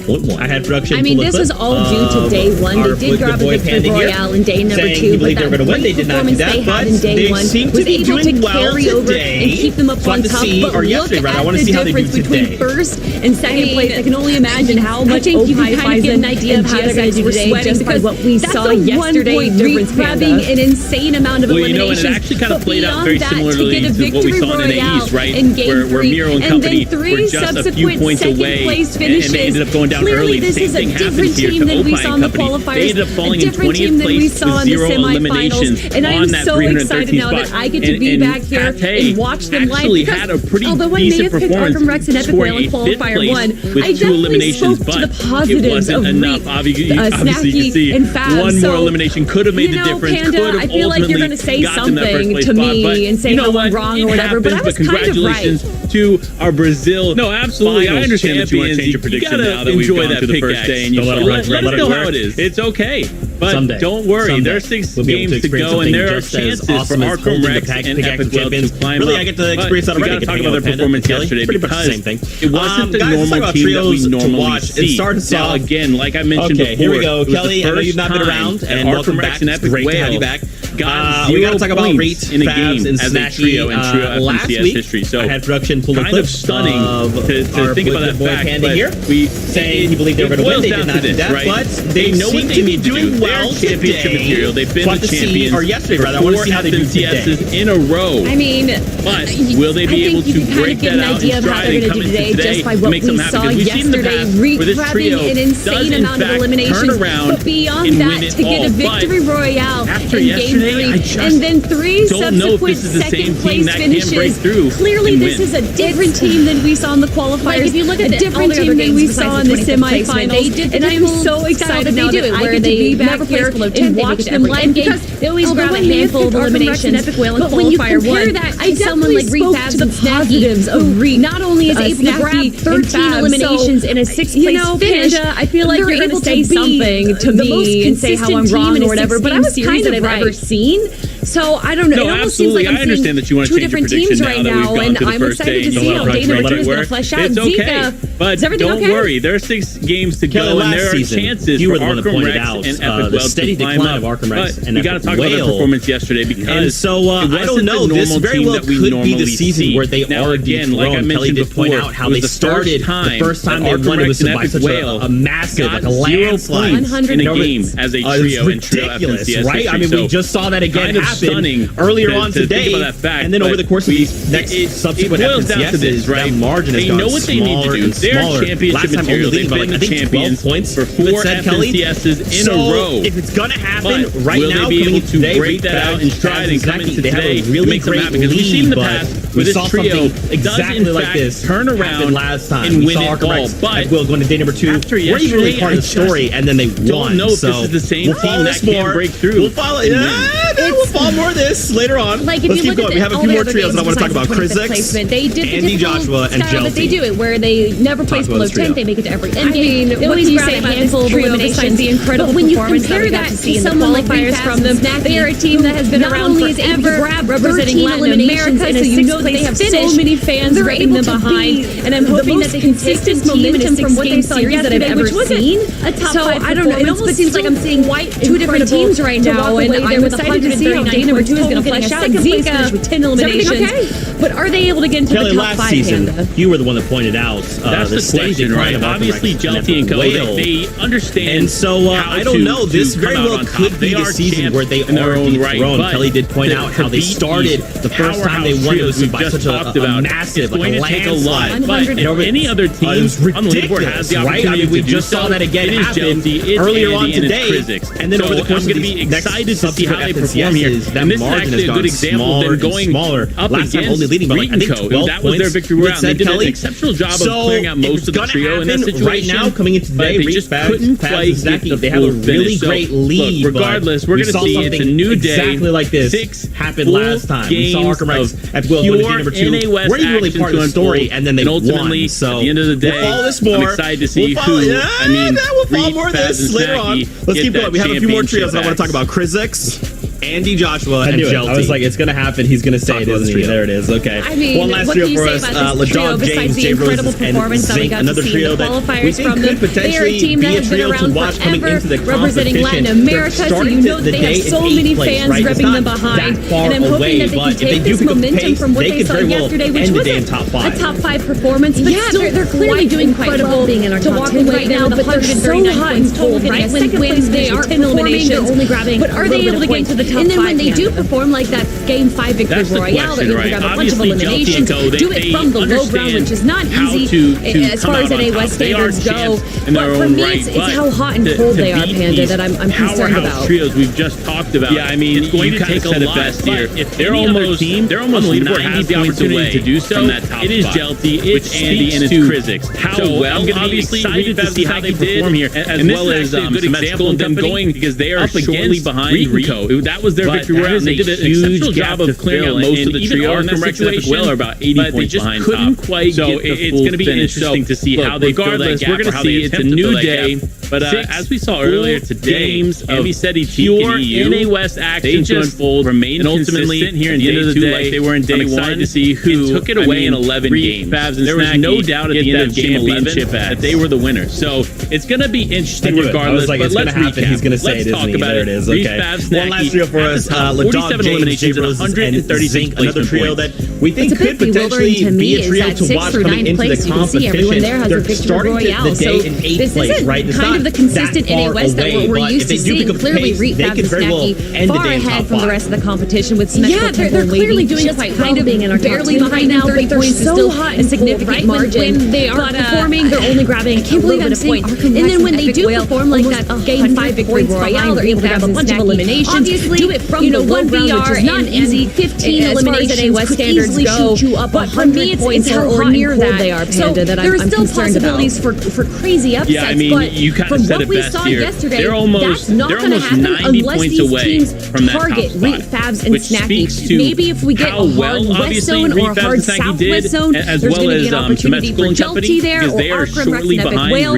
But as far as these middle zones are going, that is going to go to the way of Reek Company. They're landing Corny Crops is so it's going to be interesting to see how they fill that gap or how they attempt to fill that gap. Is quite easy pretty much anywhere on the map because you're right smack dab in the middle. They just remain consistent. I mean, look, especially when you they were in day 1, Chicken Kai tried to took it away in 11 games. Burbs, there was no doubt only getting Bony Burbs that they were the winners. So it's going to be everything from the Guardian Spire north. Let's talk about it. Down to Risky Reels, like 47 eliminations and 136 placement points. It's a bit bewildering to me is that 6th or 9th place you can see everyone there has a victory royale. So any of the solo players in that split. Kind of the consistent NA West that we're used to seeing. Clearly, Refab and Snacky reminds me of the previous seasons where no one would land next to Believer Beach because barely behind him, 30 right over there. A significant margin and Blesro dropping there. And how we kind of saw that play out qualifier well, where Blesro's team was actually doing quite well in that area. Obviously, you know, and just all the other incredible teams are around them. Eliminations could easily I don't know. Maybe everyone's afraid of Reek, or maybe no one's going to be chasing for first place. There are still possibilities for fighting crazy upsets through fourth. From what we saw yesterday, that's not going to happen unless the story of these 3 kings are Reek, and Epic Whale. Not just when every trio's event, but also when the duos and the solos, there's going to be an opportunity for Jelty there or Arkham. Do you think that they should win? But as far as these middle zones are going, that is going to go to the way of Reek Company. They're finally defeated after the steady decline from 100 POI, and we know that finally down to 10 points is quite easy. I mean, pretty much maybe it's going to be a 5-point lead right smack dab in the middle. I'm kind of leaning towards the way of Panda here. Yeah, I mean, look, especially when you have teams like Chicken Kai Trex and Mexen, what do you want to say, they're landing Bony Burbs, right? I'm down. They're only getting Bony Burbs. I'm down. Reets, that seems pretty cool to me. I'm down. They're getting everything from the Guardian Spire north of Corny down to risky reels. Like they have such I'm too large. And look, let me say this. I've always said that Arkham, in my opinion, or anybody one of, if not up against any of the solo players in that split, right? But honestly, his mind in Fortnite is something that I haven't seen matched by any other player. It kind of reminds me of the previous seasons where no one would land next to Believer Beach because Arkham's team was right over there. Obviously, with the crash site and Blesro dropping there, and how we kind of saw that play on qualifier one, where Blesro's team was actually doing quite well in that area. You know, and just all the other incredible teams that are around them. Can't you say exponentially? I don't know. Maybe everyone's afraid of Reed. Maybe no one's going to be chasing for first place. Instead, they're going to be going fighting for second through fourth. I'm excited. Probably the most volatile and the most unique in a sense. And to finally see them not just win every trios event, but also win the semifinals. Look like they were their typical team. Do you want? I want to ask you, chat. I don't know if they just had the best VOD reviewing if they had a strategy in mind. I mean, would it be more momentous to have them finally defeated after what we're used to seeing with them? So to a 50-point lead, to 25, finally down to 10 points. I think maybe this is it's going to be a 5-point lead, but I kind of broke it down I'm kind of leaning towards the way of Panda here that when we looked at their qualifier performance and we looked at their semifinal performance, they took every fight that they could take, right? That seems pretty cool to me. It was kind of unique, right? Obviously, it still worked out with them. They got their series points to make semifinals, and they ended up getting a top 4 in semifinals day 1, right? And look, again, let me say that they really had always said that Arkham, in my opinion, was all about getting those eliminations, if not the best player in the whatever eliminations they could find. His mind in Fortnite is something that I haven't seen matched by any other solely playing to get better as fighters, because remember, this is the first season how the region itself playing together.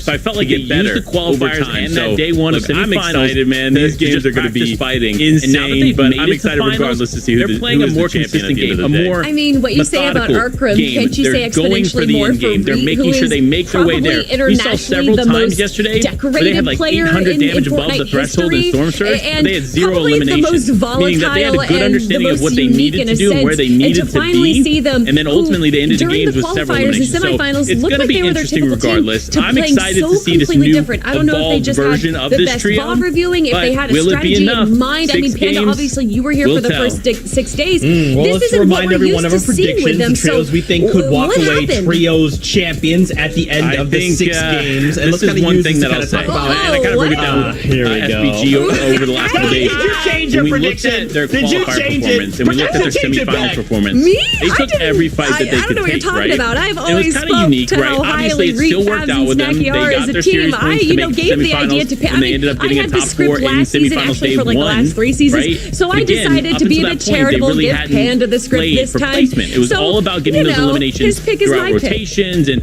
whatever eliminations they could find. Oh man, look, I kind of understand, right? Obviously, you can't bet against them after the day 1 performance, but to get better as fighters, because remember, this is the first season Arkham Rex and trio there either together. Because I felt like they used the qualifiers incredibly talented trio. We've seen them come back from huge deficits in the past fighting, and now that they've made it to finals, something just feels playing a more consistent game, a more the way that methodical game. They're going for the end game. They're making sure they make their way there. It's wraps. Also, let it be known that I have consistently given a shout out to Symmetrical's team. So if they win as well, then that's pretty much like my meaning that they had a good understanding of what they needed to do and where they needed to be, and then ultimately they ended the game with several eliminations. So it's going to be interesting regardless. I'm excited to see this new evolved version of this trio. Will it be enough? This can very well be a pivotal moment for NOS as a region. Well, let's remind everyone of our predictions. The trios we think could walk away trios champions at the end of the 6 games. Maybe it's time to step aside. Maybe it's time to kind of talk about Refabs and Snacky that win, right? Maybe they're just going to take it from you. Maybe there's nothing you can do. Nothing anyone can do.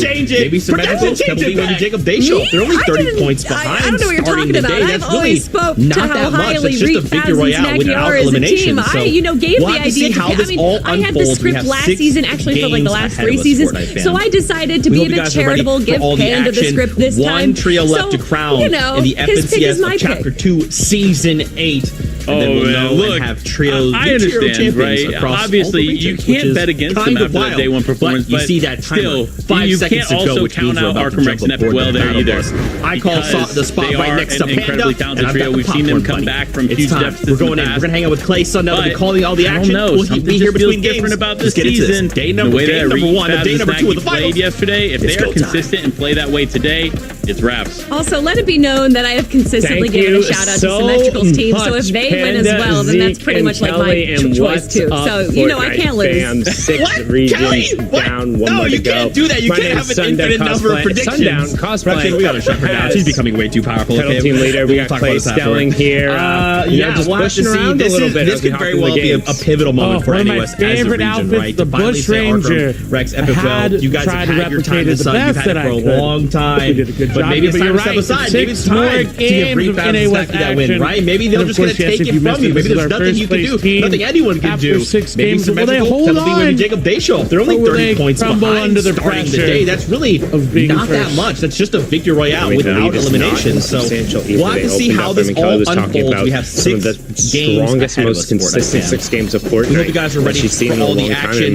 One trio left to crown. I also was watching EU this morning where we saw just TNT absolutely run through not only yesterday but today. But speaking of running through, Jay Rose is picking up 2 very quick early eliminations to get our timer started 5 seconds on the board early. We're about to jump aboard the battle bus. I call the spot right next to Panda, and I've got the popcorn. It really is. It's time. We're going in. We're going to hang out with Clay Sundown to be calling all the action. Little areas around it. Let's get into this. Game number 1 and day number 2 of the that finals. Is respect given with. Which we really haven't seen given over to Reef before. He was always contested. Thank you. Didn't really so have the opportunity much, to land, but they wanted to play the game they did, and now this season you see what happens. Fans, given over though contested drop it was last 6 games. My name's Sundown Cosplay. Continue to be this 6 games. Pedal team leader, we got Clay Stelling here.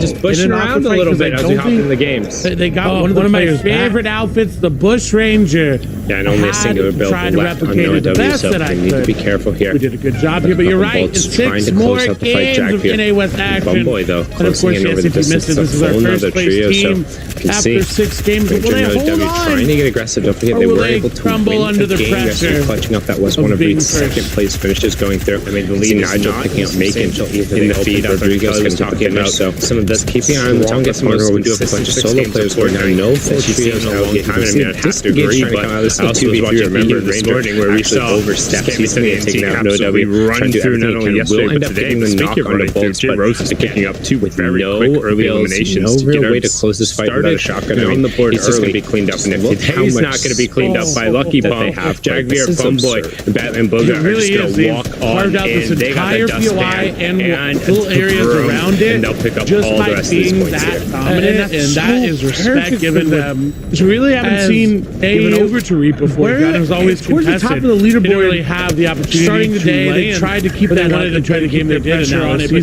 started falling a little bit shorter. And over the contested drop, it was last 6 games. They're about 190 points continue to off be of the pace of this 6 games. Exactly. This is how you get back up there. You go find New Zealand, plays don't worry about in an awkward fight get this extra bit of loot, and they got one of the players so hyper aggressive from them. I love to see only it. a singular build. I'm excited to see how they translate it into these next couple games. Like Pup and Bolts trying to close out the fight. Jackfear, Bumboy though closing in over the distance. A full another trio. So necessarily the amount of aggression. No W trying to get aggressive. They were able 33 teams in the lobby. It is just 30. A little bit more space when you add that in. Nigel picking up making some of these teams who normally would be playing hyper aggressive, going out and kind of looking for those fights. We do have a bunch of solo players going down. You're starting to see a lot higher numbers. Disengage trying to come out yesterday. We do remember Ranger actually overstepped. He's going to take out No W. 81 players out. So no end up getting a knock going out. Everyone's been picked up. Otherwise, it's no trios up on their feet. No real way to close this fight without a shotgun. I mean, it's just going to be cleaned up in their play. It's not going to be cleaned up by Lucky Bomb and Jaguar, Bumboy. Not too many bad rotations as we're not necessarily over towards either side of the map. Relatively close to the center. We do have a little bit of an east rest of these points skewed to it, but right now we can see Nova, Salu, XLR under a little bit of pressure here.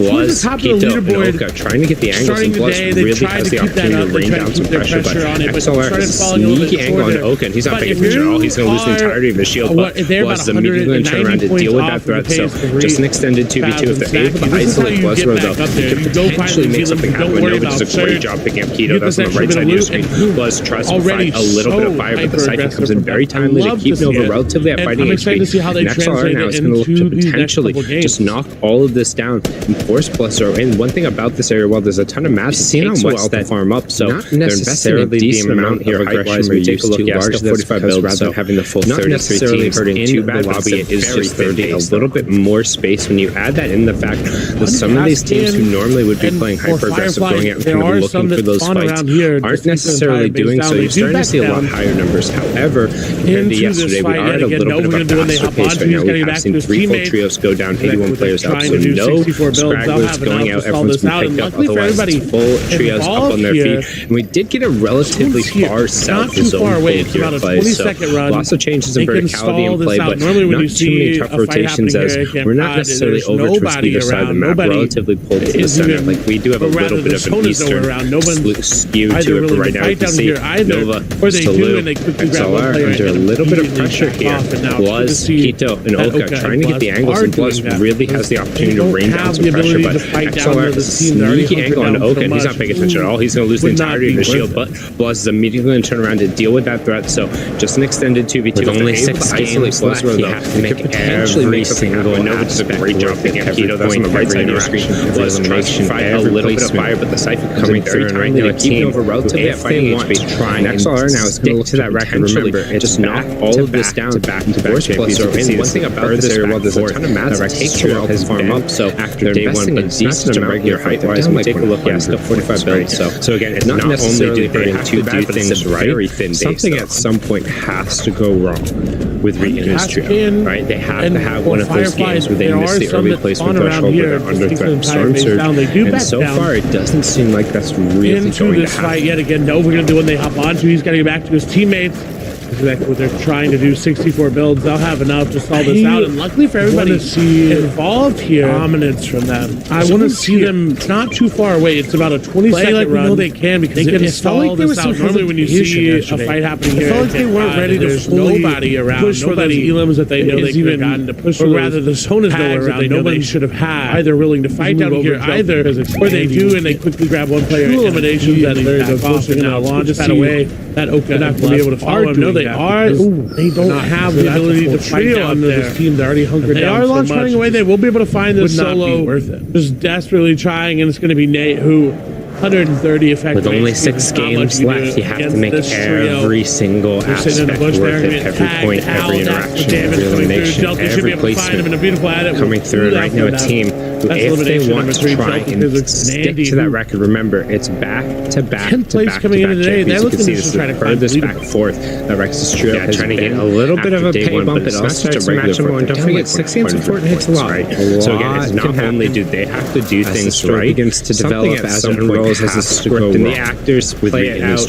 Right, they have to have one of those games where they miss the early placement threshold with their level performance, and then so far it doesn't seem like that's really they're saying, no, you didn't quite read your lines, you weren't following along, and maybe might have messed up when they could have, they zigged when they could have zagged, and it tends to be the case here in NAS. It all comes down to these smaller decisions that then have this ripple effect. We've seen it happen around fights in Leaping Woods. You've seen teams just cascade on top of each other, having this leaderboard impacting moments. The question isn't if, the question is when.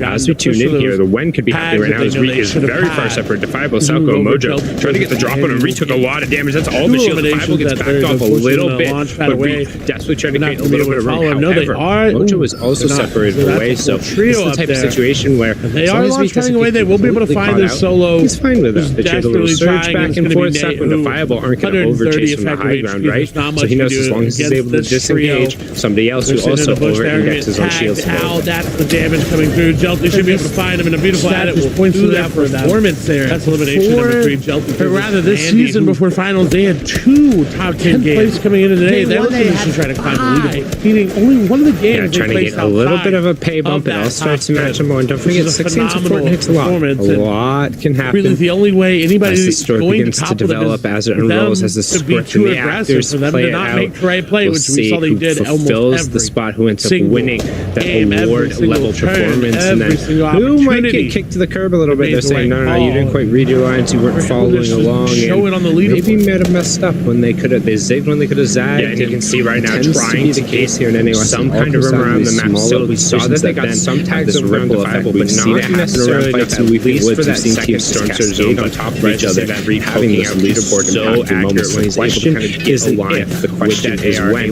As we tune in here, the when could be happening right now. As Reek is very far separate. Fireball, Salco, and Mojo trying to get the drop on him. Reek took a lot of damage. That's all the shield. The Fireball gets backed off a little bit. First one not going to be too bad when 3 trios are going to be pressured under, but also separated away. So this is the type of situation where it's going to end up being a lot. If you're wondering what we're talking about, that is Storm Surge, new to competitive Fortnite, just watching us for the first time, hopping around Party Royale, so he knows tuning in or watching the disengage. Somebody else who also over-indexes on shields. Fortnite.com on your fridge. It doesn't matter. We're everywhere right now. Thank you for being here. And Storm Surge is something that punishes the most passive trios in the lobby, so it calculates the amount of damage a trio has done. If you're underneath a certain threshold, you'll start taking damage in the 3rd, 5th, and 7th zones. In the 3rd zone, it turns off once we reach 70 players. In the 5th zone, it turns off after we reach 50 players. In the 7th zone, it turns off after we reach 30 players. So we're going to get a warning on the right-hand side here in a second, and we'll see which trios are above, which trios are below, and then, because we're at 78 players, 3 trios will end up being impacted. So kind of take a look around the lobby, we'll see who's who, you can see right now trying to get some kind of room around the map above, and saw that they got some tags of really have to worry about it. I am curious in terms of that release for that second storm surge zone, but Boo and Nico and that's a team that's not afraid of fighting. Midi will absolutely jump in and take that fight. Curious to see what their storm surge situation looks like. They're only 16 going to do, so stay with this fight. At least 60 or so damage be traded out from them, but it's very dangerous to kind of get in that second zone surge. The first one not going to be too bad when 3 trios are going to be pressured under, but once we get into that 5th zone, it's going to end up being a lot. And if you're wondering what we're talking about, that is Storm Surge. If you're new to competitive Fortnite, just watching us for the first time, hopping around Party Royale and tuning in or watching on TikTok, Twitter, YouTube, Twitch, watch.fortnite.com on your fridge. It doesn't matter. We're everywhere right now. Thank you for being here. And Storm Surge is something that punishes the most passive trios in the lobby, so it calculates the amount of damage a trio has done. If you're underneath a certain threshold, you will start taking damage in the 3rd, 5th, and 7th zones. In the 3rd zone, it turns off once we reach 70 players. In the 5th zone, it turns off after we reach 50 players. In the 7th zone, it turns off after we reach 30 players. So we're going to get a warning on the right-hand side here in a second, and we'll see which trios are above, unless they hear shield breaks below. I don't anticipate them going aggro, which makes this trade a little bit safer for impacted. So something we've seen before where if your box up next to team at one of these storm surge, if the other team does his clips and they don't react, and they don't start decently aggressive, they don't necessarily have to worry about it. I am curious in terms of that, and then you get a little bit more information. Nico, based on that, you can be like, okay, they need to fight us to jump in and take that fight at other people. To see what their storm situation looks like. Only 16 above, maybe get some chip tags, knowing that they're going to play more defensive, but 1 second storms are going to turn on. Reed stacking fast, they're only 40 above 23 above, that number's going to keep dropping down. They might get forced into a fight here, and they're starting to take a little bit more desperate ticks, and after I say that, you can see 23 damage below. Here comes the surge, it's going to be 25 damage every 5 seconds. That's the first tip trying to push forward. They will end up using a chug smash in the gate if they're checking these left-handed peaks. The other team just keeps backing up, and Reed's gone. Instantly, Storm Surge coming down and clapping it out. When Storm Surge gets the last hit, you don't go down but not out. You whistle up a reboot card on the ground, but you will go down. They will look to try and box up on top of the reboot. The other team trying to get the revive right to C-Fab. They still want more than Lazy Lake is in place, so disengage isn't awful, even on the trade so far. Snacky potentially want to go aggressive here, but Midi and Nico, they're saying on the other side, they're like, hey guys, we potentially look to go. This is a 3v2. We know that there's loot on the ground right now. They're trying to play defensive over it, but if I'm fast and Snacky, I'm getting out of dodge and getting to Lake right now. Hear shield breaks, I don't anticipate them going aggro, which makes this trade a little bit safer for Reed and Co. Something we've seen before where if your box up next to a team on one of these storm surge thresholds, if the other team doesn't move and they don't react and they don't start opening, they don't start aggressing, you can kind of guess that they're above storm surge, right? And then you get a little bit more information based on that. You can be like, okay, they don't need to fight us wall to wall, so we can shoot at other people. Or we can kind of press our luck a little bit and maybe get some chip tags, knowing that they're going to play more defensive, but 1 second storm surge are going to turn on. Reed snacking fast, they're only 40 above 23, but that number's going to keep dropping down. They might get forced into a fight here, and they're starting to take a little bit more desperate ticks. And after I say that, you can see 23 damage below. Here Here comes the surge. It's going to be 25 damage every 5 seconds. That's the first thing trying to push forward. They will end up using a chunk smash to negate it, but you keep seeing they're checking these left-handed peaks. The other team just keeps backing up. The reach gone. Instantly, Storm Surge coming down and clapping out. When Storm Surge gets the last hit, you don't go down but not out. You will still have a reboot card on the ground, but he will go down. They will look to try and box up on top of the reboot. The other team trying to get the revive right. Was right there, but we also heard some players take to the sky and rotate away, so they might be happy with what they got. But Rivers are looking directly here. But Midi and Nico, they're saying on the other side, they're like, hey guys, not necessarily looking in that direction right now, but we know that there's loot on the ground right now. They're trying to play defensive over it. Yep, they're going to start spraying some shots down there. I'm getting out of dodge and Midi, Nico, and Kaboo, they recognize, hey, one knock was already there. If they hear that, if I'm Nico, they're going to have to overinvest metal material. You would think that the rest of the lobby we get in this box, we have to go down 1/3 of first place. We've got to go. So many cheers are coming through. But do you believe in miracles? I mean, don't even need one right now. Everyone left and looked the wrong direction. There were 3 teams boxed up staring directly at that van, and everyone was like, "No, we're good." Opportunity and to capitalize on it, because look, that's how close the reboot van is. All it takes is one launch pad away to disengage away and unlucky for Fabs. If you are trying to win, you're trying to take first place. Get all the way down they go. Is it worth it? Was it worth it in the end? Everything read up for you to go down. Fabs taking a lot of damage. Not going to put enough answer here momentarily. Poppy trying to go there. So will they find Reed? Will they find Snacky? Looks like they're going to do is Reed's going to go down pretty low, down to very low HP, but Snacky's there to back him up. Poppy running out of builds. No. Shock, and you're probably thinking that's inefficient, but it's because they're going over for reboot. HP to keep going, but Snacky and Reed my weaponry behind him. They're now trying to get a disengage, knowing that, hey, of room to breathe, but they're running out of it. Roughly enough for them. Of showing us the reboot was right there, but we also heard some players take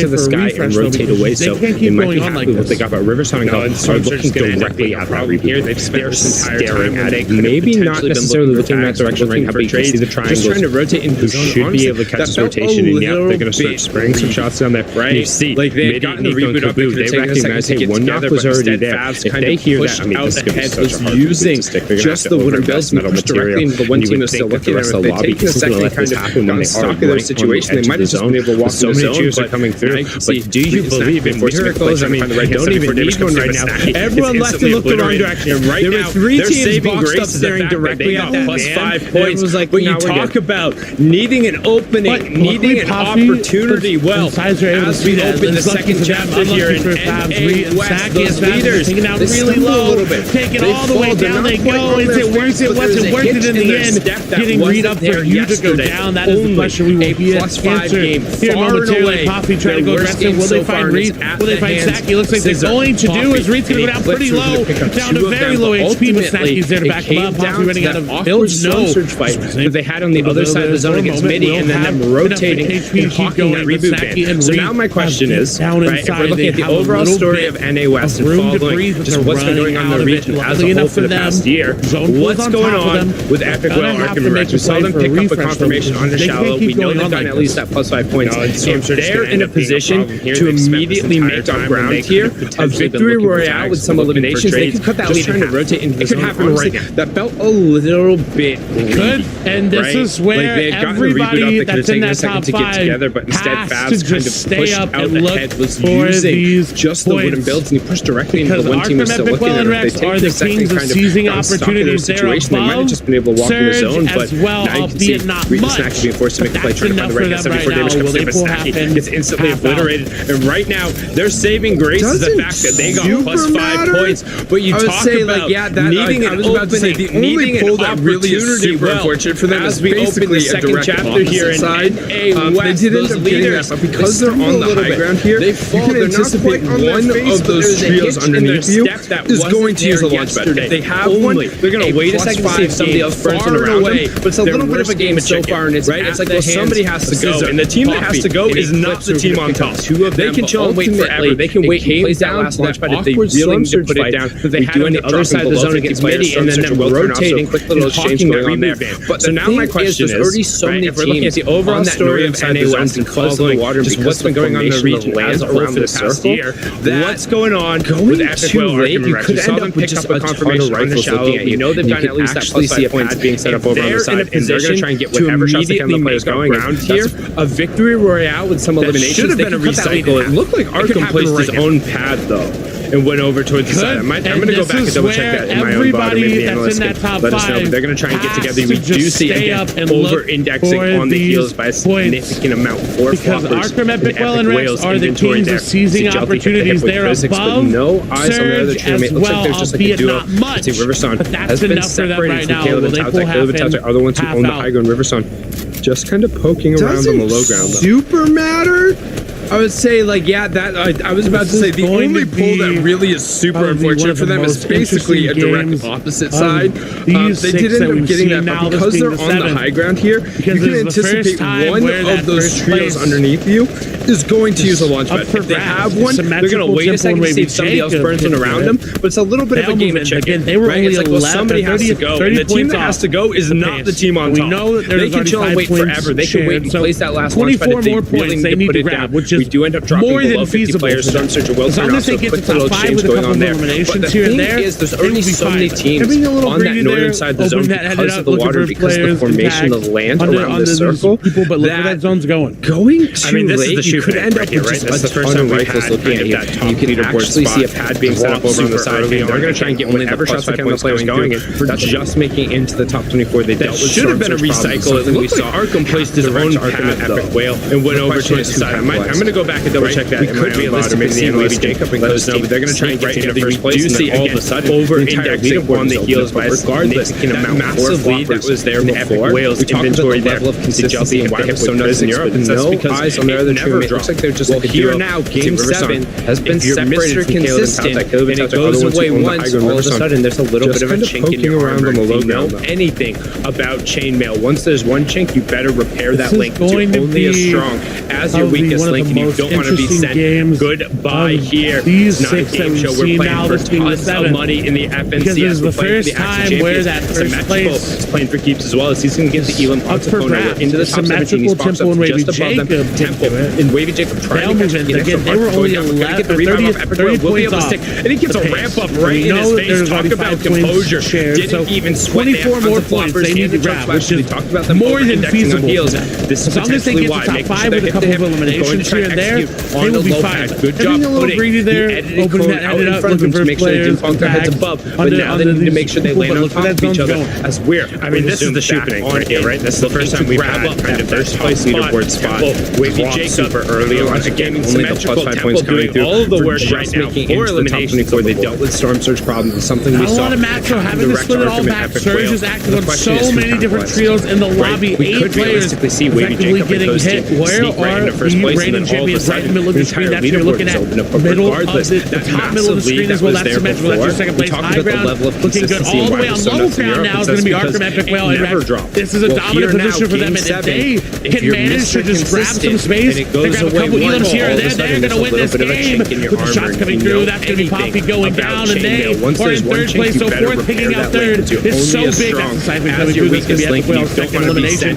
Going in for any extra match they can find, and they have a lot of them there. They're running out of time to grab the space, so they're at Elam, let other players get in front of them, and I like they're going together. They are staying box to box. They are not making moves without each other, but look who that team was that ended up cutting them off there. It's going to be symmetrical Temple and Wavy Jacob, Rex, Arkham, and Epic Whale do end up getting back. They're going all the way into zone to secure this Eclipse going down. Rex getting one more elimination. What more can they find? Making sure they're hip to hip and going to try and execute for more. on the low tag. Good job putting finding one on the bump cone out in front of them to make sure they into didn't the bump their heads wrong above. area. The Temple guard was there, didn't have the silver medallion to get him, so he gets yoinked back, leaving his partner to try and run it out. Symmetrical now, but it's Jacob dropping Wavy Jacob. You want to talk leaderboard impacting? They say first place is down. We'll take care of second and third ourselves. They having to split it all back. Surge is active on so many different trios in the lobby. 8 players effectively getting hit. Where are the reigning champions? Right in the middle of the screen. That's what you're looking at. Middle of the top middle of the screen as well. That's symmetrical. That's your second place. High ground looking good all the way on low ground now. It's going to be Arkham, Epic Whale, and Rex. This is a dominant position for them, and if they can manage to just grab some space, they grab a couple Elams here and there, they're going to win this game. With the shots coming through, that's going to be Poppy going down, and they are in third place, so fourth picking out third. This is so big. That's the siphon coming through. That's going to be Epic Whale, second elimination. Can he get the confirmation? He's finding the siphon, but he drops down an extra layer. Will it running out of time to grab the space so that at Elam, let other players get in front of them, and I like Epic Whale They're going together. They are staying box. They are not making moves without each other. But look who that team was. And ended up cutting him off there. It's going to be Symmetrical Tempo and Wavy Jacob. Rex, Epic Whale. Drew ended up getting back. They're going all the way into zone to secure this. Eclipse going down. Rex getting one more elimination. What more can they find?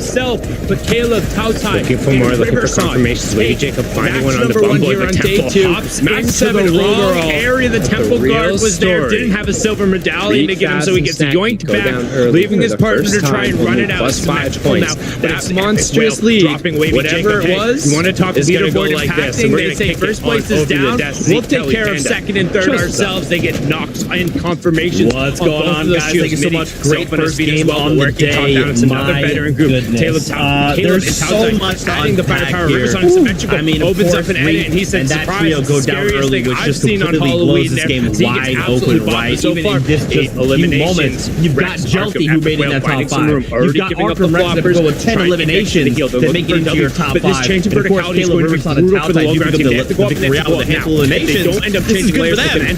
But again, Arkham Rex and Epic Whale. Rex ends up picking up because Jelty finds one, finds two. Can he get the confirmation? He needs to find the second, but he drops down an extra layer. No, he gets bopped instead. And now on the low ground, the slight change in verticality. Epic Whale looking for a challenge. I'm wondering if I can talk to production about my predictions. Because that finds it, gets the hunt detection, gets the siphon. He has 12 more maps, but he has no more room. He's pushing up into it. How well do you build? Trying to get the cover 90 push up. He finds some side. Epic Whale. But it's okay. She officially changed it. You heard it here. The curse is lifted. It's okay. They're coming back here in game number 8. I see it. But look, them going down early is impactful. But we got to talk about exactly how they went down. Because this is really important to remember.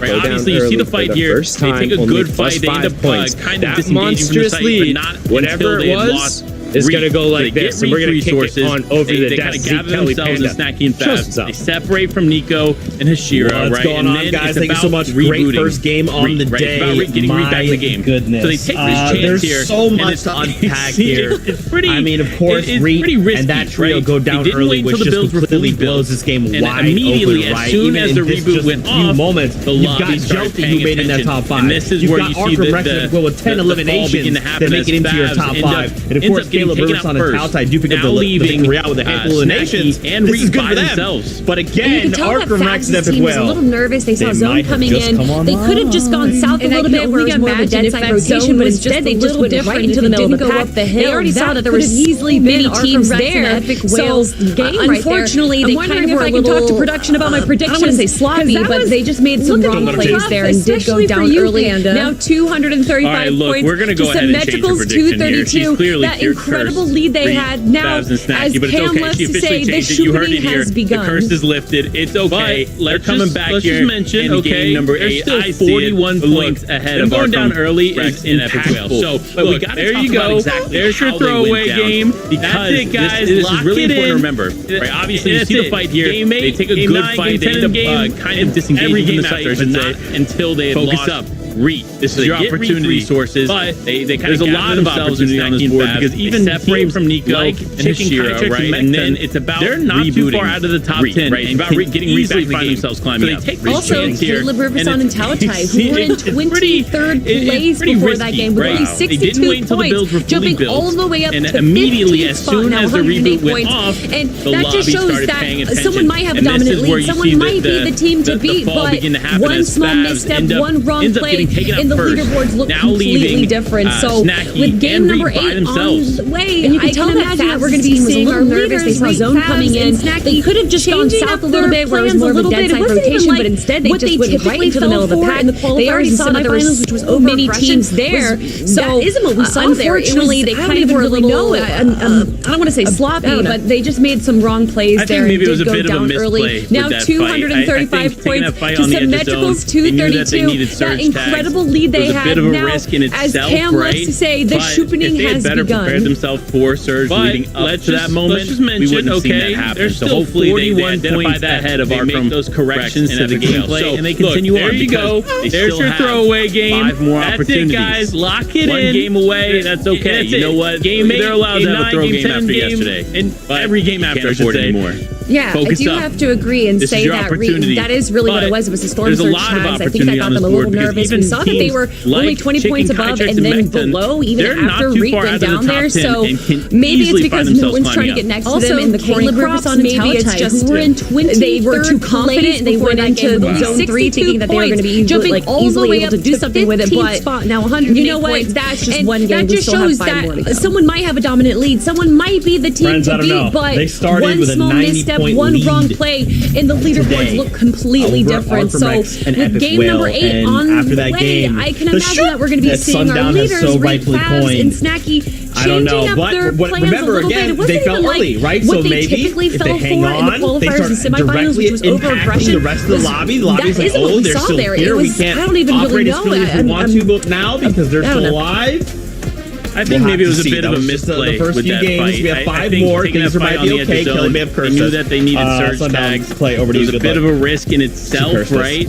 But if they had better prepared themselves for time of the year up for to that curses, moment, but we wouldn't have seen that happen. So necessarily hopefully believe in they them. identify Like that, we've talked they make about those before corrections on to the the cast, gameplay, similar and they to continue on trains because and they angels still that go have one 5 direction more and it's opportunities. inevitable. Since One game Panda away, called it that's out, okay. You since know what? Eno was They're sitting there allowed to have a talking throw game all after that trash, yesterday. he was like, look, But Epic you can't Whale and afford Arkham are anymore. outside the top 10. I do have to agree Well, and they say pushed up that into 10. that is really what Then it they was with pushed the into storm 7. surge tags. I Then think they that got pushed them a into little 4. nervous. We saw that they Then were they pushed only into 20 3rd. points above and then And below now, even too, let's after call Reek it went down outplay. there. So I mean, Zeke's prediction maybe of it's the because field no is one's trying looking to get nice next to them in the coin Symmetrical props. has Maybe been it's playing just real well. they were too confident. They really went have. into zone 3 thinking that they were going to be like easily able to do something with it. But you know what? They That's build just on this one game. We still momentum have that they 5 more to get, go. and if they get it early, they keep going. Friends, I don't know. And when They if you've started never with a pushed 90 snowball point down a hill, lead as it keeps going, today it gets bigger and bigger. It's over not going to be able to be and stopped. Epic Whale, and So that's what after that game, they've got the to keep it going. And Sundown within has so 3 rightfully points, they coined. see that that's going to be I don't know, but so much remember again, motivation they fell here for early, them right? So to maybe just keep if playing they the hang game on, they've played start directly every game before that. the rest of the lobby. Uncontested Lobby's dirty like, docks oh, they're as still well. here. We can't Gonna net them operate a as lot freely as we of want loot. to, but This now is- because they're it's still great alive. And We'll have to see. That was just the first few games. We have 5 more. Things might be okay. Kelly may have cursed us. Sundown, play over to you. Good luck. Rex haven't won a game yet. She cursed us. Right? So I don't want to say that like that's a shoe-in, but over the course of 12 games, I generally expect them to win at least like we've talked about before, right? On the cast, and similar to assuming they get a lower amount of elims to go one direction, and it's another 40 points that's unaccounted for. Panda called it out. So you can see since Eno was sitting there talking all that trash, he was like, "Look, only 30 teams coming through. We have had one full trio wipe right off the start." So then they pushed into 7, so going their way this time on the drop. Then they pushed into 3rd. 5 matches left. Now too. Let's call it out, Clay. I mean, Zeke's prediction the field is looking nice. With the exception of EU, nobody has really been quite real well. They really have. And we talked about them a little bit yesterday and how they're a snowball. That moment where they build on this momentum that they get, the leaderboard it early. Maybe this game, they keep going. First place trio never pushed a snowball down a hill. Keep our eyes on them again. They went out bigger and bigger. It's just not going to be able to be stopped. Initial setup placement points for this could be another game where they get going. And within 3 points, they see that that's going to be so much motivation here for them to just keep that player down. They've played 200 every game before that. Uncontested dirty docks as well.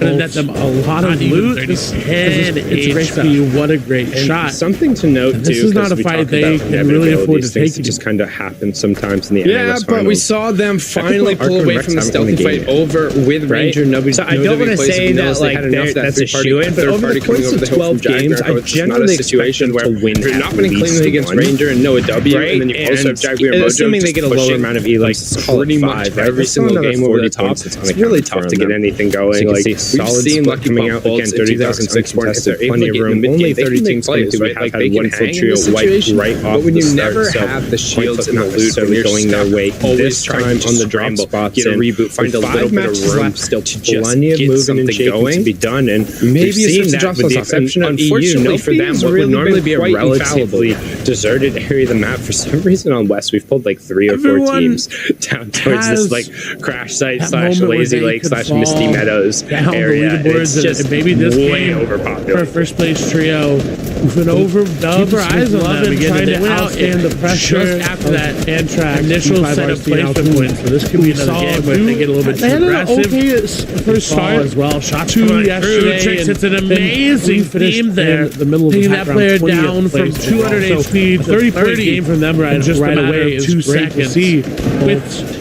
not even 30, 10 HP. An 8th place jump there from this is not a fight they can really afford to take. It's definitely possible. Again, if first place goes down, but we saw them finally pull away from the stealthy fight over. Possible for any of these trios really to start to make their they had enough that third party coming over the hill from Jaguar. It's not a situation where if you're not winning cleanly against Ranger and no W, and then you also have Jaguar Mojo just pushing like pretty much every single game over the top. It's really tough to get anything going. Like we've seen Lucky Pump Bolts in 2006 where if they're able to get in the mid game, they can make plays, right? Like they can hang in this situation. But when you never have the shields and the loot, when you're stuck, always trying to just scramble, get a reboot, find a little bit of room to just get something going, maybe you switch the drop cells up. Unfortunately for them, what would normally be a relatively deserted area of the map up against the also like even just gonna drive towards this like a little bit of collateral damage from Lazy Lake / Misty Meadows. Some of the hard maps are forcing the team to not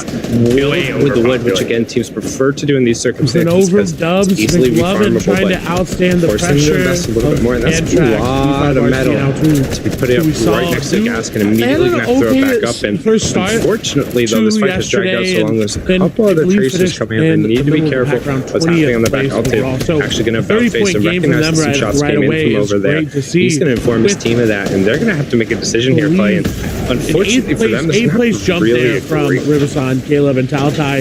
It's definitely possible. Again, if first place goes down to the lead, doesn't get so much ground, you can go to possible for any of these trios really to start to make that comeback. Yellow triangle team, I would say within that top 15 really now. You can try to dip to the west, but then everyone's going to have that. That's how tight Caleb. So you don't really have. How you said the interaction G5RC don't want to let this fight go, and they're in a hard place. A little bit everybody trying to congregate around because this is even two different. Because everywhere you could have gone is now going to trios coming together. No one's really going to be coming from Misty. This is a very popular spot for good reason. Like there's generally a lot to refarm here very quickly at the gas station. This chain link fence, plus a nice little opportunity to get some fruit, maybe a little bit of environmental damage. Potentially just do this right over there. See, if there's already teams posted drive to the wall, get a little bit of collateral damage, move really obnoxious again. Like basically, the hard maps change verticality flat. Build with the wood, which again verticality flat to do in these circumstances. Steep change verticality flat, easily refarmable. And on top of each one of those steep change verticality, there's going to be teams listed up. You can already see it in the bottom right hand corner where you're right next to the gas and immediately going to score triangles on top of each other. Fortunately, though, this fight has dragged out so many maps in here, and so does your opponents. And even if you eliminate them, on the back altitude, actually going to about face and recognize that some shots came in from over there. He's going to inform his team of that, and they're going to have to make a decision here. Unfortunately for them, this is a fight that's gone on. Now go back to the south, but then you're getting up so much ground. It was okay because again, nobody was rotating in, but now the risk of fighting that yellow triangle team. See, in defeat, if you're rooting for them, it's Arkham. And a fight that's going to get the elimination. Then everyone's going to have that natural high ground. Definitely have to hop over and see if that was a long range thing. No, it's going to be right on top of that. 50 cal fruit going to go down Delta. Going to go down as well. Now only Alex remaining. This is what we want to see. This is the dominance. We know of them, and they wipe a trio within 45 seconds. This is a very popular spot for good reason. Like there's generally a lot to refarm here very quickly at the gas station. This chain link fence. Look how quickly they are back, ready to go. Arkham to get some fruit, maybe some floppers out of the cash register. That's right over there. And now they're looking to just keep climbing the leaderboards in Fragility and the Physics. They've got to be very careful because if they get a shield break, I don't think they're going to stop going. Yeah, and again, something we talked about that when they get eliminations, they get verticalities, they will going to be team utilize the resources and see how many extra minis do we have, so many different big spots, choke splashes like each other. You see, they're doing now, you've invested it out so many mats into here, and so is your opponent's tempted to even if you eliminate these extra mats and go. And one thing I just like, I kind of have to ask the general question, especially in that costume, I feel really wanted this fight to end about probably just ran down Panda's face right now, you know? Just a little bit, he was sitting there, he had that chest all puffed out, he was talking real big. I'll give him that, at least he said it with his whole chest, but right as I talked about that snacky actually, getting a little bit of revenge for passing, he's going to knock Panda confident, I want to see that onto Midi, so he'll take that fight back and he'll say, well, so maybe Panda deserves to kind of puff out his chest a little bit. We still got a little bit of swagger. There are 3 points clear down as well. Now only Alex remaining. This is what we want to see. This is the dominant.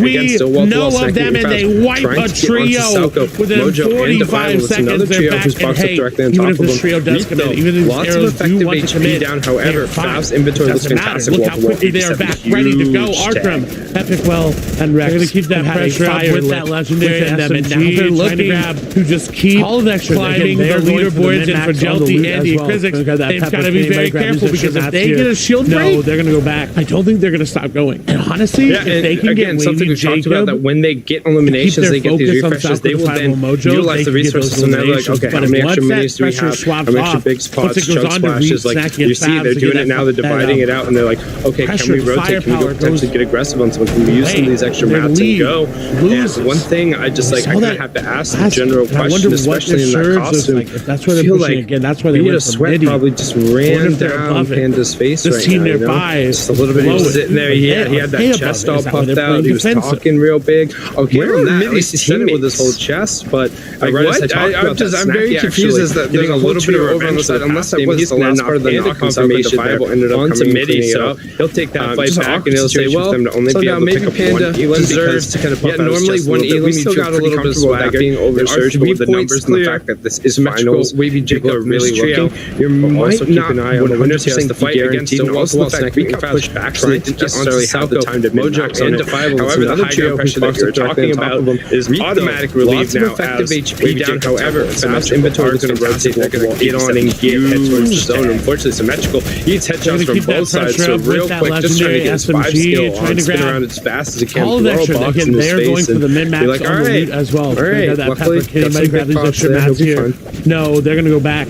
That hurts. And honestly, if they can get maybe Jacob at early, but to keep their focus on Salco Defiable Mojo, they can get those eliminations. But if once that pressure swaps off to the mountain, goes on to reach second Favs in the game, but one of them, and there's a lot more smaller elevations around.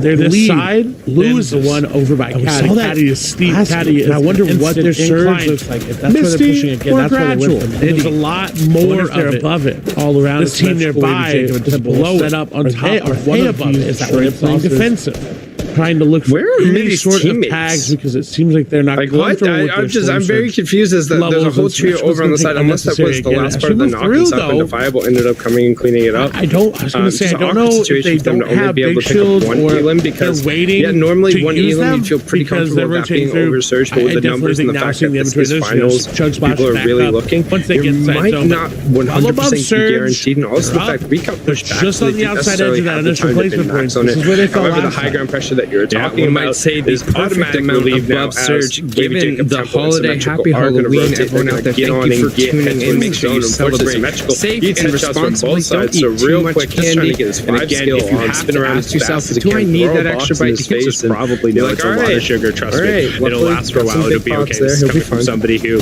sat there for a while with a couple of 5-pound bags with the candy next to their desk, just take it slow, it's okay, it's not worth the stomach ache. We see the quick stat on the left-hand side, Riversun's trio doing a fantastic job in terms of converting on eliminations where it matters in the game, but one of them, there's a lot more smaller elevations around, exerting good storm surge pressure control. You see that coming in, being able to belt face. And I think something else that needs to be said about Riversun is it can be stressed enough his versatility in terms of plugging in with other duos, other players, and still being able to find success. He found success when he moved over to the East. He found success when he came back over to West. It seems like every single FNCS we see him in the final levels with a different unnecessary again. duos surrounding through though.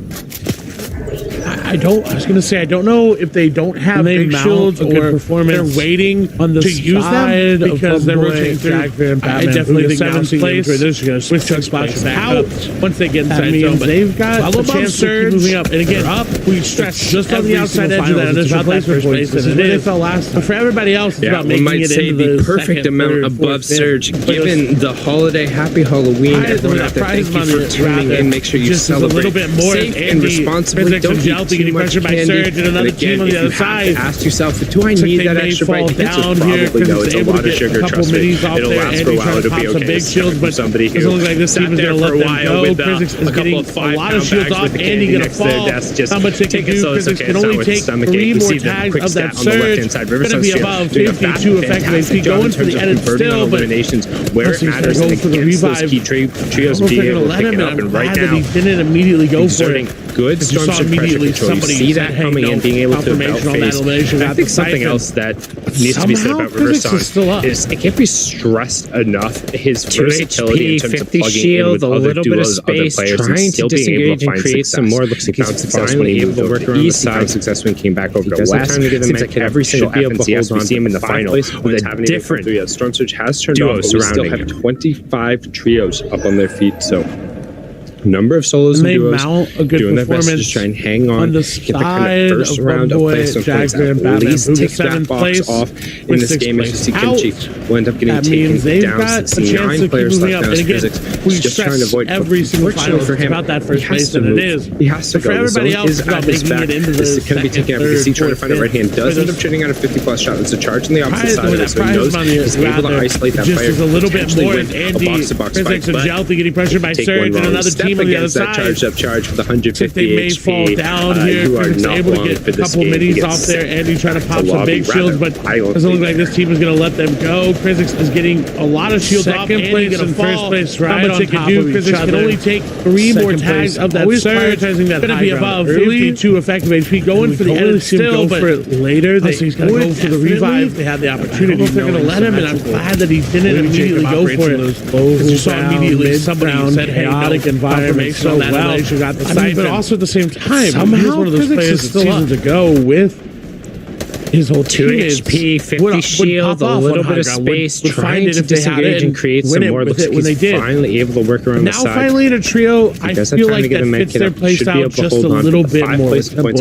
They're able has turned off, but we still have 25 trios up on their feet. So on the top, number of solos and duos doing their best to just try and hang on, get the kind of first round of placement points out. At least take that box off in this game. As you see, Kimchi will end up getting taken down 69 players left now as Physics just trying to avoid, but fortunately for him, Epic Whale trying to make his name. He has to go. Epic Whale 6x. Yes, they are 4 times in a row defending champs. It's a charge on the opposite side of it, so he knows he's able to isolate that player, potentially win a solo box-to-box fight, but by the split parts of the trio, step against that charge. That charge is the 150 HP, no W play. You are being no such. Honestly, Noah and Ranger have really impressed me playing at this level. I wasn't necessarily sure whether they'd be able to come into the finals second place and first place right on top of each other. Not only have they been able to win a game, but they've forced people away from the drop spot. They've been making these end games rotations, and they've been sticking together and playing it. It's been very well done. But we see that. That's the first place team rotating, and second place team taking pot shots away. Actually, no, I think the angles are slightly off. Yeah, I like they're taking shots to somebody else. Zachy and Reed are just going to be able to kind of tarp their way in. However, now they're pincered between 2 teams, so if they do get lobby shows and things get interesting very fast, as the observers give us a nice little wide shot. You can see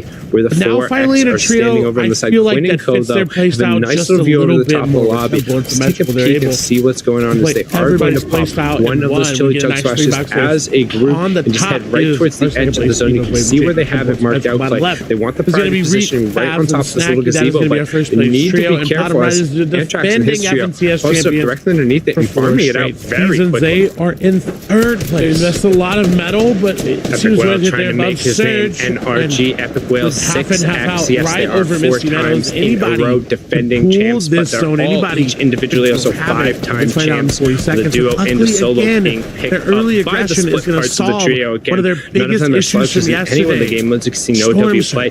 Being no slouch, and honestly, no one Ranger avoid that really coming down right away, but we can see at this level. I wasn't necessarily sure whether they'd be able to come into the finals. You know what? Execute on the same part, but the normally fight here, you see on the right hand side, there's going to be a lot of trios impacted by the storm. Making these end game rotations, and they've been sticking together, playing hit to hit. That's been very well done. Who are going to end up being hit by the first place team rotating, the second place team can pick it up and switch it over. No, I think also being knocked just on tempo, and all of a sudden, second place might be taken out here with only the +5, no additional elims. Temple looking for a little bit of room, but they're happening underneath that Mojo. So if they do get lobby shows and things, no, Mojo trying to make some room as Mr. Cockroach Angel on the other side of his Kito gets the little wide. Temple ends up dropping down. He's trying to isolate himself. No one standing over on the side. Just finds a little bit of room. Utilize the chug splashes in the rotation. He's going to drop the zone. See what's going on as they are going to pop one of those chili chug splashes. They should be fine over there, but Temple and just head right towards the edge of the zone. In terms of storm surge, marked out. Fine in terms of basically everything right on top of this little gazebo, but you need to be careful as you're trying his trio. Close up directly underneath it and farming it out very quickly. Honestly,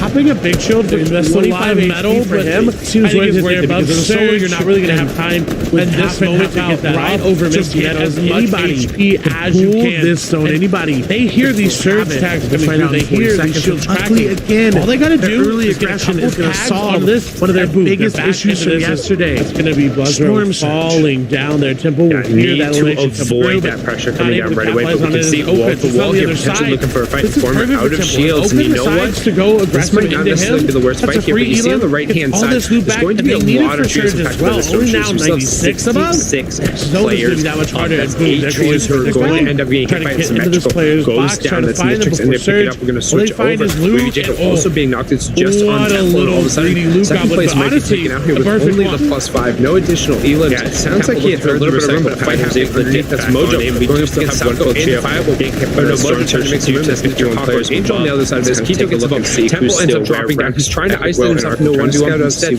just finds a little bit of room, utilize the chug splash, but not the rotation pie, he's going to drop launch pad, take right now, connecting that guy, very low on shield, they should be fine over there for storm surge for a while, but Oka will end up going down, turning it off there, in terms of basically everything into the full moving zone here in match number 8.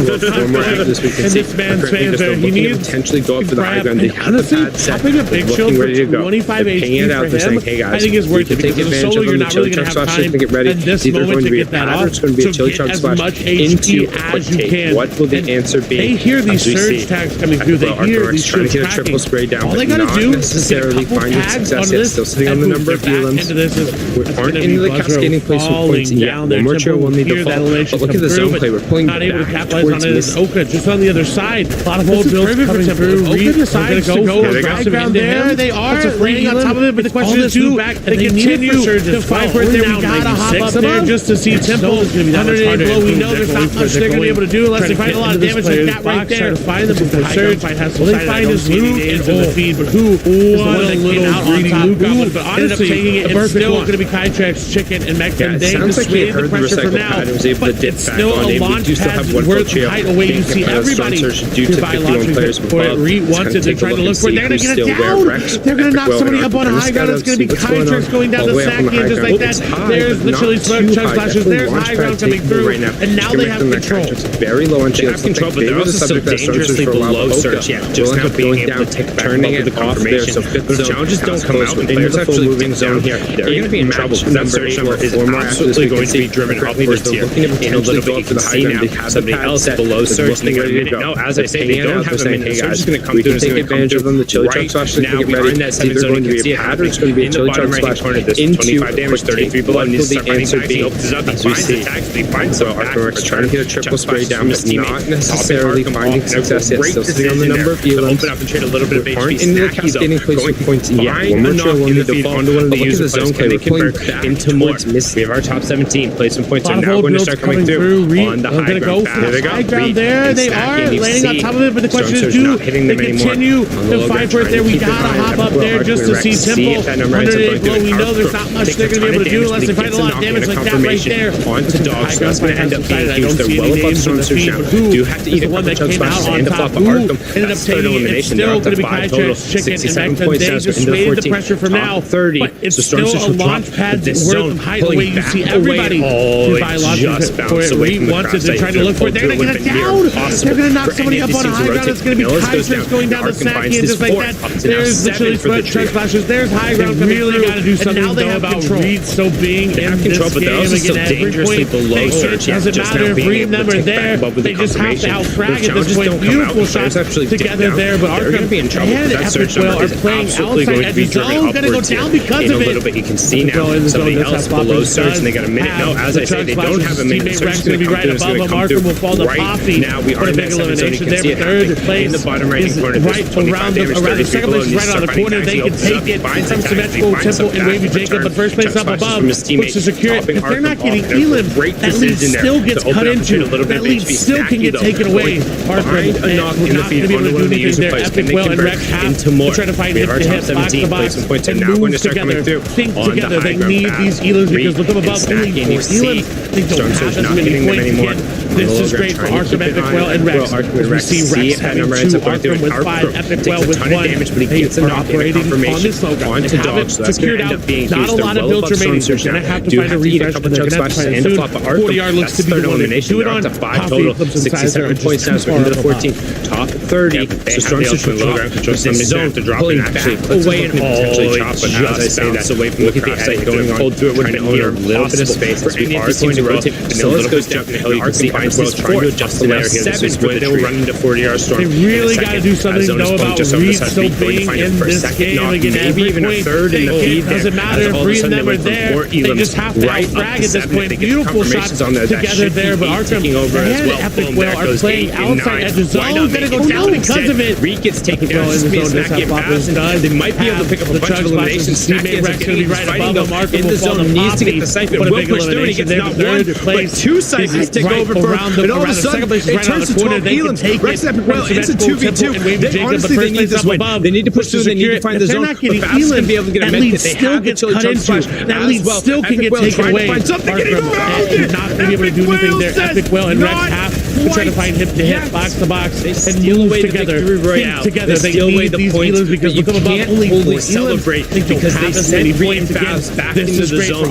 And what looked like maybe a kind of mid to lower-ish elimination game turned in very quickly to still a double-digit elimination game from our current leaders. The 4-time defending champs pick up the victory outplay. I mean, they're trying to close the gap. Oh, and I think they've closed in a little bit. And now they've got a win under their belt. And that is huge. That is momentum that you can't take away. And it's inevitable. Like in this break, we're going to have to throw it to Zeke. Trying to adjust the layer here. This is where they will run into 40-yard Storm in a second as Zone is pulling just over the side. I'm so thankful that maybe even a third in the feed there. As all of a sudden they went from 4 Elams right up to 7. If they get confirmations on that, that should be 8 ticking over as well. Boom, there it goes. 8 and 9. Why not make it 10? But instead, Reed gets taken down. It's just going to be a Snacky and Fabs, and they might be able to pick up a bunch of eliminations. Snacky ends up getting it. He's fighting though in the zone. Needs to get the siphon. Will push through and he gets not 1, but 2 siphons take over for him. And all of a sudden, it turns to 12 Elams. Rex Epic Whale into 2v2. They honestly, they need this win. They need to push through. They need to find the zone. But Fabs is going to be able to get a med. They have the chili chug splash as well.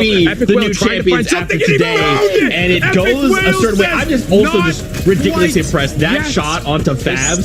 How did he know? That was like the craziest shot. Celebrate because they want to apologize to our casters because I audibly gasped so loud when I saw that happen. What an incredible shot! And who better to do it than Epic Whale with the big X5 on his name, showcasing why he's here, why he is arguably the best, and especially when you had it go down to the 2v2. The 2 best teams in North American West are arguably the best. I am so happy that I am back right now because that is the exact game that I want to see here coming out of NAOS Panda. In this break, we're going to have to throw it to Zeke. We've been talking a lot about Reed and Company. We've talked a lot about Arkham and Company as well, but we got to talk about Symmetrical Wavy Jacob. My goodness, I'm so thankful another team that is in contention to dethrone the Kings here, and they've done a good job so far. The problem is, looking at the abilities that they have as a trio, they work together, they play together, they know how to get the eliminations, and ultimately that's what you need here to be on top.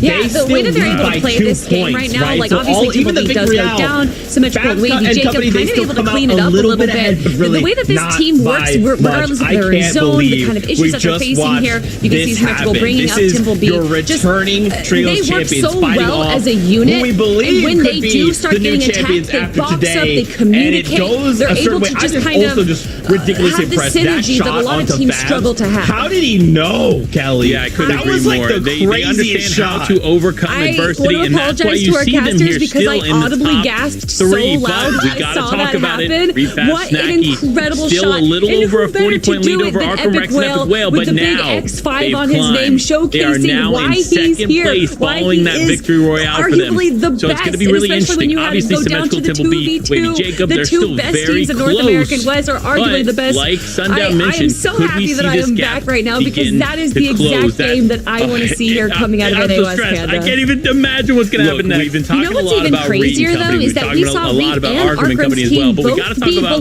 threshold around zone 7. So to see them be in that position, just kind of brush it off and not have any issues with it. Also, we rarely get to see Reed, Fabs, and Snappy hold height. Typically, they kind of dominate from the low ground, especially Arkham Rex and Epic Whale dominating from the low ground as well.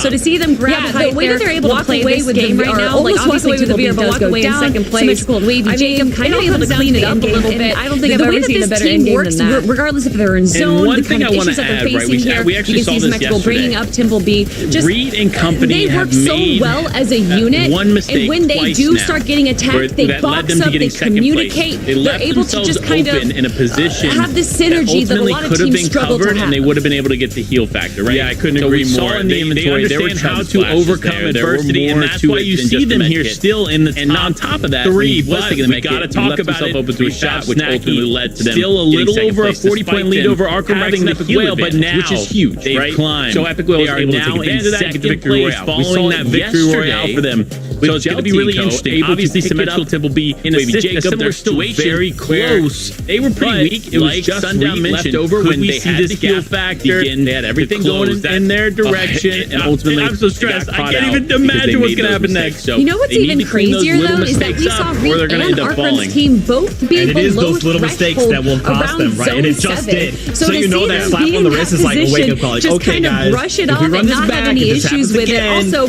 we rarely get to see Reed, because if we do and we get put against them once more, they kind of dominate from the low ground, especially Arkham Rex and Epic Whale dominating from the low ground as well. So to see them grab height there, walk away with the, or almost walk away with the VR, but walk away in second place. I mean, it all comes down to the end game, and I don't think I've ever seen a better end game than that. And one thing I want to add, right? We actually saw this yesterday. Reed and company have made one mistake twice now, and again, that led them to getting second place. They left themselves open in a position that ultimately could have been covered, and they would have been able to get the heal factor, right? So we saw in the inventory there were chunk splashes there were more to it than just a med kit. And on top of that, when he was taking a med kit, he left himself open to a shot, which ultimately led to them getting second place. There's so much on the table, Clay. Having the heal advantage, which is what are you looking right? at first? So Epic Whale was able to take advantage of that and get the victory royale. We saw it yesterday with Jelty and Co. able to pick it up in a similar situation where they were pretty weak. It was just Reed left over when they had the heal factor. They had everything going in their direction, and ultimately they got caught out because they made those mistakes. So they need to clean those little mistakes up, or they're going to end up falling. 43 points. And it is those little mistakes that will cost them, right? And it just did. So you know that slap on the wrist is like a wake-up call. Like, okay, guys, if we run this back, if this happens again, we can't make that mistake again. Because if we do and we get put against them once more, we know this is already gone a certain way. We have to be really careful about that. But that's enough from us for right now. We'll come back. We'll talk about a few other things later on. But for now, we're going to go back over to play Sundown for the next game. It's going to inch away from them. Because they gained 2 points, right? So thank you so much, Panda Kelly. Yeah, I'm not over talking about how big this split is and the fact that it hasn't been taken advantage of. And it's not like this is the Cammy split over on EU, where the reason you can't really push it is all of those drop spots where they land are so absurdly unpushable that you're basically 50-50 over one more spot slip down. There's only one more spot left to go. Rex has a positive win rate to the top. Every question is positive fight win rate against every other player competing today. comeback. And I don't think that's a shock. There's so much on the table, Clay. The question is, what are you looking at? If you honestly needed somebody to win a fight, you're never allowed to play Fortnite again. It was a 1v1. It was one fight. I'm trying to think of people I would pick over Rex, and maybe a couple of you players could potentially come to mind in that regard. Hey, you know what? Even Wait then, a I'm minute. still probably going to pick So solo at risky? Every single time. That's going down. The lead is 43 points. So many different times. We saw that first game. Put on such a performance. I think every single season we've watched at least one or two pop-up moments by Rex alone. But they need fast. And this again happening down here at Campeonato. This is more of a place that even then used to see early on. They have to pull away. They have to make these decisions possible because yes, they can play. That's what they're doing solo. Back and forth, first and second place game, but already so low. They're just going to inch away. They're running out of time from them. They gained 2 Solo on HP, Solo as a player, so long, farewell, talking and no thanks for all the split is and the fact that it hasn't been taking advantage of it. It's not like this is they're going to have to go back to the drawing board over on EU where the better plan to really push it is all of those drop spots where they land are coming through considerably unpushable that you're basically 50-50 over a dichotomy right there. A nice little howl. It's really tough. Quick set left-hand side. Rex is a positive win rate against every other positive fight win rate against every other player competing today. And I don't think the Lions are much more when it comes to just they're a little bit less native to jungle since they are to honestly needed somebody to win a fight. You're never allowed to play Fortnite now again. We swing on over to somebody who wishes they were the king of the jungle, but so far have trying to think of people I would praise and Predator and maybe a couple of EU players. A little bit of the middle of the pack come to mind in that regard, and even then I'm still probably be towards the top half. I had high hopes for this trio. Every single time in that moment. I did too. He's clutched up so many different times. He had some great such a performance. I think every single season we watch at least run 1 or 2 pop-up moments by them be alone. I agree, a little bit higher up. And this is getting happening down here again. This is more of a zone that we're used to seeing. Where they have to pull away. They have to make these for everybody quicker. That's what they're doing. Just want to see them be more decisive. I think that's already so low. A lot of these trios coming in is Arkham, Epic Well, and Rex. Solo on HP, Solo as a player, so long, farewell, and no thanks for all the fish. Didn't have time to get any floppers in the inventory instead. They're going to have to go back to the drawing board, maybe come up with a better normally we have seen Reed be like, I'm taking this fight, you better follow me. I think this set of matches has been the one exception to that. And I would say I prefer this Reed. I prefer the Reed that's like, oh, I'm going to go like kind of stick my head out and get some tags when I need to, but I'm not going to overcommit to a fight unless we have a huge lead. Right? Like that Reed looks much more dangerous. Now we swing on over to somebody who wishes they were the king of the jungle, but when he was just mechanically better, he could win the fights. But like praise and Predator and stop and think, and you're like, yeah, I could absolutely take this fight, and I win it 7 times out of 10. Normally that's really good. But if you then just only take the fights you win 9 times out of 10 and you ignore the ones you win 7 out of 10, you become that much better of a player. During these qualifier runs. I expect them to be I agree, a little bit higher up. Better every single they're going about this run again. I think Panda said it well. The qualifiers for the last one, Snacky and Mark were just about feeling out how they would fit together, what they wanted to do. I just want to see them be more decisive to a point where it needed to be at first. And a lot of these trios coming in is Arkham, Epic Well, if they want to take a fight, they're going to take a fight. Reed wants to take a fight, he's going to take a fight. I'm not so sure how I feel about that narrative because this set lobby environment. Reed, when it comes to qualifiers, has always been a mixed bag. I would say normally we have seen Reed be like, I'm taking this fight, I think I would equate this more to you're adding in a little bit of the consistency that Snacky brings to a trio in almost every single set lobby format. I prefer this Reed, but I prefer the Reed in a little bit of those, I don't want to say almost stick my head out and get some qualifier, but it's a little bit more loosey-goosey qualifier. Unless we have a huge lead. We're Reed and fast, like they kind of know they're going to make it much more dangerous eventually in some way, shape, or form. Back to the king of war a little bit like back when he was just a little bit better, he could win the fights, but laissez-faire in terms of how you're pushing in terms of what you're doing your resources in that regard. Take this fight and I win it 7 times out of 10. When you normally get into these really good formats, you then get the money on the line. He doesn't let that flop 9 times out of 10, and you ignore the ones you keep the trios together. He knows when you can go. He knows when you're not allowed to go. And right now, Jelty is saying go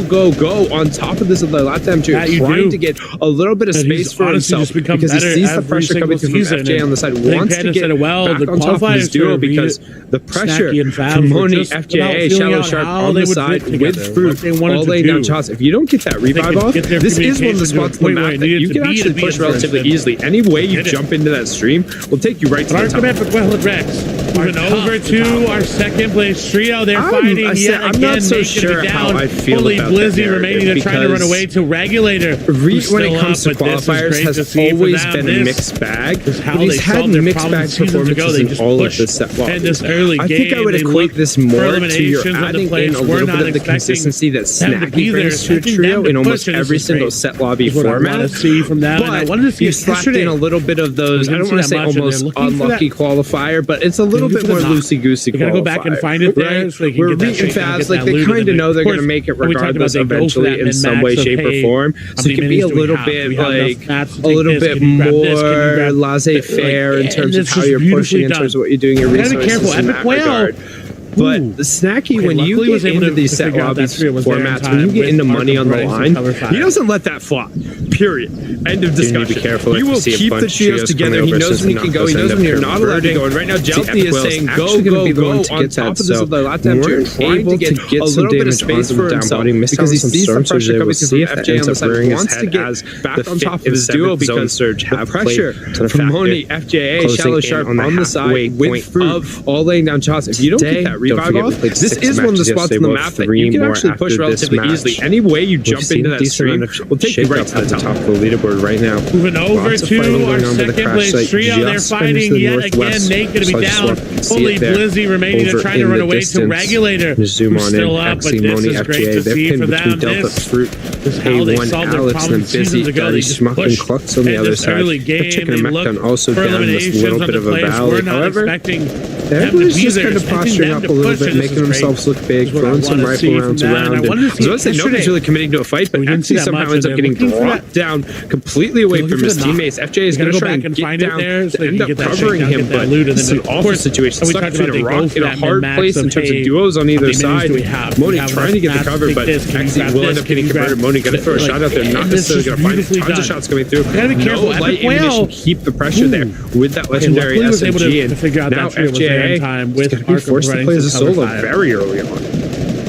That's unfortunate, but just like that, everybody around is fighting. Hey, we've got four different trios here. Jelty, Physics, and Andy trying to get involved, trying to grab any of the sexual loot. Delta one, that's going to be Delta. We'll see if that ends up rearing its head as the 5th and 7th zone surge have played too many ARs, too many unknown variables. I don't want to have to do math while playing Fortnite. Played 6 matches yesterday. We'll have 3 more after this match. Haka will take down We've seen a decent amount of shake-up at the top of the leaderboard right now. Lots of fighting going on with the crash site just kind of to the northwest. Fortnite is nothing but a math over in the distance. The entire time. Fortnite is nothing They're pinned between geometry, input, min-maxing, doing math. Like, you don't go to think about it. It's all about angles of the side. It's one of the things that I always equated even back when I was in school. If you're playing games at a competitive and professional level, let alone the mechanics that end up coming with it, nobody's really committing to a fight. The level of skill that's required and the level of knowledge to not only understand what's going on, but how to do the things when the pressure is on you. That is an absurdly valuable life lesson. So it's like, yeah, doing math is hard. When you're trying to instant reset a window while also placing a code inside of so many boxes and communicate your teammates, they need them to then open a window so you can have a shot in the span of 2 seconds. Like, you're doing a whole bunch of math in your head. Like, there's trigonometry in there. So, like, I don't want to say, like, don't discredit, but give yourself a little bit of credit too when we're breaking all this stuff down. Give even more credit to these players who make it look so absurd. Trying to grab any of the sexual loot. They'll grab one. That's going to be Delta. They do as we saw down there. Physics will claim that elimination. Jelty backs out. They say that's too many ARs, too many unknown variables. They just need. I don't want to have to do math, especially because we saw he backs out and Saki gets away. He's letting people just playing for endgame. Take down Noah W. The most. Like this. Tournament management. They were in tournament management. We know you're rotating number 1 today. Let's go for it. They don't want to go down Fortnite is nothing but a map game. The entire time, Fortnite is nothing but geometry, input, min-maxing, doing math. Like, you don't go to think about it. It's all about angles on the side. And it's one of the things that I always equated back when I was in school. If you're playing games at a competitive and a professional level, let alone the mechanics that end up coming with it, but like the level of skill that's required and the level of knowledge to not only understand what's going on, but how to do the things when the pressure is on you, that is an absurdly valuable life lesson. So it's like, yeah, doing math is hard. Well, when you're trying to instant reset a window while also placing a code inside somebody's boxes and communicate your teammate, they need them to then open a window so you can have a shot in the span of 2 seconds. Like, you're doing a whole bunch of math in your head. Like, there's trigonometry in there. So like, I don't want to say like don't discredit, but give yourself a little bit of credit too when we're breaking all this stuff down, and give even more credit to these players. Taking a sizable amount of it, not many too many shield picks coming through for them.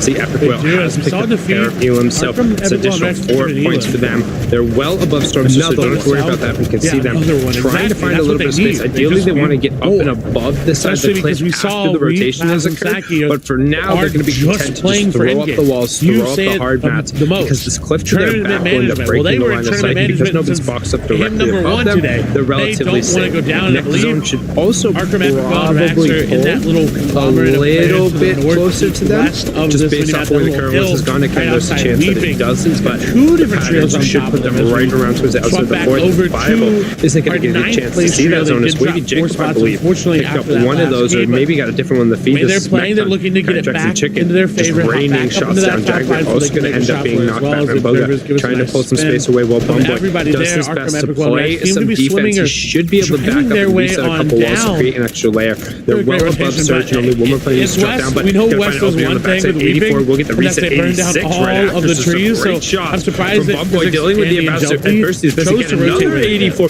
and this is with a common shotgun. Hello, give this man a real weapon and see what he does. Don't call him Jax. It's Bumboy finding it with just using the kind of riverbed in the broken up line of sight to avoid taking too much damage to the car. Also taking a sizable amount of it. Not many too many shield picks coming through for them. See, Epic Whale has picked up a pair of Elam, so it's additional 4 points for them. They're well above Storm, so don't have to worry about that. We can see them trying to find a little bit of space. Ideally, they want to get up and above this side of the cliff after the rotation has occurred, but for now, they're going to be content to just throw up the walls, throw up the hard mats, because this cliff to their back will end up breaking the line of sight, because nobody's boxed up directly above them. They're relatively safe. Next zone should also probably pull a little bit closer to them, just based off where the current one has gone. Again, there's a chance that it doesn't, but the patterns should put them right around towards the outside of the fourth. Viable isn't going to get a chance to see that zone, as Wavy Jacob, I believe, picked up one of those, or maybe got a different one in the feed. This is Smackdown, and Chicken, just raining shots down. Jaguar also going to end up being knocked back on Boga, trying to pull some space away while Bumboy does his best to play some defense. Take a little bit too much back up and reset a couple walls to create an extra layer. They're well above the Surge and only over the AR down, but max damage on the backside 84 will get the reset 86 right after. This is a great shot. So even with Bumboy dealing with the adversity, still barely enough to break through the mini shield. So a little bit of extra damage. You'll feel happy about it. That's going to keep him moderately safe from Surge. Swing on over. Our current leaders, they were looking untouchable, but after that, maybe there was a little bit. We saw the first chink in the armor. However, last game, despite not picking up the victory royale, still second place and the highest points earners because the eliminations that went through. We saw the absolute scrum that Re-Impact dropped down to, and I mean, that's where they thrive. It's so hard to be able to do to get almost essentially a max damage shot with a common shotgun. Able to uncommon.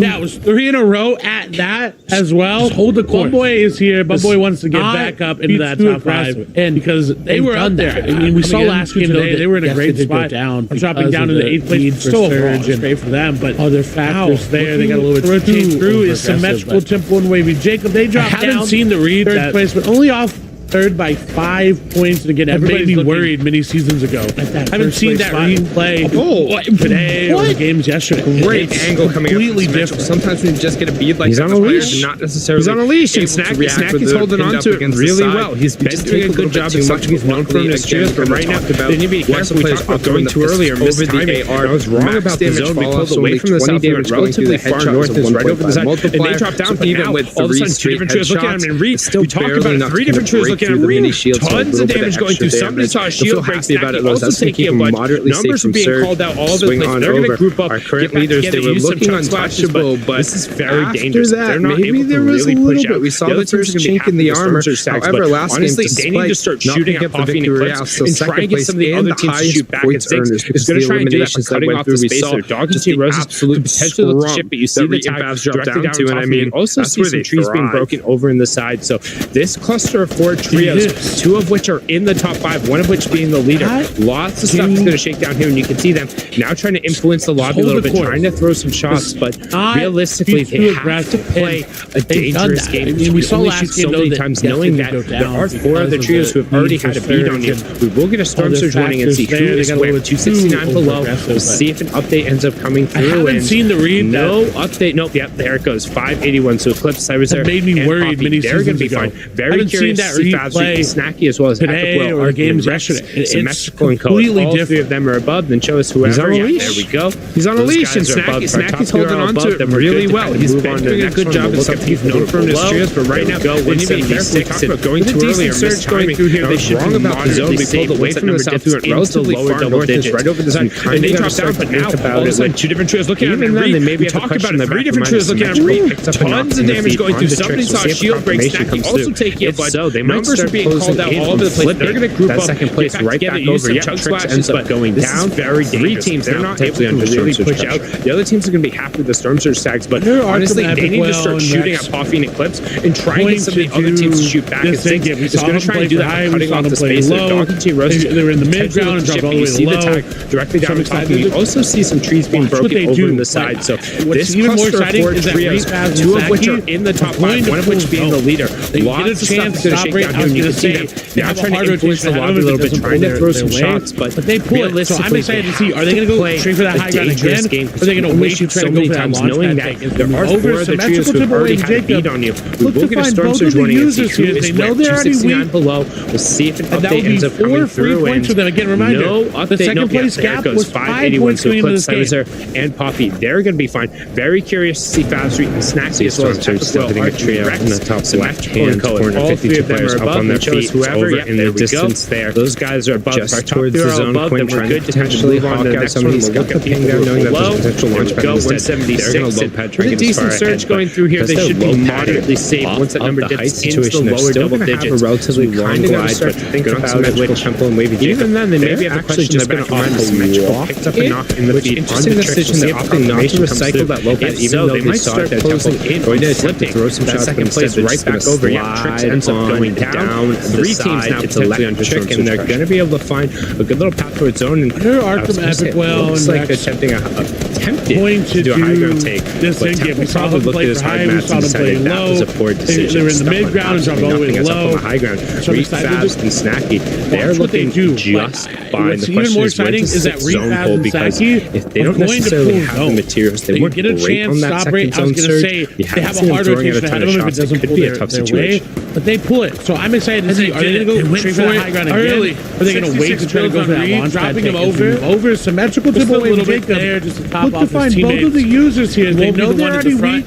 And that would be 4 free points for them. Again, reminder, the second place gap was 5 points going into this game. Theirs for now, but symmetrical, you can tell once see Storm Surge still hitting a trio from the top left-hand corner, 52 players up on their feet. It's over in the distance there, just towards the zone point, trying to potentially hawk out somebody who's got the ping down, knowing that there's a potential launch pad instead. They're going to low pad, try and get as far ahead, but because they're low padding off of the height situation, they're still going to have a relatively long glide, but they're on symmetrical Temple and Wavy Jacob. They're actually just going to opt to walk, which interesting decision. They're opting not to recycle that low pad, even though they saw it there. Temple going to attempt to throw some shots, but instead they're just going to slide on down the side. It's electric, and they're going to be able to find a good little path towards zone. And looking to go up, trying to see what's above them, looking to about face to do a high ground take. Pad back there. They're actually going to use their own hard mats. They're going forward to the front. They're only 16 damage above, so instead of going up towards a high ground, they're going to go all the way towards the front. But Snacky,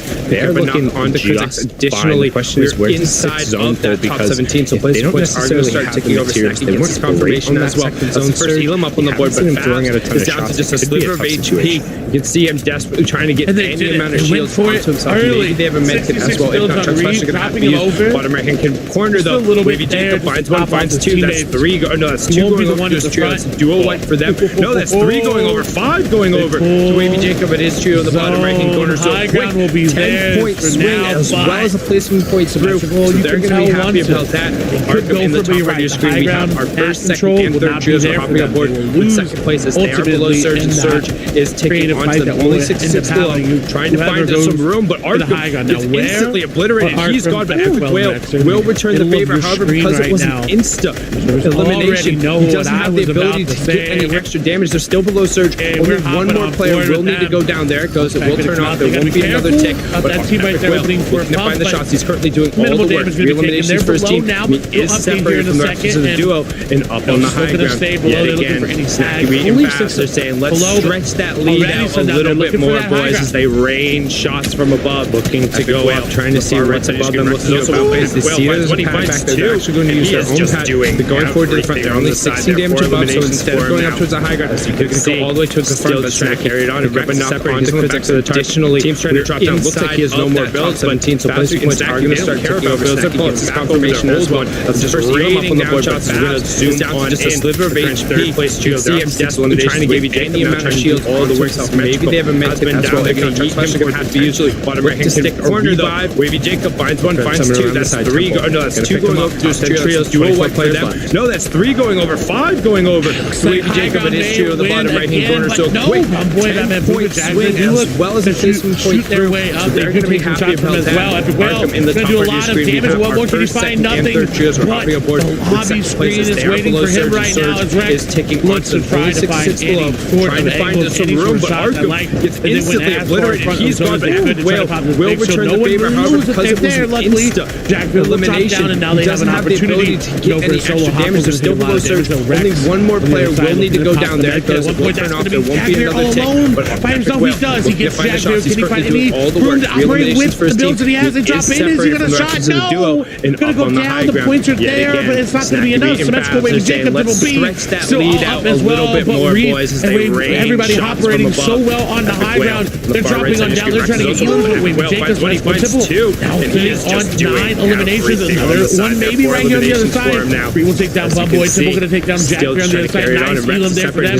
Wavy Jacob goes into zone, takes an unnecessary tick, but has extra loot, and he's going to take it down from the backside. They do end up getting the elimination, so the point will go over, but now it's a 3v2v1. Batman Booga, second place spoiler, trying to find anybody on the high ground, but Reed's going to take them down, and they look to close up this game of 3v2. It's third place versus first place up above. Temple getting dropped down very low, symmetrical.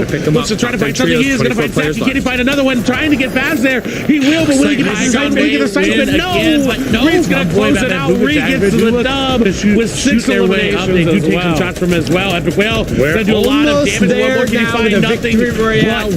Hobby screen is waiting for him right now as Rex looks to try to find any sort of angles, any sort of shot that like that they went as far front of zone as they could to try to pop this big shield. No one really knows if they're there. Luckily, number 9. Jackville will drop down and now they have an opportunity. They go for a solo hop. We're going to see a lot of damage. So Rex on the other side looking to pop the exit. At one point, that's going to be Jackville all alone. By himself, he does. He gets Jackville. Can he find any room to operate with the builds that he has? They drop in. Is he going to shot? No!